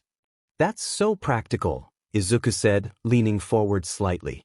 You must have incredible adaptability in both offense and support roles. Shoji nodded. It's useful, though it also means training a variety of skills to maximize its potential. Finally, Jiro cleared her throat. Well, my quirk is earphone jack. I can plug my jacks into objects to channel sound waves, either to amplify my heartbeat for sonic attacks or to pick up faint vibrations and sounds. That's very unique, said Momo. Jiro shrugged, a slightly sheepish smile tugging at her lips. I guess it's a bit unconventional, but it works for me. Plus, it's handy when I'm not playing music, she added with a wink. What about you, Yagi? Asked Ibra. Jiro looked over to him, realizing that this could be a problem. She knew that he had 5 quirks now, 6 if you include Synthesist, and he couldn't just openly say it. Izuku hesitated for a moment, his mouth opening slightly as he tried to figure out how to explain his quirks without revealing too much. He couldn't exactly tell them about all 5 of his quirks, 6 if you counted Synthesist. The truth was complicated, and he didn't want to draw too much attention to himself. But before he could formulate an answer, the loud boom of Present Mick's voice cut through the air. All right, kids, are we ready to continue the tour? Present Mick's trademark enthusiasm bounced through the cafeteria as he approached the table with a wide grin on his face. Izuku quickly straightened up, glad for the interruption. Yeah, ready when you are, he said, flashing a quick smile to his classmates, who seemed just as eager to move on from their lunch break. Present Mike gave a quick thumbs up. Great. Follow me, everybody. We've got more to see, and it's time to hit the ground running. As Present Mike led the group toward the hallway, the students shuffled along, chatting amongst themselves and stretching a bit after their meal. Some seemed relieved to be away from the lunch table, eager to get moving again, while others looked like they were ready for a break after all the new information they'd absorbed. Bathrooms, bathrooms. Present Mike called back to the group, his energy unwavering. You've got about 2 minutes before we move out. Make sure you're all set, 'cause we've got a packed schedule ahead. Jiro walked into the bathroom to wash her hands real quick after her meal. She heard someone else enter and turned her head to the door to see it was Izuku's sister who was walking in. She assumed she had to use the bathroom too, but she was there for a different reason. Jiro, she said distastefully. Yes, Inori, she replied to her. How much did he pay you to hang out with him? She said, leaning against the wall. She tilted her head confused. Excuse me? My brother is too boring to have friends. Not to mention he doesn't even have a quirk. So how much did he pay you to be his friend? She said, putting up air quotes. Jiro's confusion deepened as she processed Inori's words. She had expected this from what Izuku told her, but this felt different, and it caught her off guard. She blinked, taking a step back from the sink. I'm sorry, I don't really understand what you're saying. Inori's eyes narrowed as she crossed her arms, leaning against the bathroom wall in a relaxed yet pointed stance. You heard me. Izuku's got no charm, no skills. He doesn't have a quirk at all. Why are you hanging out with him? She scoffed, clearly dismissing her brother's abilities with a flick on her wrist. He's the kid who should have been left in the shadows, but you are hanging out with him for a reason that I can't think of. He is about the pinnacle of uselessness. Jiro's hands balled into fists as her anger began to boil over. She couldn't believe what she was hearing. How dare Inori talk about Izuku like that? He was a hard-working, kind-hearted person, and to have his own sister belittle him in such a way was beyond infuriating. She closed the gap between them, her voice low but edged with fury. You really think that's how things are? That Izuku is some kind of burden to be thrown away just because of who he is? Jiro's tone was sharp, and the energy around her crackled with frustration. You don't know the first thing about him. Do you think because he doesn't fit into your little box of what's useful or cool, that he's worthless? All I see is that he has an a-hole sister and brother who don't give a shit about him. That's where I went in, showing him is worth something and that he can be something. It's disgusting to see siblings treat him like this, she said angrily. Inori's eyes widened slightly at Jiro's words, but the shock quickly faded into a cold, disdainful smirk. She uncrossed her arms and stepped closer, looking down at Jiro as if she were the one in control. You think you know him, huh? You think you understand what he's been through? You don't get it. He's always been the disappointment in our family, the one who never lived up to expectations. It's not my fault he can't keep up. If you're determined to waste your time on him, then be my guest. But don't act like you're doing him any favors. You're just indulging his pathetic fantasies, Inori said, turning away from her. And you're just being a huge beach in his life that thinks too highly of herself. I can't imagine how your parents treat him, she replied to her bitterly. Inori paused for a moment, her back still turned to Jiro, but Jiro could feel the sharpness of her words hanging in the air. It was clear that Inori was on the defensive now, and Jiro's last remark had struck a nerve. Inori's entire demeanor had shifted, her posture stiffening as she clenched her jaw tightly. Watch your mouth, you a lesbian-looking beach, Inori spat, her voice icy. You don't know a thing about our family. Don't think you can come here and act like you know what's best for Izuku. You don't know what it's like to have him dragging down everything he touches. Jiro, unfazed by the comment, got in her face to say one last thing. Then you know nothing of him.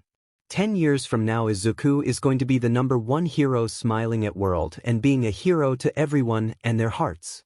Your family will be the ones at the bottom, she said, pushing her slightly as she left the bathroom in a huff. All right. Everyone ready to go? We've got places to be and things to do. Time to get moving, folks, said Present Mike. Let's finish this up. The next couple of hours went by in a flash as the group wondered about the rest of the UA campus. Soon they were at the gate ready to leave. I would like to thank you all for coming to tour our marvelous campus and get a glimpse of what we have to offer here at UA, Present Mike said with his usual enthusiasm as he waved them toward the exit. Remember, this place is full of opportunity, and you're all capable of great things. Take in everything you've seen today, it's just the start. The future UA students began to walk away, but Izuku was stopped by Momo, who turned to him quickly. Wait, I would like to exchange my numbers with you so that we can stay in touch. You do plan on attending UA, right? Izuku blinked in surprise as Momo approached him, a gentle but determined smile on her face. His heart skipped a beat at her words. He had only just met her, but it seemed like she was already making an effort to keep in touch. It was something he hadn't expected but felt a little grateful for. Yeah, I do plan on attending UA, Izuku said, his voice a bit uncertain but hopeful. I'd be happy to exchange numbers. Momo's smile grew wider, and she pulled out her phone, unlocking it with a quick swipe. Great. I think it'll be good for us to stay connected. We're all going to face challenges ahead, and it might help to have someone to bounce ideas off of or just talk to every now and then. Izuku nodded enthusiastically, already feeling the weight of the upcoming challenge, but also sensing that he was starting to build a network of people who would be there to support him. He reached into his pocket for his phone, quickly pulling it out and unlocking it. Here you go, Izuku said, holding out his phone to Momo. Shoji looked at this and smiled from one of his arms. That is a great idea. Let's stay in touch with each other, he said, giving his number out. He saw Bakugo, Inori, and Ichiro had walked from the group to make their way home, ignoring them as they exchanged numbers. He soon had Ibara's, Shoji's, Momo's, and Tokoyami's numbers, and felt a sense of camaraderie forming among them. It felt like he was finally starting to build a support system, one that might carry him through the challenges of UA. It was nice meeting you all, said Izuku to them as him and Jiro started to walk away. Let's hope that we see each other again, said Ibara, bowing to him. Izuku smiled softly, his heart warm with a mixture of nervousness and excitement. Yeah, I hope so too, he replied, bowing slightly in return before turning to walk alongside Jiro. Jiro looked down at the ground as they made their way to the train station. Izuku caught notice of this and frowned a little. You okay, Jiro? Jiro hesitated for a moment, her hands stuffed deep into her jacket pockets. She kicked a stray pebble on the sidewalk, watching it bounce away before she spoke. Yeah, just thinking about some stuff. Izuku tilted his head, concern evident in his expression. Was it something Inori said?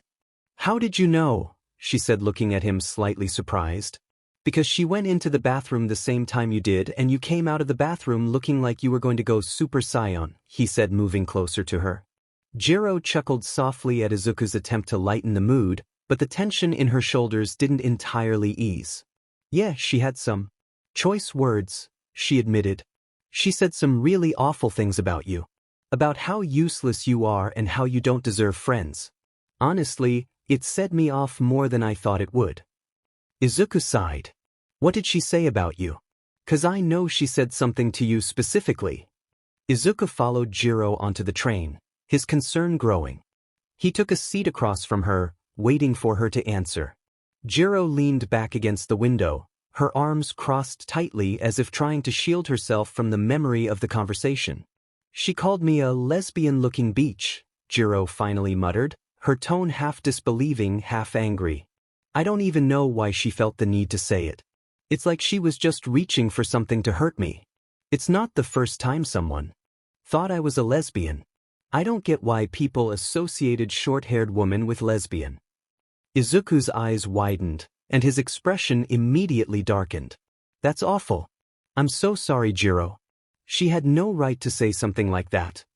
Yeah, well, I'm used to dealing with people who think they can get under my skin by throwing around insults, Jiro said, shrugging, but her voice betrayed a hint of hurt.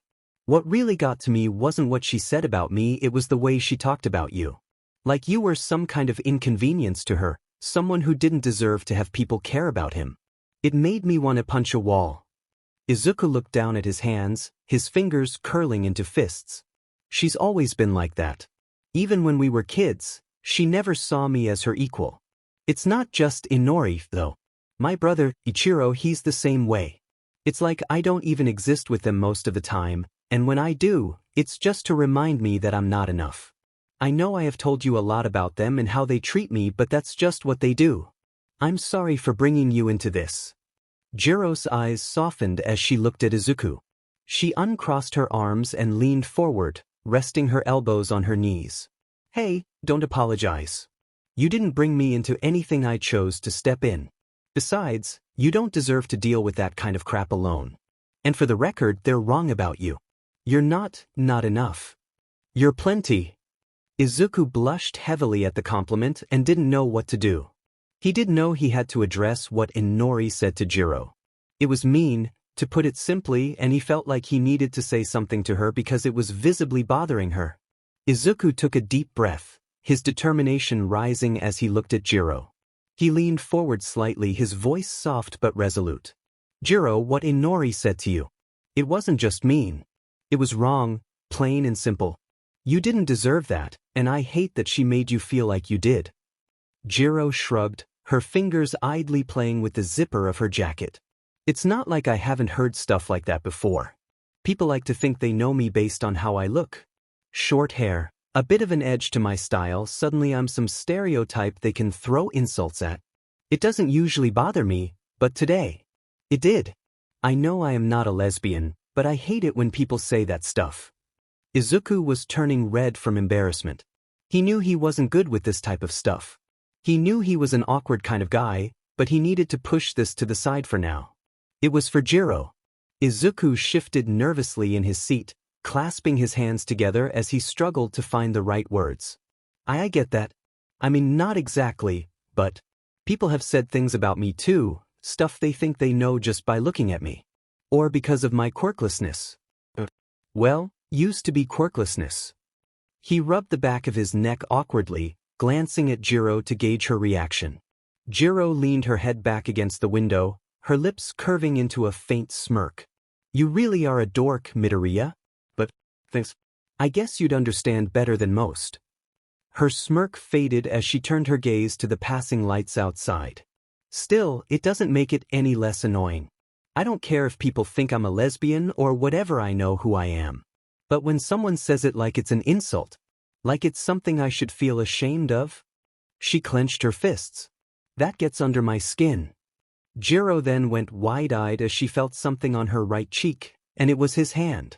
Izuku was struggling to do this as he was looking away from her slightly but continued. He moved his hand to where a couple of fingers were near her earphone jack, and a few were on her cheek. Jiro froze, her breath catching in her throat as she felt the warmth of Izuku's hand against her cheek. Her usual sharp, sarcastic demeanor was stripped away, leaving her vulnerable and unsure. Yagi, she stammered, her voice barely above a whisper. Izuku's face was a deep shade of red, and his eyes darted away, refusing to meet hers.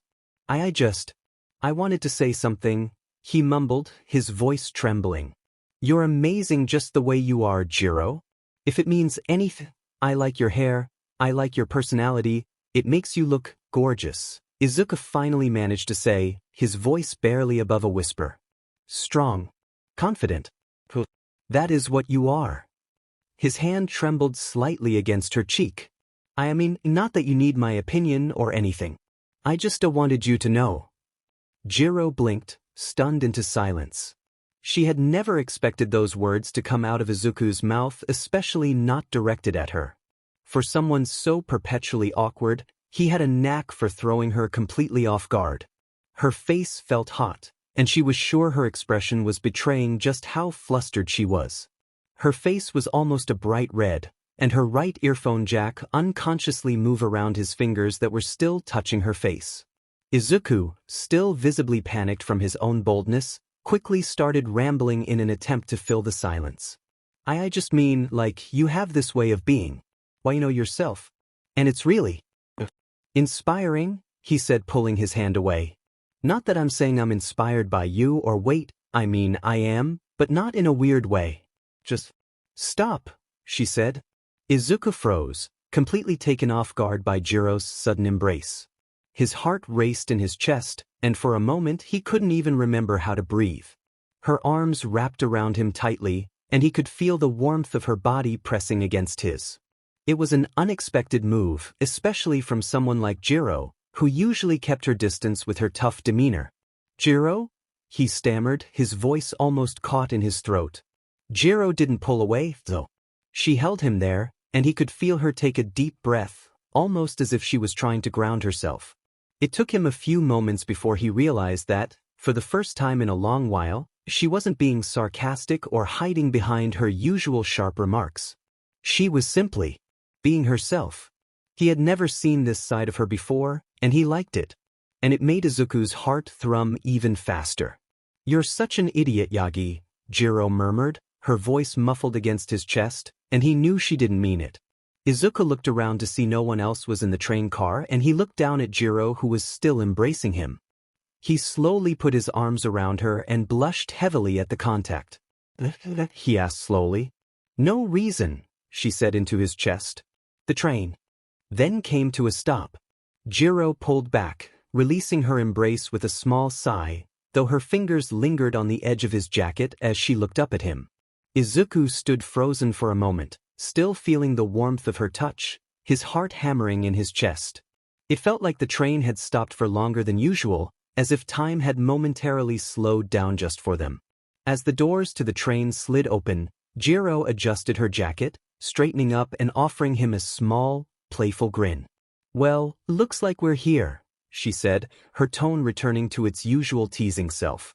But there was a softness to it now, a sense of understanding that hadn't been there before. "Yeah, let's walk you home," said Izuku, not meeting her eyes as they got up. They left the train station, and there was silence between the two of them for almost the whole journey. Thankfully for Izuku, it was a quick walk to get to her house. As they reached the intersection near Jiro's house, Izuku stopped, glancing at her. "Well, here we are. Safe and sound." Jiro smiled, her gaze lingering on him for a moment before she gave him a small nod. "Yeah. Thanks, Yagi." Izuku took a deep breath before speaking. "I meant what I said, Jiro. I hope you know that." Jiro smiled as she looked at him. "I know, you big ol' nerd," she said, smirking. Izuku went to say something but was cut off by another hug from Jiro. He was a few inches taller than her, and she still hit his upper chest.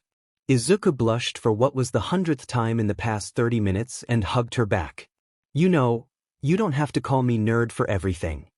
Jiro chuckled softly, her arms still wrapped around Izuku's waist as she leaned into the embrace. "It's a term of endearment, Yagi," she teased, her voice full of warmth. "Besides, you're not exactly helping yourself by being so." "Well, I know, but no, you are amazing, Jiro. I won't let you have to deal with my family like that again. You didn't deserve it," he said, still sad at what Nori called Jiro. "I know I didn't, but you all don't deserve anything that they do to you," she said, getting out of the hug now. "Yeah. Have a good night, Jiro," he said, starting to walk away from her. "Oh, and Yagi," she called out to him. Izuku turned around, still blushing slightly. "You said all that stuff about me, so I should do that same," she said, clearing her throat. "You are a very selfless, caring, and incredible as a person. Never let that change about you," she said, her face turning red from saying it. Though Izuku didn't see that, he smiled at the compliment. "You are too. Have a good night, Jiro," he said, turning around and leaving. Jiro immediately went inside and turned to shut the door, leaning against it slightly. Mika saw her daughter had been talking about Izuku outside and knew something was up. "How was the tour of you, honey?" Mika asked, her voice light but with an underlying curiosity. Jiro let out a soft sigh, still trying to steady her breathing. "It was fine," she muttered, her voice quieter than usual. She quickly kicked off her shoes and walked further into the house, trying to act as though nothing out of the ordinary had occurred. Mika raised an eyebrow, clearly not buying the casual response. She moved toward Jiro, who was now fiddling with the sleeve of her jacket. "You're not fooling me, sweetie," Mika said with a small smile. "What happened out there? You've been acting a bit different ever since you came back." Jiro flushed a little bit, poking her earphone jacks together. "Oh, you know, something happened. Izuku defended me, said some stuff to make me feel better." "Oh, what a nice boy. I knew he was good kid," she said, leaving the answer open for her to finish. Jiro cleared her throat, trying to ignore the heat in her cheeks. She rubbed the back of her neck, suddenly feeling more self-conscious than she had earlier. Yeah, some girl called me a lesbian. Again. He didn't take it lightly and reassured me that there was nothing wrong with me. He said I was gorgeous, strong, confident, and... She said, getting more and more red as she spoke. Mika's eyes widened with surprise, a warm smile spreading across her face as she watched Jiro squirm in embarrassment. Sounds like someone made an impression, she teased gently, her tone light but affectionate. I knew that boy had a good heart, but hearing it from you, well, that's something. Jiro groaned, burying her face in her hands for a moment. Stop it, You're embarrassing me, she muttered, though she couldn't hide the slight flush in her cheeks. I didn't expect him to say those things, and honestly, I wasn't sure what to do. It's just, no one's really ever stood up for me like that before. I'm going to my room, she said, all flustered. Her mother let out a gentle smile as she went back to the kitchen. Keep that up, Izuku, honey, and she will be something more, she said, smiling at a picture of her and her husband. 1 year later, the sludge villain incident. Izuku walked by himself as he was on his way to school. He had gotten cleaned up from his workout and smiled at the day he was having. He was now 14 years old, his green hair flowing gently in the wind. Thanks to his father's genetics, he was a healthy 5 feet 9 inches with a very lean body from all of the workouts he had been doing the past couple years. He wore clothing that was slightly baggy to make sure people didn't know of his training. Mainly his siblings. His notebook cover company was now making him around $5,000 a month in profit, and if he wanted to, he could just use the money to live off of the rest of his life. Who would have thought that my obsession with heroes would turn into a business? He murmured. He still was doing designs of heroes on the covers, and they were still doing him good. He had been completing tasks and goals that were set for him to get quirk creation points, and as of now, he had a total of 3 quirk creation points for him to use. He had been saving them as he didn't know what to. He had been keeping contact with his friends that he went on the tour with as much as possible, making sure to hang out with them at least once a month, as some live over a few hours away. The streets of Mizudafu bustled with the usual morning activity, parents rushing their children to school, shopkeepers opening their stores, and the occasional hero flying overhead on their way to a mission. Izuku's sharp eyes caught sight of a hero in action, a towering man clad in red and gold apprehending a petty thief. A spark of admiration lit up in Izuku's emerald eyes, and his pace quickened. He couldn't wait to reach school, where he'd get to discuss the latest hero news with his classmates, or at least the few who tolerated his enthusiasm. He was interrupted from his thoughts when he saw an explosion in the distance. He ran over to see that there was a fight happening. As Izuku Midoriya watches the intense scene unfold at Tetsuin Station, his mind races with thoughts and emotions, mirroring his awe and admiration from the first time he witnessed heroes in action. He immediately pulled out his hero analysis book, similar to what Jiro got him a while ago.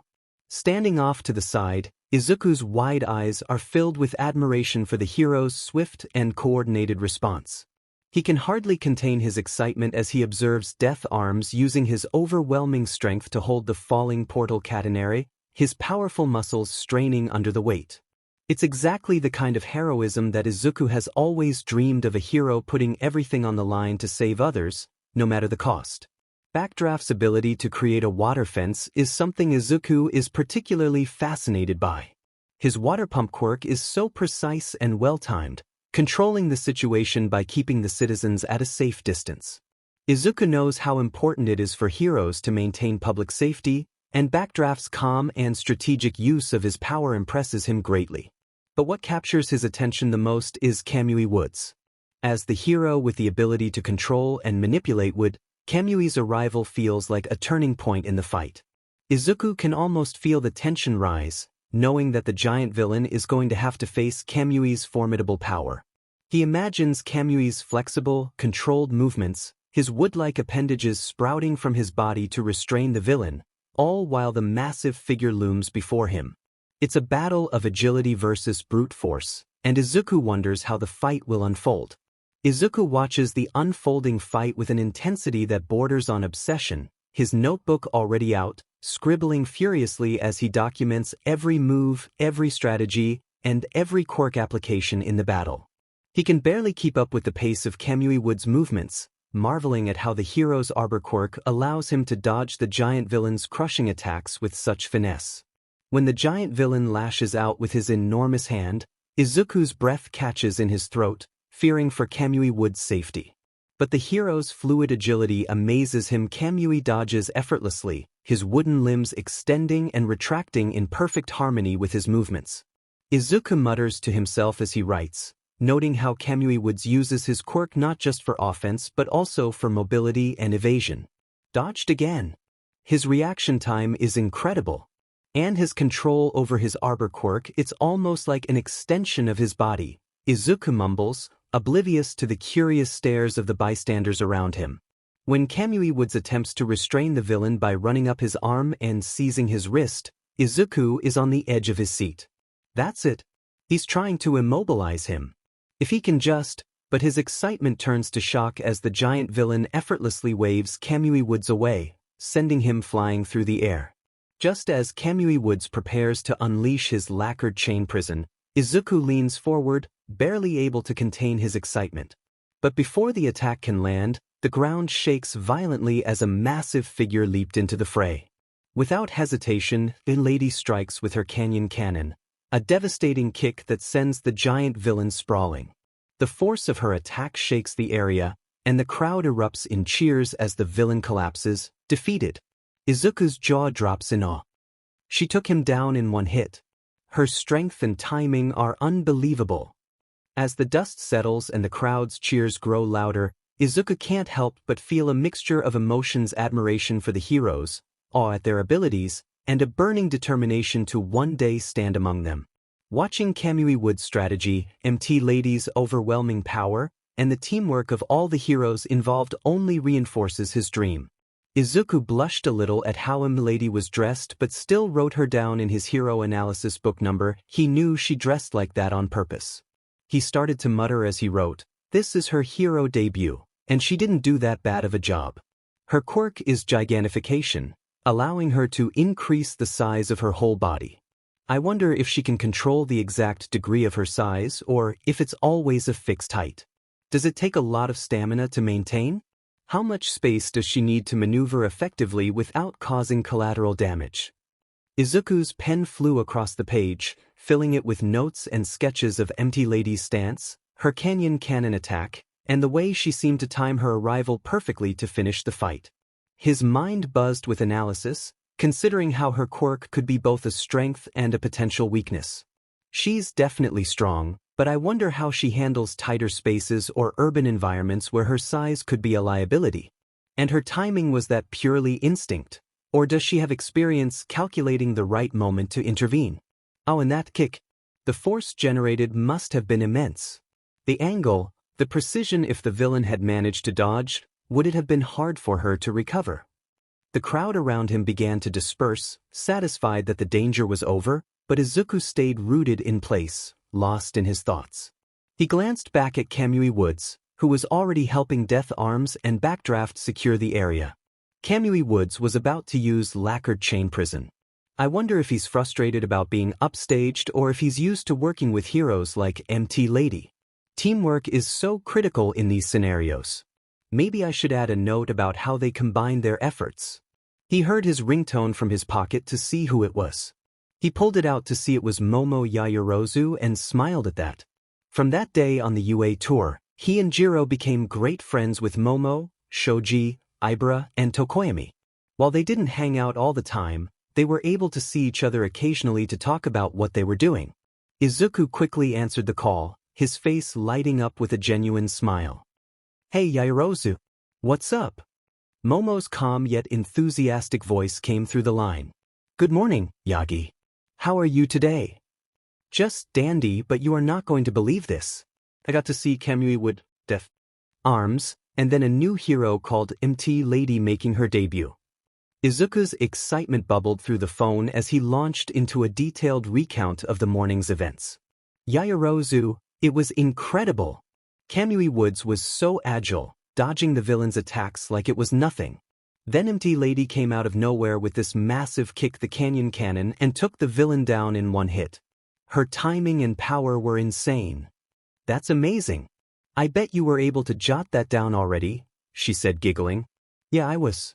Say, not to be unappreciative for you calling me, but don't you have school? Because I do, he said as he walked through the gate to go to class. Oh, well, our school gets a day off a month, and that is that day, she said happily. I was debating on using it to meet you when you were done with school.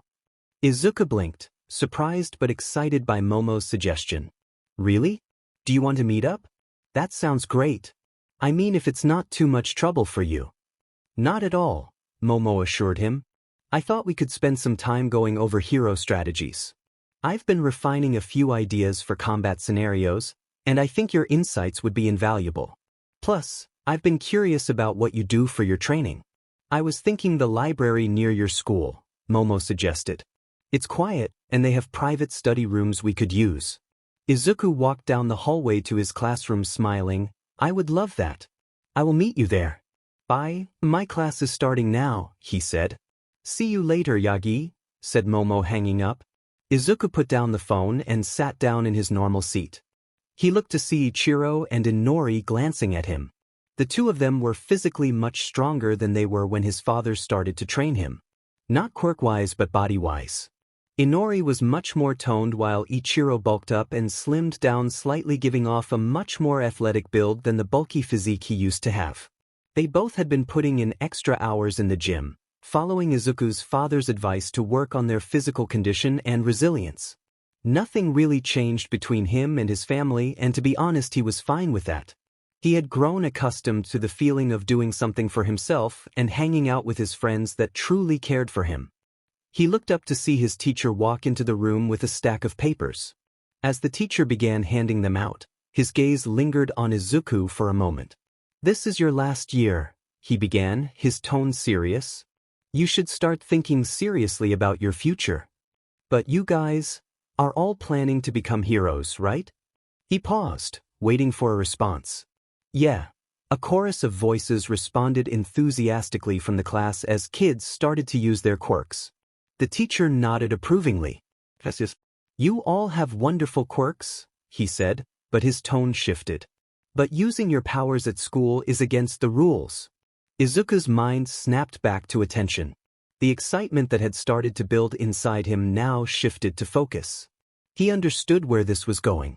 Using your abilities outside of controlled environments could easily lead to accidents, misunderstandings, or worse, putting others in danger. His thoughts were interrupted by a familiar voice. Sensei! Katsuki Bakugo's voice cut through the air with his trademark intensity. Don't lump me with these guys, Bakugo snapped, his face contorted with disdain. There's no way we're gonna be stuck at the bottom with the rest of these losers. Agreed. Myself, Inori, and Kaken are going to go far. These guys would be like to get hired by some D-lister in the future, Ichiro said, pointing his thumb back at the crowd of students. Izuku shook his head at his brother's remark. Now he will admit Impact Drive is a very powerful quirk.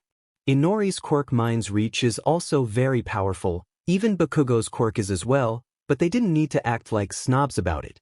Any quirk trained well enough could have its uses for hero work. He was snapped from his thoughts as the teacher turned their attention to the trio. Oh yeah, if I remember correctly, Inori, Ichiro, and Bakugo, the teacher said, eyeing the group. You three wanted to attend UA? Is that correct?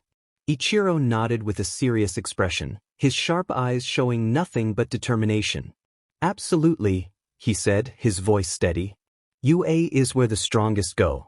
It's where I belong. Bakugo's smirk was immediate, his usual arrogance on full display. Of course, we're aiming for UA. We aced the mock test. We're the only ones at this school who could possibly get into UA. His voice boomed with unshakable confidence as if the fact were a known truth. We'll definitely surpass All Might and become the top hero. Our names will be inscribed on the list of top earners. Yeah, sure, Kaken, Ichiro added with a grin, his voice filled with the same level of arrogance. You might just beat everyone to the top. Inori and I will be right behind you, though. We're not the type to settle for second place. Expect us to be right there every step of the way. "Oh yeah, that is right, Izuku, you were planning on attending UA, right?" asked the teacher, making everyone divert their attention to the young man sitting in his seat. "Yes, sir," was all he said, causing an uproar between the students. Most were laughter, but his siblings and Bakugo just looked at him with a mixture of anger and confusion. "The youngest of the Yagi triplets, attending UA? That's the best jokes I've heard all day," said one of the students, laughing his butt off. Izuku gritted his teeth but kept silent. His classmates' laughter echoed in his ears, but he refused to let it shake him. He had spent too much time doubting himself already. Now, more than ever, he needed to stay focused on his goal. His siblings, Inori and Ichiro, didn't help matters. Inori raised an eyebrow but said nothing. Ichiro, however, shook his head, his lips curling into a sneer. "Pathetic," he muttered under his breath, but just loud enough for Izuku to hear. "You'll never make it. Just face it, you're not cut out for it." Izuku sighed once more. This was going to be a long day, he said to himself, sitting up in his seat. Elsewhere. "Hey, stop that villain." Many people could see a sludge villain running down the street with the wallet of the person it took from. Toshinori was holding some groceries, seeing this happen, and sighed. "I can't even buy groceries without something happening," he said, transforming into his buff form. He then started to chase after the said villain. With Izuku. Izuku had finished writing in his analysis book and checked his phone to see a notification of a sludge-like villain. "Maybe I could swing by on my way to Yayorozu to see it," he said, getting up from his desk. His danger sense went off and yanked his notebook away just in time to see Bakugo and practically lunged for it. Bakugo was slightly surprised at the speed but continued anyway. "I am afraid I am not done with you, Deku." "Done with what?" he asked, half annoyed and half curious. "What book is that?" he asked, trying to see it. "My Hero Analysis book number 13, he said, still not letting him get it. He then saw a green aura form around the book, realizing this was Nori's doing. He quickly put the book into his bag, preventing her from using her quirk on it. Ichiro snorted. "You know, Deku, heroes start making waves when they are young, and don't even get me started on you not having a quirk." "So, what, you got rid of that rule long ago," he said, shrugging his shoulders. "The point that he is making is to not apply to UA, you fucker," said Bakugo threateningly. "I don't care what you think about my quirk, Kakin," Izuku replied, his voice steady. "Quirks don't define who you are, or where you go in life." Bakugo's expression twisted into an even deeper scowl. "Then why the hell are you even trying to go to UA? You're just gonna hold everyone back with your uselessness," he shouted, his voice filled with contempt. His hands sparked small explosions, showing just how ready he was to act on his anger. Inori shook her head at Izuku and sighed. "Alright, guys, let's go." "He isn't worth it," she said, trying to get them out. Bakugo smirked as he waited right at the door, staring at Izuku. "Hey, I do have a great idea for you to get a quirk," he said, smirking. "You could take a swan dive off the roof and hope for a quirk in the next life," he said, chuckling slightly. This even had Ichiro and Inori laughing, leaving the room. Now Izuku didn't care about a whole lot of what they had to say, but the fact that 3 of them had laughed at telling him to commit suicide was just wrong. This made him feel much different than before. He shook his head as he put his backpack straps on, leaving the classroom. He knew his siblings didn't care about him, but that hurt more than he thought it would. He started to make his way over to the library, realizing how far he had come. He went from a scrawny, quirkless, awkward, and above-average smart kid. Now he was a lean, athletic, super smart, and still awkward kid who was on his way to being a hero with several quirks. That he was on the same path as the sludge villain. Something went off in his head. Not danger sense, but an empty feeling in his stomach. That was when his danger sense went off. He activated his eagle eyes to see there was sludge starting to go around his foot. He actively sends 2 tendrils off to the end of the tunnel. He propelled himself away from the villain. The sludge villain grinned at Izuku. "Well, you seem like a power quirk user. You will make a great vessel for me," he said, charging down the tunnel at Izuku. Izuku was prepared to fight as the manhole cover in between then burst open. A man standing well above him, with blonde hair in the shape of a rabbit, stood menacingly. "You've got to be kidding me right now," thought Izuku as he saw All Might, his father, right there. "Fear not, citizen, I am here," he said, ping his fist back at the scared villain. Take this, you evildoer. Texas smash. The ground trembled as All Might launched his fist forward with earth-shattering force. The sludge villain, caught off guard by the sheer power of the attack, was sent flying backward into the side of the tunnel, its body splattering across the walls before collapsing into a heap. The impact left a crater in the pavement, and the air was filled with the sound of debris settling. Izuku stood frozen for a moment, his eyes wide in disbelief. For as much as he neglected him, he sure as hell was strong. He wasn't the #1 hero for nothing. In the blink of an eye, Izuku saw All Might capture the villain in a soda bottle. All Might twisted the cap onto the soda bottle, trapping the sludge villain within. He inspected the bottle with a satisfied grin. There we go. Another job well done, he said, holding it up like a trophy. He looked back to see that his youngest son of all people was there. Izuku? What the hell was he doing here? Thank God I got here. He wouldn't have been able to defend himself, he said, turning to walk to the boy. Young man, are you hurt in any way and are you okay? He asked with that grin still on his face.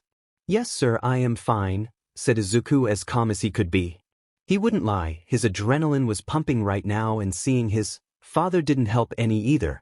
That is good young man, would you like my autograph? He asked leaning down over him. Even if he didn't like his father all that much, having an autograph from All Might would be great to pass on to his children. He knew that and that he would love and take care of them much more than he ever did.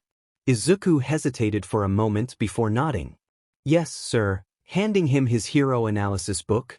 As his dad took his book, he thought about All Might as a whole. Now even though he didn't respect his father, he still respected All Might to model after him to some extent.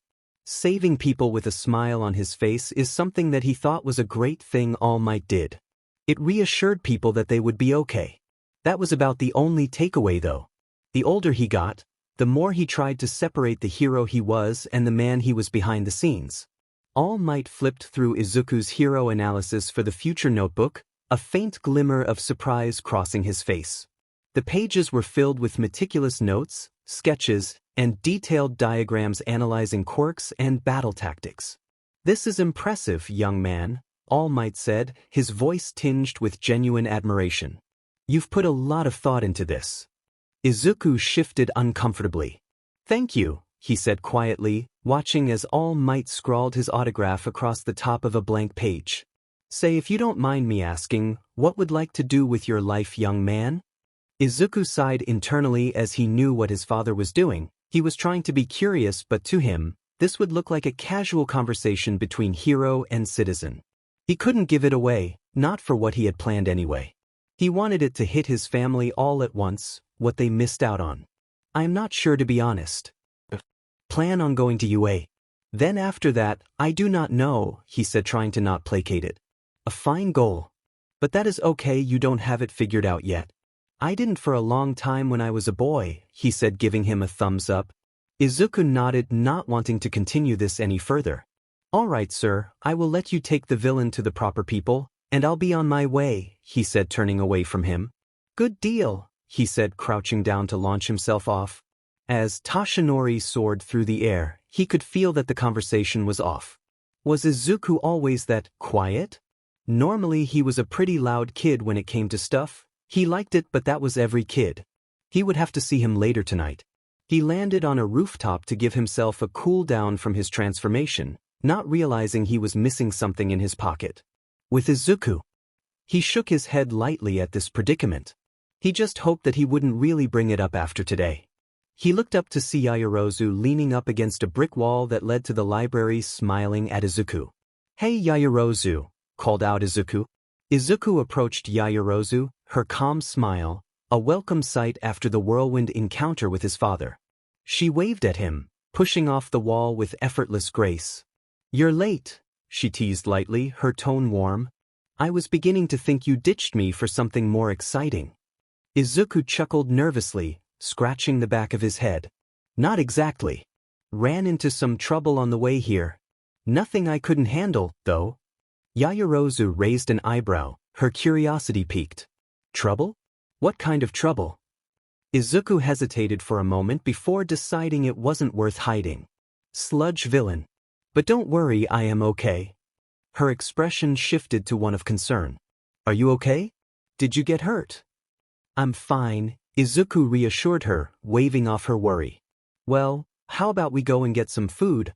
I am sure you are hungry, and you can tell me what happened. The library can wait, she said, trying to pull him along.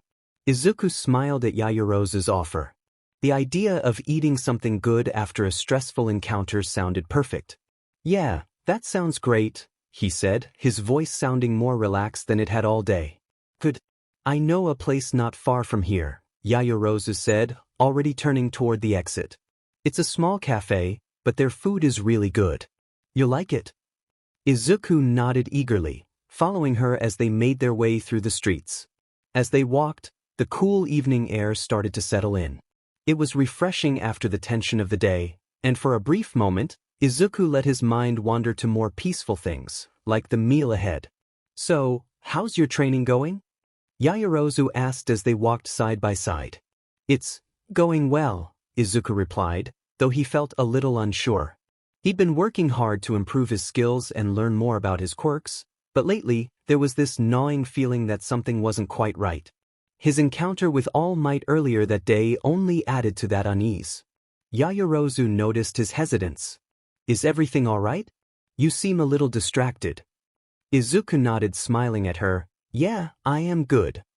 Yaoyorozu gave him a sideways glance, sensing there was more to the story. If you ever want to talk about it, you know I'm here, right? Her voice was warm, and there was no judgment in her words. Izuku felt a surge of gratitude toward her. I appreciate it, Izuku said quietly. I really do. I just don't know if I'm ready to talk about it yet. They walked in silence for a few more moments before Yaoyorozu spoke again, her tone lighter now.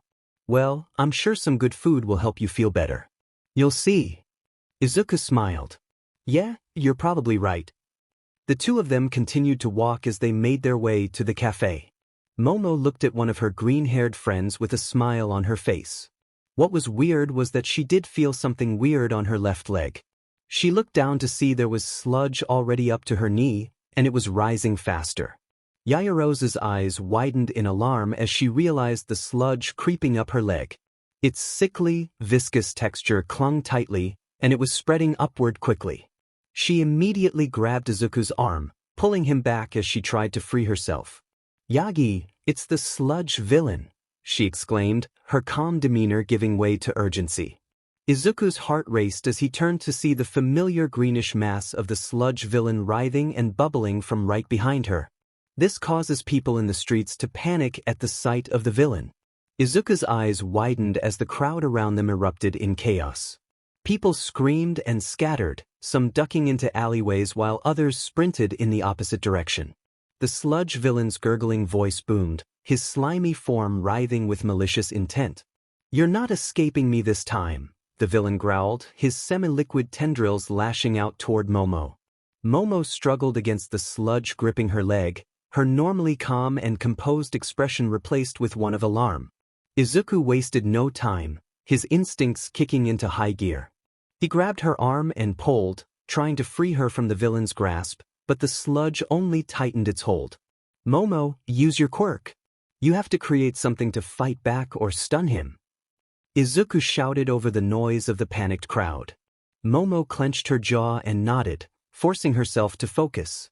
She placed her free hand on her exposed forearm, and within seconds, the outline of a large shield formed around her arm, preventing the villain from getting a good grip on her. I won't let you get away. You will be a great vessel, the villain snarled. Time for you to go, kid, he said, looking at Izuku. The villain set a punch right into Izuku's chest, losing his grip on Momo as he was sent flying into a car. Izuku crashed into the car with a loud thud, the force knocking the wind out of him. Pain radiated through his body as he struggled to regain his bearings. His vision blurred for a moment, but he shook his head, forcing himself to focus. Her shield had managed to block some of the sludge's advance, but the villain's relentless nature made it clear they weren't out of danger yet. The sludge villain turned his attention back to Momo, his slimy mass surging forward. You think you can escape me? Think again, he growled, his tendrils lashing out to grab her once more. It was a pandemonium. Izuku's mind swirled right now, and everything slowed down. He looked to his left to see Death Arms, Kamui Woods, and Backdraft trying to contain the crowd. He was amazed at how fast they got here. To his right, he sees Milady blocking the way at the other end of the street. He didn't blame them 100% because their quirks weren't suited for a villain like this. Then he saw Momo still struggling against the villain. Most of her skin was getting covered, which wouldn't be good for her quirk. Izuku gritted his teeth, his body protesting every movement as he forced himself to stand. The sharp pain radiating through his chest was nothing compared to the urgency surging in his veins. Momo needed him, and there was no time to hesitate. He put a smile on his face as he prepared himself for battle. "Let go of her!" Izuku roared, summoning his resolve as 3 tendrils of Black Whip shot out from his arms, thundering toward the sludge villain like dark lightning. The glowing black tendrils wrapped around Momo's body gently but firmly. He stomped his feet into the already damaged car as leverage and continued to pull her. Momo was wrapped in something similar to a Synthesist from Black Whip as she was slowly being pulled out. She created a flashbang, throwing it in the villain's face. "Holy shit, this kid is strong," said the sludge villain, trying to hold on to her. Izuku gritted his teeth even more as he continued to pull on Momo. He didn't even know where this strength was coming from. Momo created multiple flashbangs from her skin and used it on the villain. Then it worked. Momo was out of the villain's grasp and launched towards Izuku. Izuku caught her in his arms, falling from the force he pulled her at. Izuku had cushioned her to make sure he took to the brunt of the blast. Izuku struggled to catch his breath, holding Momo tightly as they landed in a heap on the pavement. His body ached from the impact, but the immediate relief of pulling her away from the villain was worth it. Still, the sludge villain was enraged, and Izuku could feel the heat of his fury as the villain prepared to launch himself at them again. "You, Fanji brat! You are dead!" the villain screamed, his limbs coiling, ready to strike. But before the sludge villain could advance, a sudden flash of light streaked across the street, and a burst of cold and hot air swirled around them. The villain froze mid-motion, his entire form shaking as he looked at the man before him. Floating in front of Momo and Izuku was Frostflare, one of the few sidekicks to Endeavor. He was in a hero suit of deep blue with black accents all over. He was ranked 39th on the charts, and he was the son of Endeavor. Frostflare's icy blue eyes glinted as he hovered just above the ground, his body surrounded by a shimmering aura of frozen air. His white hair, edged with a faint blue glow, shifted slightly in the wind, and his intense gaze locked onto the sludge villain with an air of authority. The streets, which had been full of chaos just moments before, fell silent for a brief second, the tension palpable as the villain recoiled, sensing the sudden shift in the atmosphere. "You're not going anywhere," Frostflare said, his voice calm but icy, dripping with the confidence of someone who knew exactly how to handle a situation like this. He waved his hand, sending a powerful ice blast toward the villain, effectively freezing him. The ice blast shot forward with incredible speed, striking the sludge villain's writhing mass with a violent crash. The villain let out a strangled, gurgling scream as the cold surged through his body, freezing him solidly in an instant. His tendrils, which had been lashing violently toward Momo and Izuku, were now stiffened and rigid, completely immobilized by the intense frost that had overtaken him. Frostflare turned down his flames and floated down to the ground with graceful ease, his boots barely making a sound as they landed on the pavement. He glanced briefly at Momo and Izuku, his expression unreadable for a moment. Then he nodded toward the villain, who was now nothing more than a frozen, grotesque statue of sludge. "That should hold him for now," Frostflare said, his voice calm and authoritative, but with an undertone of satisfaction. His piercing icy gaze turned toward the chaos around them. The remaining panic in the streets seemed to subside now that the immediate threat had been neutralized. Heroes from nearby had already begun to secure the area, ushering civilians to safety and keeping the perimeter clear. Izuku, still holding Momo in his arms, breathed a sigh of relief as the adrenaline in his body began to fade. His body was sore, aching from the impact of the villain's blow and the strain of pulling Momo from the sludge's grasp, but the rush of victory and the relief of her safety kept him going. He carefully helped her to her feet, making sure she was steady before he took a step back. "Are you two all right?" he asked, walking over to them. Izuku nodded, wincing slightly as his sore body protested the movement. "Yeah, we're fine," he said, his voice rough but steady. "Thanks to you." Momo, who had been quiet for a moment, smiled up at Frostflare. "We really owe you one," she said, her voice warm despite the chaotic circumstances. "That ice blast. You were amazing." Frostflare gave a small, almost imperceptible nod in acknowledgement. "It's my job," he said simply, as though it were no big deal. But Izuku could tell by the way his gaze lingered on them that there was a deeper layer of thought behind his words, a quiet intensity that suggested a willingness to help but also a certain distance. Frostflare's gaze lingered on Izuku and Momo, his icy blue eyes scanning them with a mix of curiosity and quiet approval. Despite his calm exterior, there was something in his demeanor that hinted at a deeper sense of urgency, a weight that he carried silently. "You've got potential," Frostflare said, breaking the silence. "Continue to train hard, and work smart, and I will see you in the top 10 of the hero charts in a few years," he said, smiling at the two.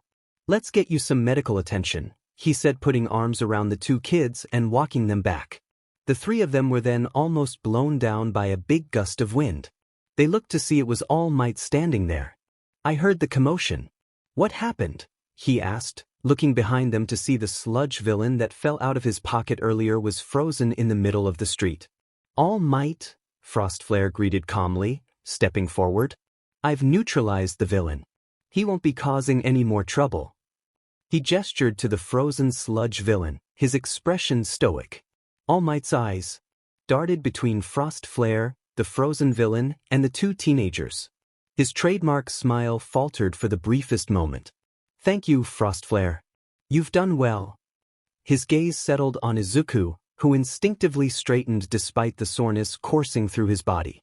"Young man, you seem to find danger wherever you go," All Might said, his booming voice directed at Izuku. "Are you all right? What happened here?" Izuku hesitated, his mind racing. He didn't want to draw attention to himself, especially after using Black Whip so openly. "I'm fine, sir," he stammered, bowing slightly. "The villain attacked us out of nowhere. Frostflare saved the day." Frostflare tilted his head slightly, observing the interaction between All Might and Izuku with a subtle curiosity. The boy's nervousness wasn't unusual. All Might had that effect on people, after all, but there was something about Izuku's demeanor that caught his attention. He couldn't quite put his finger on it, but it was clear the young man carried more weight on his shoulders than most his age. All Might, meanwhile, beamed down at Izuku, his trademark grin back in full force. "Good to hear.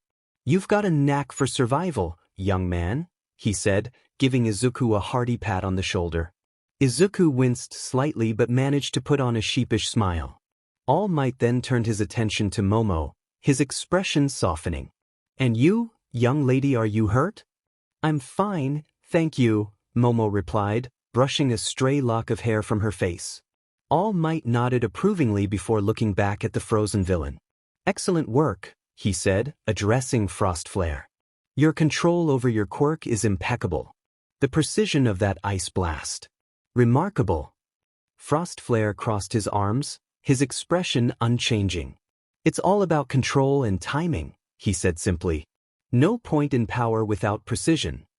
His tone was neutral, but there was an unmistakable edge to his words, a quiet pride in his mastery of his abilities.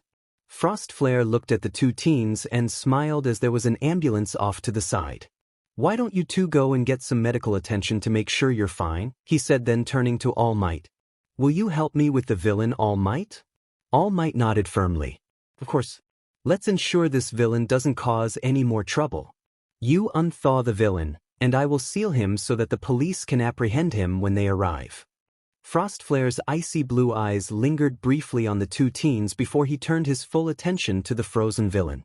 As he approached, his aura of frost began to intensify again, the air around him shimmering with a mixture of cold mist and heat distortion. All Might followed close behind, his towering presence overshadowing Frostflare's more subtle but equally commanding demeanor. Meanwhile, Izuku and Momo made their way to the waiting ambulance. Izuku winced with each step, his body protesting from the strain he'd put on it. Momo, though shaken, walked steadily beside him, her gaze flicking back toward Frostflare. "Do you think he's always that composed?" she asked, her voice quiet as though not wanting to disturb the atmosphere. Izuku glanced back at Frostflare, who was now speaking with all might as they examined the villain. "I don't know," he admitted. "But he definitely knows what he's doing. It's like, he's been through this 100 times before. Makes me wonder if Endeavor is the same way, like father like son." Momo nodded thoughtfully. "It's reassuring, isn't it? Knowing that there are heroes like him out there." Izuku smiled faintly. "Yeah, it is." As the two teens reached the paramedics, one of them, a young woman with a warm smile and steady hands, helped Izuku onto a stretcher. "You've had a rough day," she said kindly. "Let's make sure everything's all right." Momo hesitated, glancing at Izuku. "I think I'm fine," she said, though her voice wavered slightly. The paramedic gave her a reassuring nod. "Even if you feel okay, it's good to get checked out. Adrenaline can mask injuries." Izuku watched as Momo was being treated first per his agreement when he felt someone stand behind him. He turned around to see Death Arms was there. He stood up straighter for when he would address him. His expression was stern but not unfriendly, a seasoned hero sizing up someone who had clearly been through the ringer. "You alright, kid? That is a lot even for heroes," he asked calmly. "Why, yes, sir," he replied. "I would like to say sorry, sir. I understand that quirk use is bad, but I just wanted to make sure that she was going to be okay. I understand if I am going to get in trouble," he said, bowing down before him. Death Arms tilted his head, his stern expression softening slightly at Izuku's humility. He placed a firm but not unkind hand on Izuku's shoulder, his grip steady and reassuring. "Relax, kid," he said. "First off, you were attacked, which right out of the gate allows you to use your quirk to defend yourself. Secondly, I wanted to say I was impressed with your skills, strength, and wits to save your friend or girlfriend or whatever she is to you," he said, leaning against the ambulance. Izuku's face turned bright red at Death Arms' comment, his hands waving in front of him frantically. "She's not my girlfriend. We're friends," he stammered, his voice a mix of embarrassment and panic. Momo, overhearing the exchange as she was being checked over by the paramedics, glanced over with a slight blush but composed herself quickly. "Thank you for the assistance," she said politely, addressing Death Arms. Death Arms chuckled, his stern exterior softening further. "Relax, kid. I'm just messing with you," he said, his deep voice carrying a hint of amusement. "But jokes aside, you did well. Not a lot of people your age would have the guts to jump into a situation like that, let alone handle it as well as you did." Izuku blinked, the praise catching him off guard. "Thank you, sir," he said, bowing slightly. I couldn't stand by and do nothing." "That's good. What I am saying is that I hope to see you down the line. With what you just did, you will be a great hero," he said honestly. "I completely agree," said Kamui Woods, walking up to them. "Good work out there, kid. Maybe we can work in the future together. You are pretty strong if you are able to pull her out," he said, looking to see All Might was stuffing the villain back in a jar. "No need to be so formal, kid. Just keep working hard, and I'm sure you'll make it far." Momo, now finished with her checkup, stepped beside Izuku. Her expression was composed, but there was a glimmer of pride in her eyes as she looked at him. "Yagi is remarkable," she said. "He was fearless in protecting me, and I wouldn't have been able to hold my own without his quick thinking." Izuku blushed furiously at her words. "It was nothing really. You were amazing too, Yaoyorozu." Momo's cheeks turned a faint pink, but she maintained her poise. "Thank you. But we both know teamwork made the difference." Kamui Woods nodded approvingly. "Teamwork is essential. It's what separates the solo vigilantes from true heroes. Unlike my associate over there," he said, pointing to MD lady flaunting herself around the press and media. The others chuckled as the two aspiring heroes were being checked out by workers. A couple of hours later, Izuku was walking Momo to the train station to send her on her way home.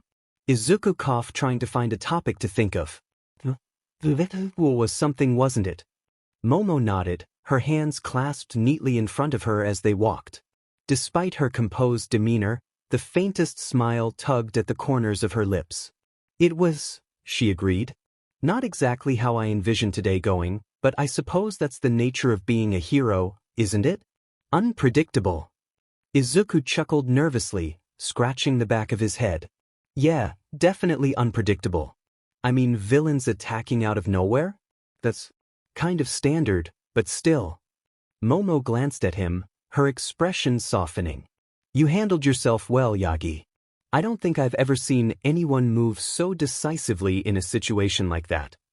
Izuku's face turned pink, and he looked down at his shoes. Thank you. But honestly, I just acted. You were the one who stayed calm and thought of using flashbangs at some point. We make a good team, Momo said simply, her tone warm but matter-of-fact. Yeah, we do, Izuku said, his voice quiet but sincere. He looked at her, and for a moment, their eyes met. He quickly turned away, feeling his face heat up again. So, are you okay? I mean, really okay? Momo hesitated, then gave a small nod. I am. A bit shaken, perhaps, but otherwise fine. What about you? You pushed yourself pretty hard back there. I'm okay, Izuku said quickly, though his body ached in protest with every step. I'll probably feel it tomorrow, but it's nothing I can't handle. Momo's brow furrowed slightly. You should rest. Overexertion can lead to injuries if you're not careful. I will, Izuku promised. I just wanted to make sure you got to the train station safely, and sorry for not using my healing quirk back there. I didn't want them to see me using more than one, he said as he saw the train station in the distance. That is quite all right, and thank you for being a gentleman, Yagi, she said, nudging him with her hip. Izuku stumbled slightly at the gentle nudge, his face turning bright red. He let out a nervous chuckle and adjusted his pace to match hers again. Oh, yeah. Of course. I mean, it's the least I could do after everything. Momo smiled, clearly amused by his flustered reaction, but she didn't press further. The train station loomed closer, its lights casting a warm glow on the cobblestone streets. The hum of the evening crowd filled the air, a stark contrast to the chaos they had experienced earlier. As they approached the entrance, Momo hesitated. Thank you for saving me today, Yagi. I was pretty scared, she said in a bold move, hugging him. Izuku turned into a tomato, hesitated and hugged her back. He noticed she was much easier to hug than Jiro because of the height difference. I didn't know what else to do, Izuku stammered, his voice muffled by her shoulder. I just wanted to make sure you were safe. Momo's gentle laugh filled his ears, and she pulled back just slightly to look at him. Her eyes were soft, but there was a deep sense of gratitude in them. And you did, Yagi. You were amazing out there. She paused, giving him a small smile that made his heart skip. But I think I should thank you for saving me more than once today. Oh, you don't have to do that, he said, waving her off, trying to fan himself from the blush still on his face. Momo's smile only grew at his flustered reaction. I insist, she said firmly but kindly. Without you, things could have gone much worse. You deserve recognition for that. Trust me, I don't need anything or want anything, he said. Momo tilted her head slightly, a thoughtful look crossing her face. Even if you don't think you need or want recognition, it's still important to acknowledge the good you've done, Yagi. You have a habit of underselling yourself. Izuku scratched his head awkwardly, unsure how to respond. I just think it's what any hero would have done. You would have done the same for me, Yaoyorozu. No question.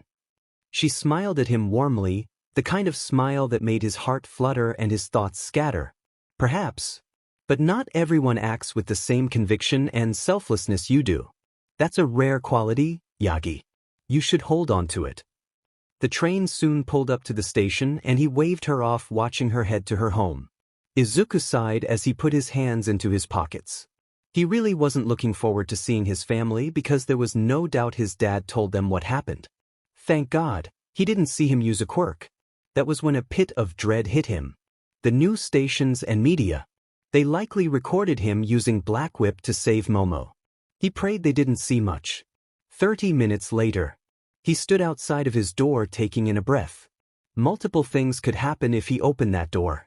The first thing could be they hadn't watched the news yet or his father didn't tell them. The second thing was he did tell them, and they wanted to know what happened. Or the third thing he thought of as they found out he had a quirk and would have to explain. Let's hope it wasn't the latter option. He opened the door to see his mom and father on the couch as they approached him. He was surprised his dad was able to get here before him, but then remembered he had to make sure Momo was safe when he dropped her off. Izuku, we saw what happened on the news? It's on the television right now, said his mother, pulling him to the living room. There he saw Inori and Ichiro with a straight look on their faces as their eyes were fixed on the TV, but he knew they were sad. The five of them watched as it cut to the 7 o'clock news. This was likely the third time they had seen this, but they were still watching it on TV.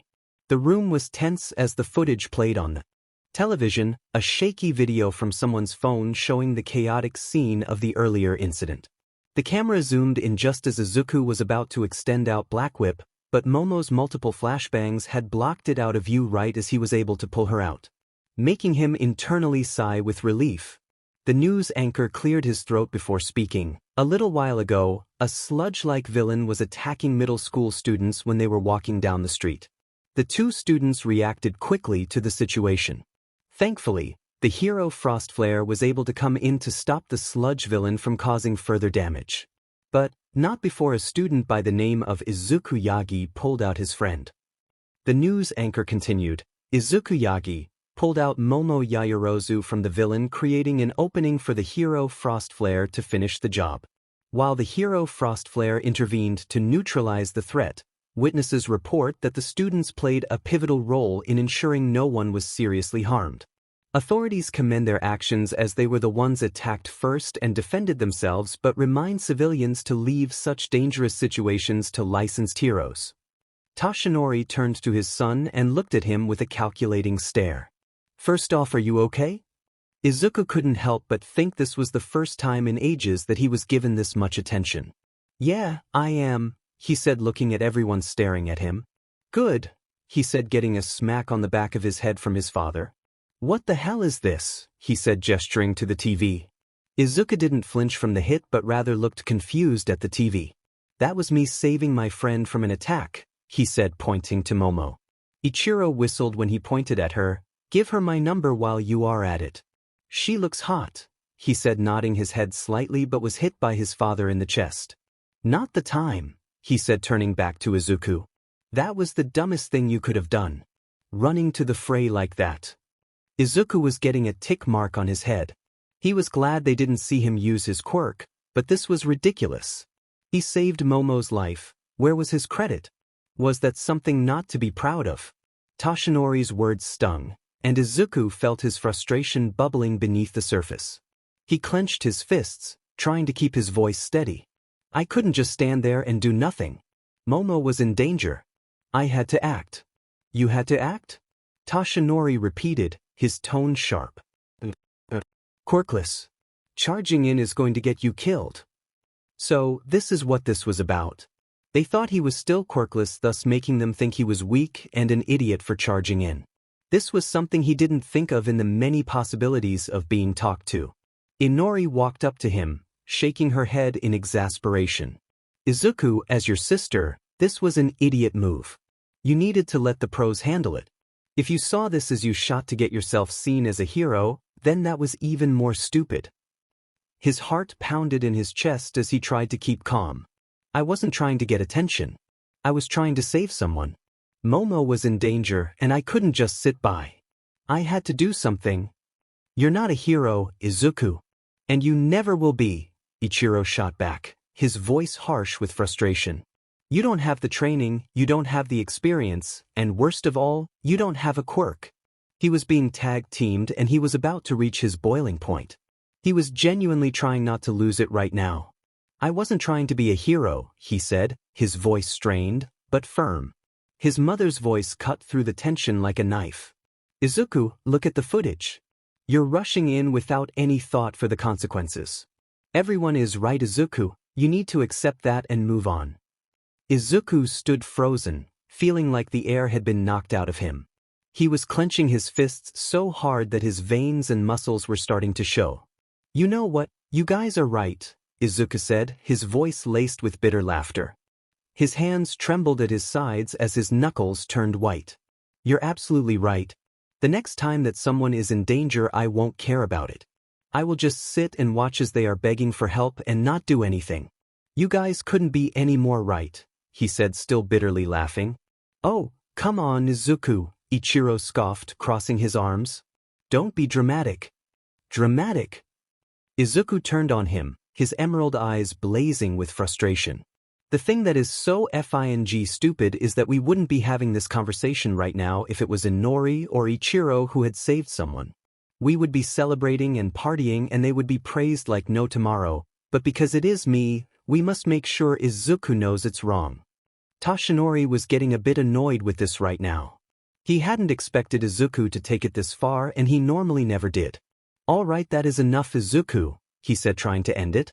Fact scoffed as he looked at his dad, "and the fact that you didn't deny just proves my point." "I said that is enough, Izuku," Toshinori glaring at him. "No, it isn't. That, like I said, this wouldn't be a conversation if this was Ichiro or Inori. So, let me ask you this. You and Mom are walking down the street when, suddenly, Mom is taken down the alleyway. Are you going to sit there with your thumb up your butt and be like, 'Welp, looks like I have to wait for the pros to show up while my wife is being taken to God knows where?'" Toshinori's eyes widened slightly at Izuku's blunt and brutal example. "That's not the same thing," he said, his tone hardening. "Don't twist this into something it's not." "Oh, it's not the same?" Izuku challenged, his voice rising. "What's different about it? Because it's you in the situation? Because it's someone you care about?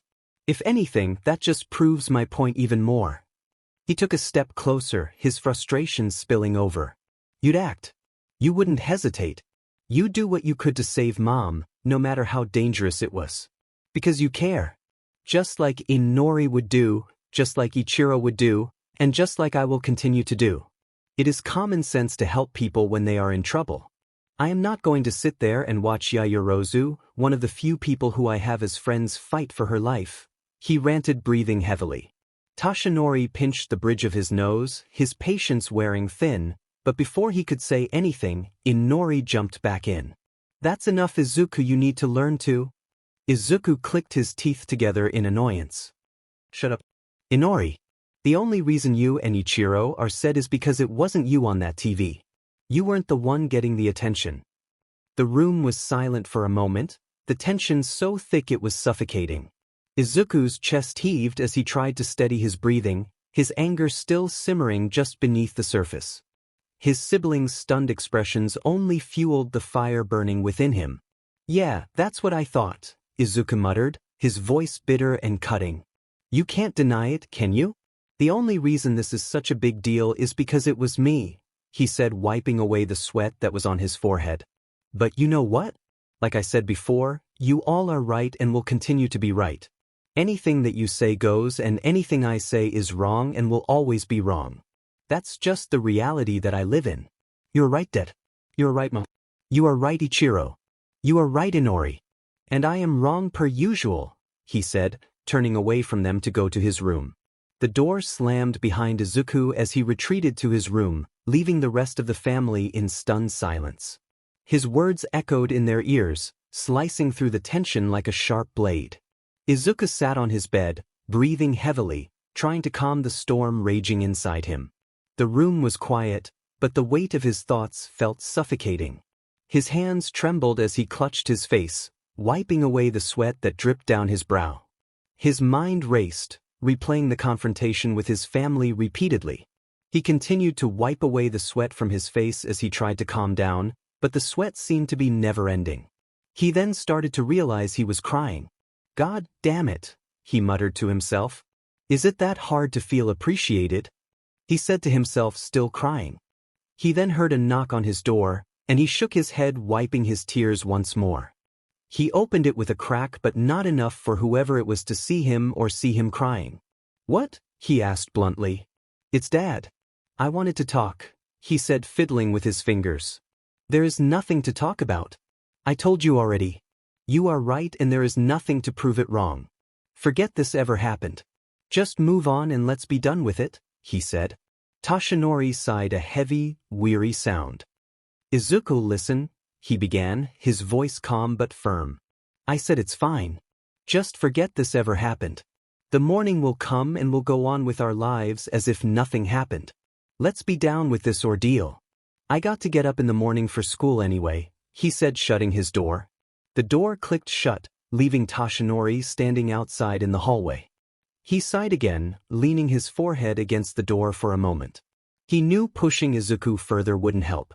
The boy was hurting, and sometimes, words couldn't mend the chasm of emotions between them. He walked back to the bedroom to see Inko was on the bed already with a concerned look on his face. Inko sat on the edge of the bed, her expression a mix of worry and sadness. She looked up at Toshinori as he entered the room, her eyes searching his face for understanding. How is he? Inko asked softly, her voice barely above a whisper. He isn't talking to me if that's anything, he said, plopping himself down on the bed. Maybe if we give him some space. That seems like the best course of action, she said, laying down next to him. Yeah, Toshinori agreed with a heavy sigh. Maybe giving him some space is the best thing we can do for now. Like I said, he needs some space. Just wait for a bit and see what happens. Toshinori nodded as he took his clothes off to put some sleeping attire on and call it a day. Few days later, 10 months till entrance exam. All right, remember to lift with your legs and not your back, Izuku said as he hoisted a fridge up. Izuku had been up almost all night in Mindspace, which was about 40 hours in there, coming up with the soundest ideas to help him in passing the entrance exam for UA. Now he knew from confidence speaking he would pass if he were to take it now, but he wanted to be the best of the best. Tokoyami, Jiro, Shoji, and Ibra checked up and called the two of them after the incident, and they said they couldn't believe that we were famous. Izuku tried to wave it off, but they were persistent in telling them that they were glad to see they were fine. His family, though, was different. He was barely talking to them as of right now after that whole excursion between them. He would move out, but that wouldn't make any sense. UA had a dorm system making sure that their students were safe, and if they went out and bought an apartment, that would be more of an unnecessary expense even if he had a lot of money at his disposal. He and Chase had come up with the idea to clear out a beach for an assortment of reasons. Reason number one was community service of sorts. The Dagoba Municipal Beach used to be a beautiful beach that Izuku remembered coming to when he was really young, and now it was a place with meters tall full of garbage. Reason number two, he could train here and not have anyone know of what trying he was doing. He could train his new quirks and continue to grow stronger. The focus of the next months would be more on quirk training specifically rather than physical. Yes, he was getting physical training by picking up heavy trash, but he trained in the open area once it was cleared out. Reason number three was the metals and minerals here. Izuku wanted to try to build some tech for himself or others, and this place had lots of it. Copper, steel, iron, and even aluminum could be salvaged from the heaps of discarded appliances and machinery. If push comes to shove, he could just sell the stuff. He placed the fridge down near the entrance and sighed. This would be hard, but he was willing to do it. He thought about the events that happened the past few days and he shook his head. For lack of a better term, his family really was stupid sometimes. It wouldn't lie if he said he didn't feel better letting them hear some of what he had inside of him all these years, but that was just a drop in the bucket. He really wanted to let it fly, but that could wait for another day. He actually chuckled that he had gotten clearance to clean the beach so fast by the city, but then he realized he was in the news recently with the sludge villain incident, and you could guess why. The best part was that he was given clearance because Kamui Woods, Death Arms, and Empty Lady endorsed it, which is why it got pushed so quickly. He had asked personally if they could keep this under wraps for obvious reasons. They would send one truck a day, so he would have to make the most of what he did while he had it here. Izuku took a deep breath, rolling his shoulders to ease the tension building there. The fridge wasn't the heaviest thing he'd moved in the past few days, but the accumulated exhaustion from his relentless efforts was starting to creep in. He glanced at the massive piles of trash that still needed sorting and chuckled under his breath. One day at a time, he muttered. He worked till 3 p.m. clearing up a decent section that was about 15 feet by 15 feet. The truck was filled with garbage and pulled out his notebook with the next part of his plan. The 3 quirk creations he had available were already thought out and he was about to test one of them, F.A. Gene. F.A. Gene fascinated him, which was funny as most of the quirks of the previous users of One for All were. F.A. Gene allowed him to build up kinetic energy through repetitive motion, storing that energy like a coiled spring waiting to explode. It was versatile and powerful, but the trick was learning to control it. Izuku had been experimenting with different movements to find the most efficient way to charge it without exhausting himself too quickly. The next quirk he needed to make was Jolt. Now yes, on its own Jolt isn't all that powerful, but Izuku wanted to infuse the potential of One for All into Jolt to make it much stronger.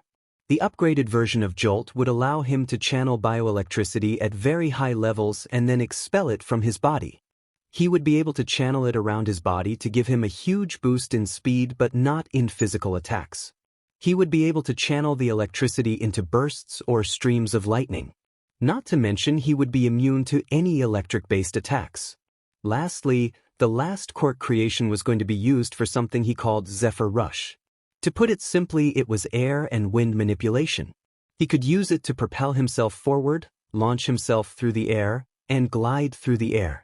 He would be able to use it to control gusts of wind within a certain area, and he would have to train hard to make the intensity of the wind gusts stronger, but that would be fine. Lots of work and only so much time, but he knew he got this. Izuku clenched his fists as he put them into a fighting motion. "Alright, let me try punches really quick," he said, reading himself to use F.A. Gene. He began with light, rhythmic jabs, alternating between his left and right fists. Each punch was fluid and precise, and as the motion continued, he could feel the energy slowly building in his arms. The sensation was strange at first, a faint buzzing that grew stronger with every repetition. "Okay, I think that's enough build-up," Izuku muttered, stopping his movements. He squared his stance, focusing on the target. He'd set up a makeshift punching bag crafted from salvaged materials. With a deep breath, he threw a single punch, releasing the energy in a controlled burst. The impact was explosive. The punching bag flew backward, crashing into a nearby pile of trash. The force of the blow reverberated through his arm, and he winced slightly at the strain. "Wow," Izuku said, flexing his hand as he examined the results. "That's definitely stronger than my normal punches." But he glanced at his arm, feeling the lingering tension in his muscles.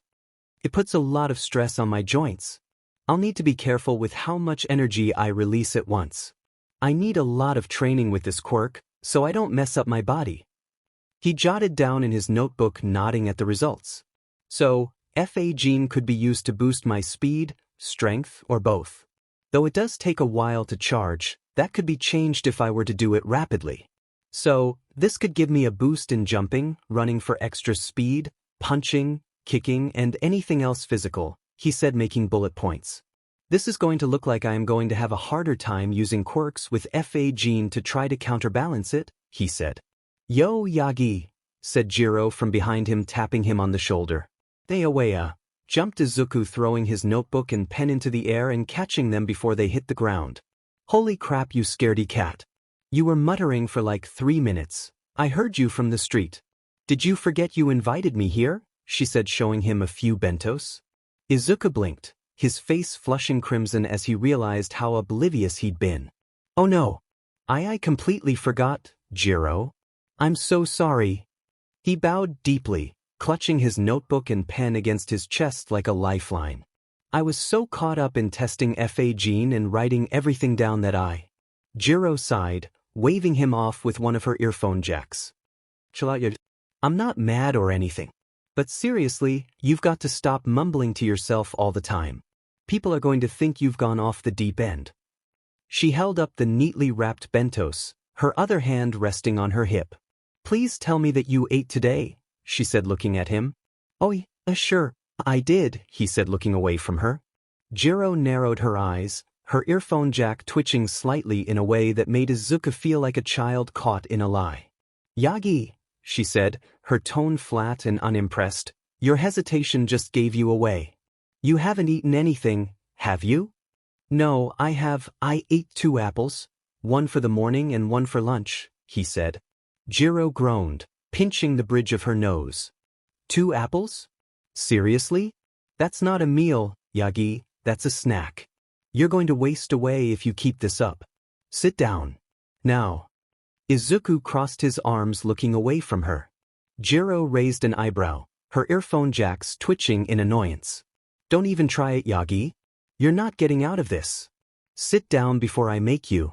See now, I know for a fact that you are too nice to me to try that. Even though you poke me with your earphone jack half the time. I swear you did it the other day like 10 times while we were playing darts, he said looking dejected as he walked over to her to sit down. Jiro smirked as Izuku grudgingly plopped down beside her, crossing his legs and folding his arms like a pouty child. First of all, she began, handing him one of the bentos, if I poked you 10 times, it's because you deserved it. You're terrible at darts, by the way. Izuku let out a small huff as he accepted the bento, mumbling, I wasn't that bad. You missed the board entirely 4 times, Jiro retorted, raising an eyebrow. And don't even get me started on the time you hit the wall. That was 1 time. Izuku protested, though his face flushed with embarrassment. Jiro snickered, leaning back on her hands. Relax, Yagi. I'm just messing with you. But seriously, you need to eat more than just apples if you're going to keep training like this. You're pushing your body way too hard. Izuku opened the bento, the delicious aroma wafting up and making his stomach growl audibly. His cheeks turned a deeper shade of red as Jiro gave him a knowing look. Fine, he muttered, picking up the chopsticks. But only because it smells amazing. Did you make this yourself? Not this time, Jiro admitted, brushing her bangs aside. My mom whipped it up when I told her I was coming to see you. She said you probably weren't taking care of yourself and made me promise to bring extra. Ah, that stinks. I like the way you make the rice, he said looking at the food. Jiro blinked in surprise at his comment, her cheeks turning the faintest shade of pink.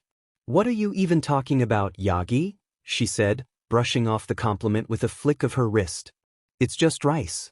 Anyone can make it. Izuku shook his head earnestly, pausing mid-bite to look at her. No, really. The way you make it? I don't know. It just tastes better. You add this little, I don't know what to call it, personal touch, I guess? Jiro fidgeted with her earphone jack, pretending to check something on the ground beside her. You're weird, she muttered, though there was a small smile tugging at the corners of her mouth. Now stop stalling and eat. Izuku took a bite of the rice and grilled fish, his eyes widening as the flavors hit his tongue. This is incredible, he said, his voice muffled by the food. Your mom's cooking is amazing. She'll be glad to hear that, Jiro said with a small smile. Now eat the whole thing. Don't even think about leaving a single grain of rice. Izuku grinned, holding up his chopsticks in a mock salute. Yes, ma'am. He dug in with newfound enthusiasm, savoring every bite of the meal. It was a rare treat for him to eat something so delicious, especially with how preoccupied he'd been with training. Jiro leaned back, watching him devour the food with a mix of amusement and satisfaction. You act like you haven't eaten in days, she teased. Seriously, Yagi, what's the deal? Why don't you ever take a break? Izuku paused, chopsticks halfway to his mouth, and glanced at her. I guess I feel like I don't have time for breaks. There's so much I need to improve on, and everyone else is working so hard. I can't afford to fall behind. Jiro sighed, her expression softening. You know you're allowed to take care of yourself, right? Nobody's going to think less of you for taking a moment to rest. In fact, you're probably going to get stronger if you give your body time to recover. Yeah, I guess, he said, finishing the bento and taking another one. Your mom makes amazing food, he said. I'll be sure to tell her, said Jiro, twirling her jack. She looked next to Izuku to see his bag with him and walked over to it. She pulled out a book and plopped herself back down next to him with Izuku shaking his head, grinning slightly. Oh yeah, just help yourself, he said, gesturing to her. She looked through Hero Analysis Book 13 and smiled. She had meant to ask him this sooner, but she wondered if she was in here. Izuku blushed seeing her flip through the pages. Jiro turned a few more pages, her expression thoughtful. She was scanning through the detailed analysis of various heroes, their strengths, quirks, and strategies laid out in meticulous detail. Her gaze flicked over the familiar names and classifications, but her focus quickly shifted when she spotted something familiar. "Hey," Jiro said softly, her voice low as she pointed to a section on the page. "Is that me?" Izuku glanced over at the page and immediately felt his face heat up. His fingers fumbled as he quickly tried to close the book, but Jiro stopped him. Wait, Jiro said with a teasing smirk, her eyes sparkling with curiosity. "Don't hide it now. Let me see." Izuku swallowed hard, looking down at the book. His mind raced with thoughts. How long had it been there? How much did she know? "It's nothing special," he mumbled, trying to play it off. Jiro tilted her head, her smile widening as she leaned in closer to get a better look. "Nothing special? Seriously? You wrote an entire section about me." "Hero analysis, Kyoka Jiro." She chuckled softly, flipping through the pages. "Let's see what the nothing special part has to say." Izuku kept his hand on the book, looking away from her. "Well, I do an analysis of heroes and future heroes. I've done them on Yaoyorozu, Tokoyami, Shoji, and Shiozaki as well. I just don't want you to think it's weird." Jiro raised an eyebrow, her smirk softening into something more contemplative.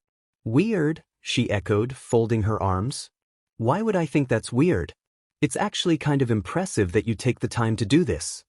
Izuku glanced back down at the book, his fingers still resting lightly on the pages.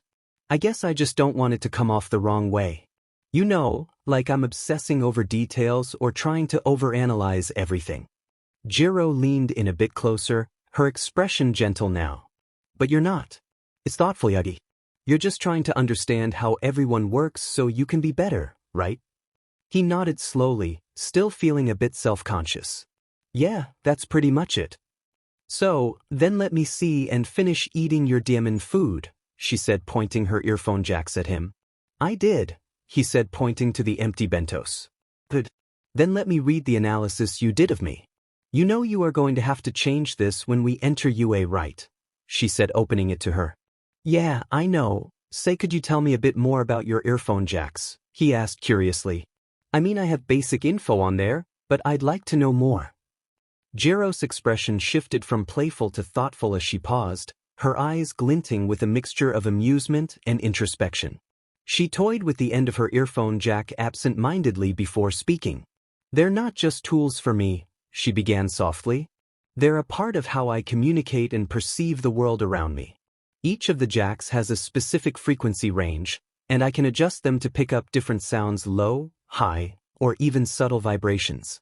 It's how I can detect things that most people wouldn't normally notice." She paused, a small smile forming on her lips. "It's kind of like being able to hear in more dimensions than just with your ears." Izuku listened. Intently, his curiosity piqued. "That sounds really useful," he said, leaning forward slightly. "But it must be difficult sometimes, right? Like if you're overwhelmed by too many sounds or frequencies." "Yeah, it can be, but I've been doing it for years, so it is pretty easy to know what is," she said, looking into the book and finding an interesting detail about herself, and blushed as she read it. She closed the book immediately, trying not to meet Izuku in the eyes. Izuku noticed Jiro's sudden shift in expression, her blush betraying her usual calm demeanor. The brief moment of silence felt heavy, the weight of the unspoken thoughts lingering between them. He shifted slightly, unsure whether to break the silence or give her space to gather her thoughts. "Hey," Izuku said gently, leaning a little closer. "You okay?" "Oh yeah, I'm good. But I was going to ask you, are you done training then?" she asked, twirling her earphone jack. "Not yet, I was going to, you," he yelped from Jiro, poking him in the arm with her earphone jack. Izuku rubbed his arm where Jiro had poked him, his expression one of mild discomfort mixed with confusion. "Hey, what was that for?" "I asked you, are you done?" she said, poking his chest with each word.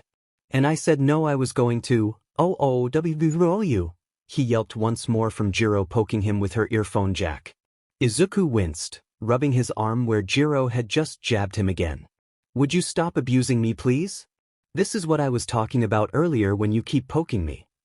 Jiro couldn't help but giggle at Izuku's reaction. "Oh, come on. You know I'm just messing with you. She leaned back in her chair, her playful demeanor returning as she rested her feet on the bench. Okay, I guess I am done training for today then since you said so, he said sighing looking sad and dejected. Jiro raised an eyebrow at Izuku's dejected tone, her playful expression softening. She leaned forward again, her feet dangling off the bench as she rested her chin on her hands. Hey, she said, her voice a bit gentler now. Don't look so down. You've been working hard. You deserve a break. Well, you made me feel down by poking me and now I can't train, he said playing sad as he went on hoping Jiro knew he was joking. Oh please, you'll be fine, she said hitting him in the arm. Ouch Jiro, you just poked me there please stop hitting me for a minute, he said rubbing it out. Jiro gave a light chuckle at Izuku's reaction, her playful demeanor softening. Alright, I'll go easy on you, for now, she said getting up from her spot. Come on dude, let's go do something, she said. Like what darts? He asked. Yes, actually. We can go to my place again, she said pointing in her house's direction. Izuku nodded with a small smile. Darts sounds like a good break from all the training. He gathered his belongings and stood up, adjusting his bag on his shoulder. Jiro led the way back toward her house, her earphone jacks swaying slightly as she walked. The setting sun cast a warm glow over the landscape, creating a peaceful ambience. Izuku walked alongside her, the light conversation from earlier still lingering between them. Jiro looked at her friend and blushed once more. She thought back to the words he wrote in the book about. She couldn't shake that feeling that he said about her. She also looks cute when her earphone jacks tangle or when she fiddles with them. Jiro's blush deepened as she thought back to the words Izuku had written about her. The memory of his observation played in her mind simple, yet unexpectedly personal. She hadn't expected such a thoughtful reflection, and it made her feel something she couldn't quite pinpoint. What a dork, she thought smiling slightly. My dork. Here is how Inori's and Ichiro's quirk works for anyone wondering. Ichiro Yagi quirk, Impact Drive. It is a quirk that is very similar to One for All, though it is not as powerful. Ichiro has the ability to have several activations that can amplify his body's strength, speed, durability, agility, and endurance many times over, and these activations are known as impact levels. Each level makes him more powerful over time. Hypothetically, if he trained hard enough, he would have the ability to be on the same level as One for All, but as of now that is far out of reach. He has 6 levels of impact as of right now, and they are as follows. Impact Level 1 provides minor enhancements in strength, speed, and durability. Useful for everyday tasks and basic combat.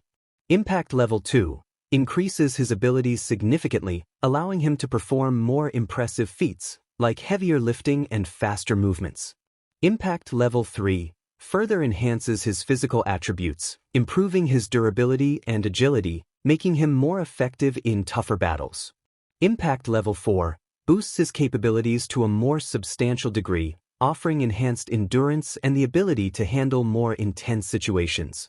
Impact Level 5 reaches a high level of performance, allowing him to push through tougher challenges, though with noticeable strain on his body.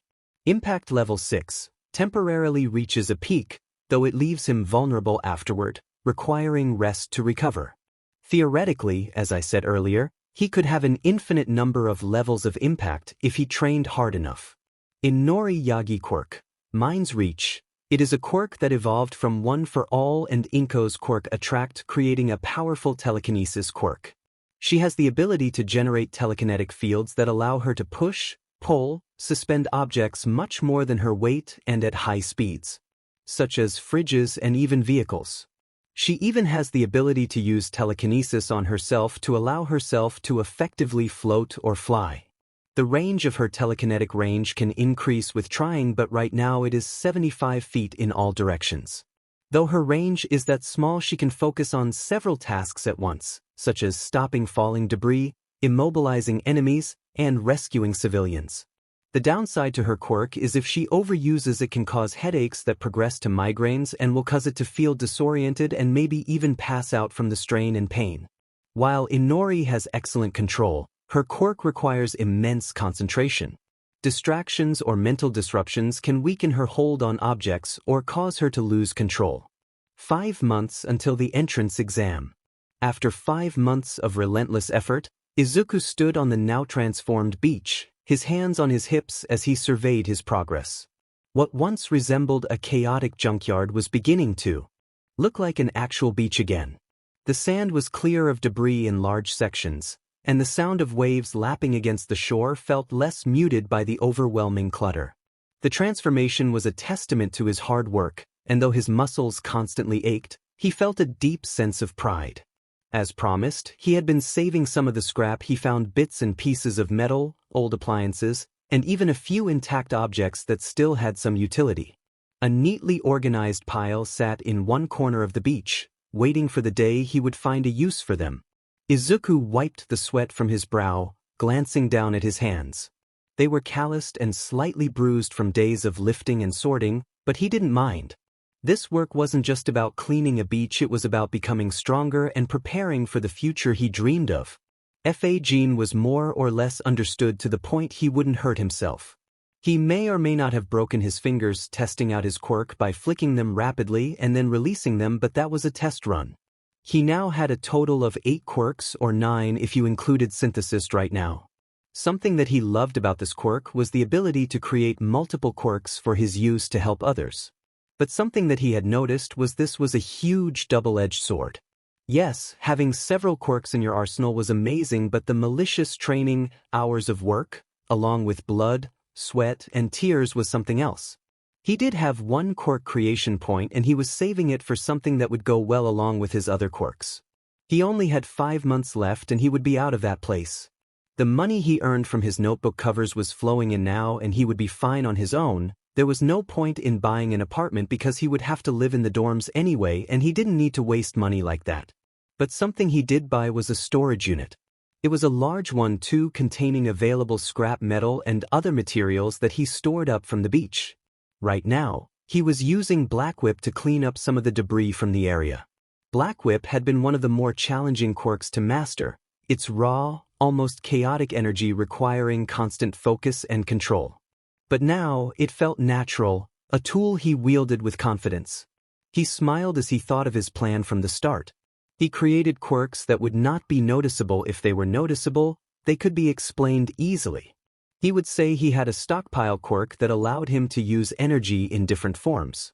It would make more sense because he could then say Black Whip, Zephyr Rush, Jolt, and Jean were different ways he could use energy.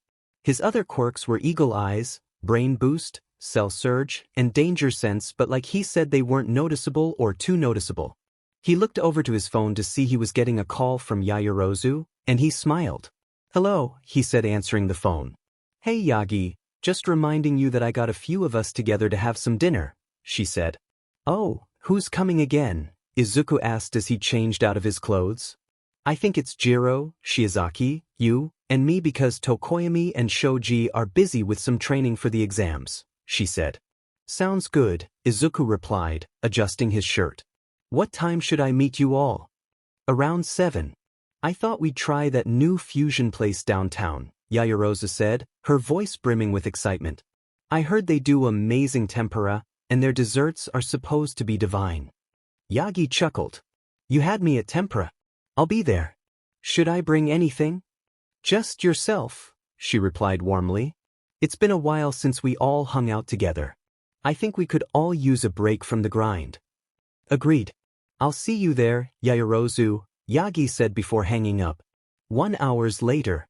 The restaurant was cozy, with warm lighting and a faint aroma of grilled seafood wafting from the kitchen. Yaoyorozu had already claimed a corner table, her elegant presence impossible to miss. Jiro and Shiozaki were seated with her, chatting animatedly. "Yagi!" Yaoyorozu called out, waving him over. "Hey, everyone!" he greeted as he slid into the seat beside Jiro. "Good to see you all." "Good to see you too, Yagi," Jiro said with a smirk. "I thought you might have ditched us for your training schedule." "You were the one to tell me not to overwork myself," Yagi replied with a grin. "Besides, you guys are more fun than the beach debris." Shiozaki chuckled softly, folding her hands neatly on the table. "We all need a break once in a while." Exactly, Yaoyorozu agreed, passing around the menus. And tonight is about unwinding. No training, no strategizing, just good food and good company. The conversation flowed easily, shifting between updates on training, amusing anecdotes, and shared dreams for the future. Jiro talked about her recent music project, while Shiozaki shared her experience volunteering at a local community garden. Yaoyorozu mentioned a new book she was reading, and Yagi found himself relaxing in their company, his usual intensity giving way to laughter and camaraderie. As the dishes arrived, crispy tempura, savory udon, and a variety of sushi rolls, their table grew livelier. Yagi couldn't help but marvel at how much he appreciated moments like these. Despite the pressures they all faced, their bonds made everything feel a little more manageable. "I still can't believe you got recommendations," said Izuku, digging at his food. Momo waved it off like it was nothing. "Well, my quirk is pretty strong," she said. "Strong is an understatement," Jiro chimed in. "No," Izuku said, pointing to her with his chopsticks. "I was meaning your brain. You are pretty clever," he said, shoveling in more food. "I agree with Yagi. You are intelligent, so it is no surprise," Ibra said, nodding in agreement. Momo had blushed at Izuku's words, which didn't go unnoticed by Jiro, who narrowed her eyes at her. Momo cleared her throat, the blush lingering on her cheeks. "We thank you too, but I think that we should dig into the food," she said, trying to ignore the compliment. Jiro unconsciously scooted over to Izuku a little bit more as she continued to eat her food. Izuku wouldn't lie when he said he was starving as he continued to eat some food. Izuku jumped slightly when he felt Jiro's leg brush against his. "So, Yagi," Yaoyorozu said, steering the conversation to a lighter topic. "How is cleaning up the beach going? You know the offer is still on the table if you need any help." "It's going good, but it's okay. This is something I need to do on my own," he said, looking at her. "It's admirable," Yaoyorozu said, her voice warm with encouragement. "But don't hesitate to lean on your friends if it ever gets overwhelming. You don't have to shoulder everything alone." Izuku smiled softly, appreciating her words. "Thanks, Yaoyorozu. I'll keep that in mind." Jiro smirked, nudging him with her elbow. "You're too humble for your own good, Yagi." "Well, someone has to be," Izuku replied with a light chuckle. "Otherwise, I'd be insufferable, wouldn't I?" Jiro rolled her eyes playfully, but the smile on her face lingered. She leaned forward, resting her chin on her hand as she glanced at Izuku. "Insufferable? I think it's more likely you'd trip over yourself trying to apologize for being too insufferable." "Fair point," Izuku admitted, his grin widening. Shiozaki tilted her head thoughtfully. "Your humility is certainly one of your strengths, Yagi. It's rare to see someone work so hard and remain so grounded." Izuku rubbed the back of his neck, a faint blush creeping onto his cheeks. "Thanks, but I think it's just normal, you know? You do what you have to do to improve." There was silence between the four of them as they continued with their meal. "Anyone want dessert?" asked Momo. "I could go for dessert," Jiro said, setting her chopsticks down and leaning back in her chair. "Something sweet to top this off sounds perfect." "Same here," Izuku chimed in, finishing the last bite of his tempura. "What's on the menu?" Shiozaki nodded politely. "I wouldn't mind something light, perhaps fruit-based." Yaoyorozu waved over the server, who approached with a welcoming smile. "What do you recommend for dessert?" she asked. The server gestured toward a small chalkboard near the entrance listing the restaurant specials. "We have matcha parfaits, yuzu sorbet, and a selection of mochi. The chef's special is a fusion-style chocolate lava cake with a hint of miso caramel." "Ooh, that sounds fancy," Jiro said, raising an eyebrow. "I'm intrigued," Izuku admitted. "Let's get one of those to share." "I'll also take the yuzu sorbet," Shiozaki added. "It sounds refreshing." "I'll have the parfait," Yaoyorozu decided. "Same," Jiro said. "Parfait sounds solid." With their orders placed, the group fell into a comfortable lull, their conversation shifting to lighter topics. Izuku found himself smiling as he watched his friends, their laughter and warmth filling the space around them. When the desserts arrived, the table lit up with excitement. The parfaits were beautifully layered with matcha-flavored cream, sweet red bean paste, and crisp rice crackers for texture. The yuzu sorbet glistened like freshly fallen snow, and the lava cake oozed rich chocolate and caramel when it was cut into it. The four friends enjoyed their desserts, quietly savoring each bite. As the restaurant began to quiet down for the evening, Izuku glanced at the time on his phone. Wow, it's already getting late. Yaoyorozu nodded, checking her watch. I suppose we should start heading out. Izuku grabbed the bill much to the displeasure of the others. You don't have to pay, Yagi, said Ibra, going to grab it. It's fine, I got it, Izuku said, keeping it out of reach of the others who were also trying to grab it. I insist on paying, said Momo, who was still trying to grab it as the group got to the counter to pay. Izuku held firm, clutching the bill like his life depended on it, a determined smile on his face. Really, it's on me this time. You all can get the next one. Momo frowned, crossing her arms. That's not fair, Yagi. I suggested the dinner, so I should pay. Exactly, Ibra added, her tone firm yet gentle. You've already done so much for us, Yagi. Let us do this for you. Jiro chimed in, smirking as she reached over to tug at the edge of the bill. Come on, Yagi. Don't be a hero about it, at least not here. Guys, I am telling you, I got the money and the meal is covered. You don't have to worry about it, he said, handing the man the money to pay. The cashier took the money from Izuku, giving him a polite bow. Thank you for dining with us. Have a wonderful evening. Momo sighed in defeat, shaking her head with an exasperated smile. You're far too stubborn, Yagi. Seriously, Jiro added, poking him lightly in the arm as they exited the restaurant. It's like trying to argue with a wall, an unreasonably polite, green-haired wall. I ain't stubborn. I just want to do the right thing, he said. They all chuckled as Izuku did his normal routine of walking them down to the train station. As the group strolled toward the train station, the evening air was filled with a gentle breeze. The streets were quieter now, the hustle of the day giving way to a peaceful calm. Izuku walked slightly ahead, his hands tucked into his pockets, while the girls chatted behind him, their voices light and teasing. You really didn't have to do that, Yagi, Momo said, her tone part exasperation and part gratitude. I'm perfectly capable of paying for dinner, you know. I know you are, Izuku replied, glancing over his shoulder with a soft smile. But I wanted to.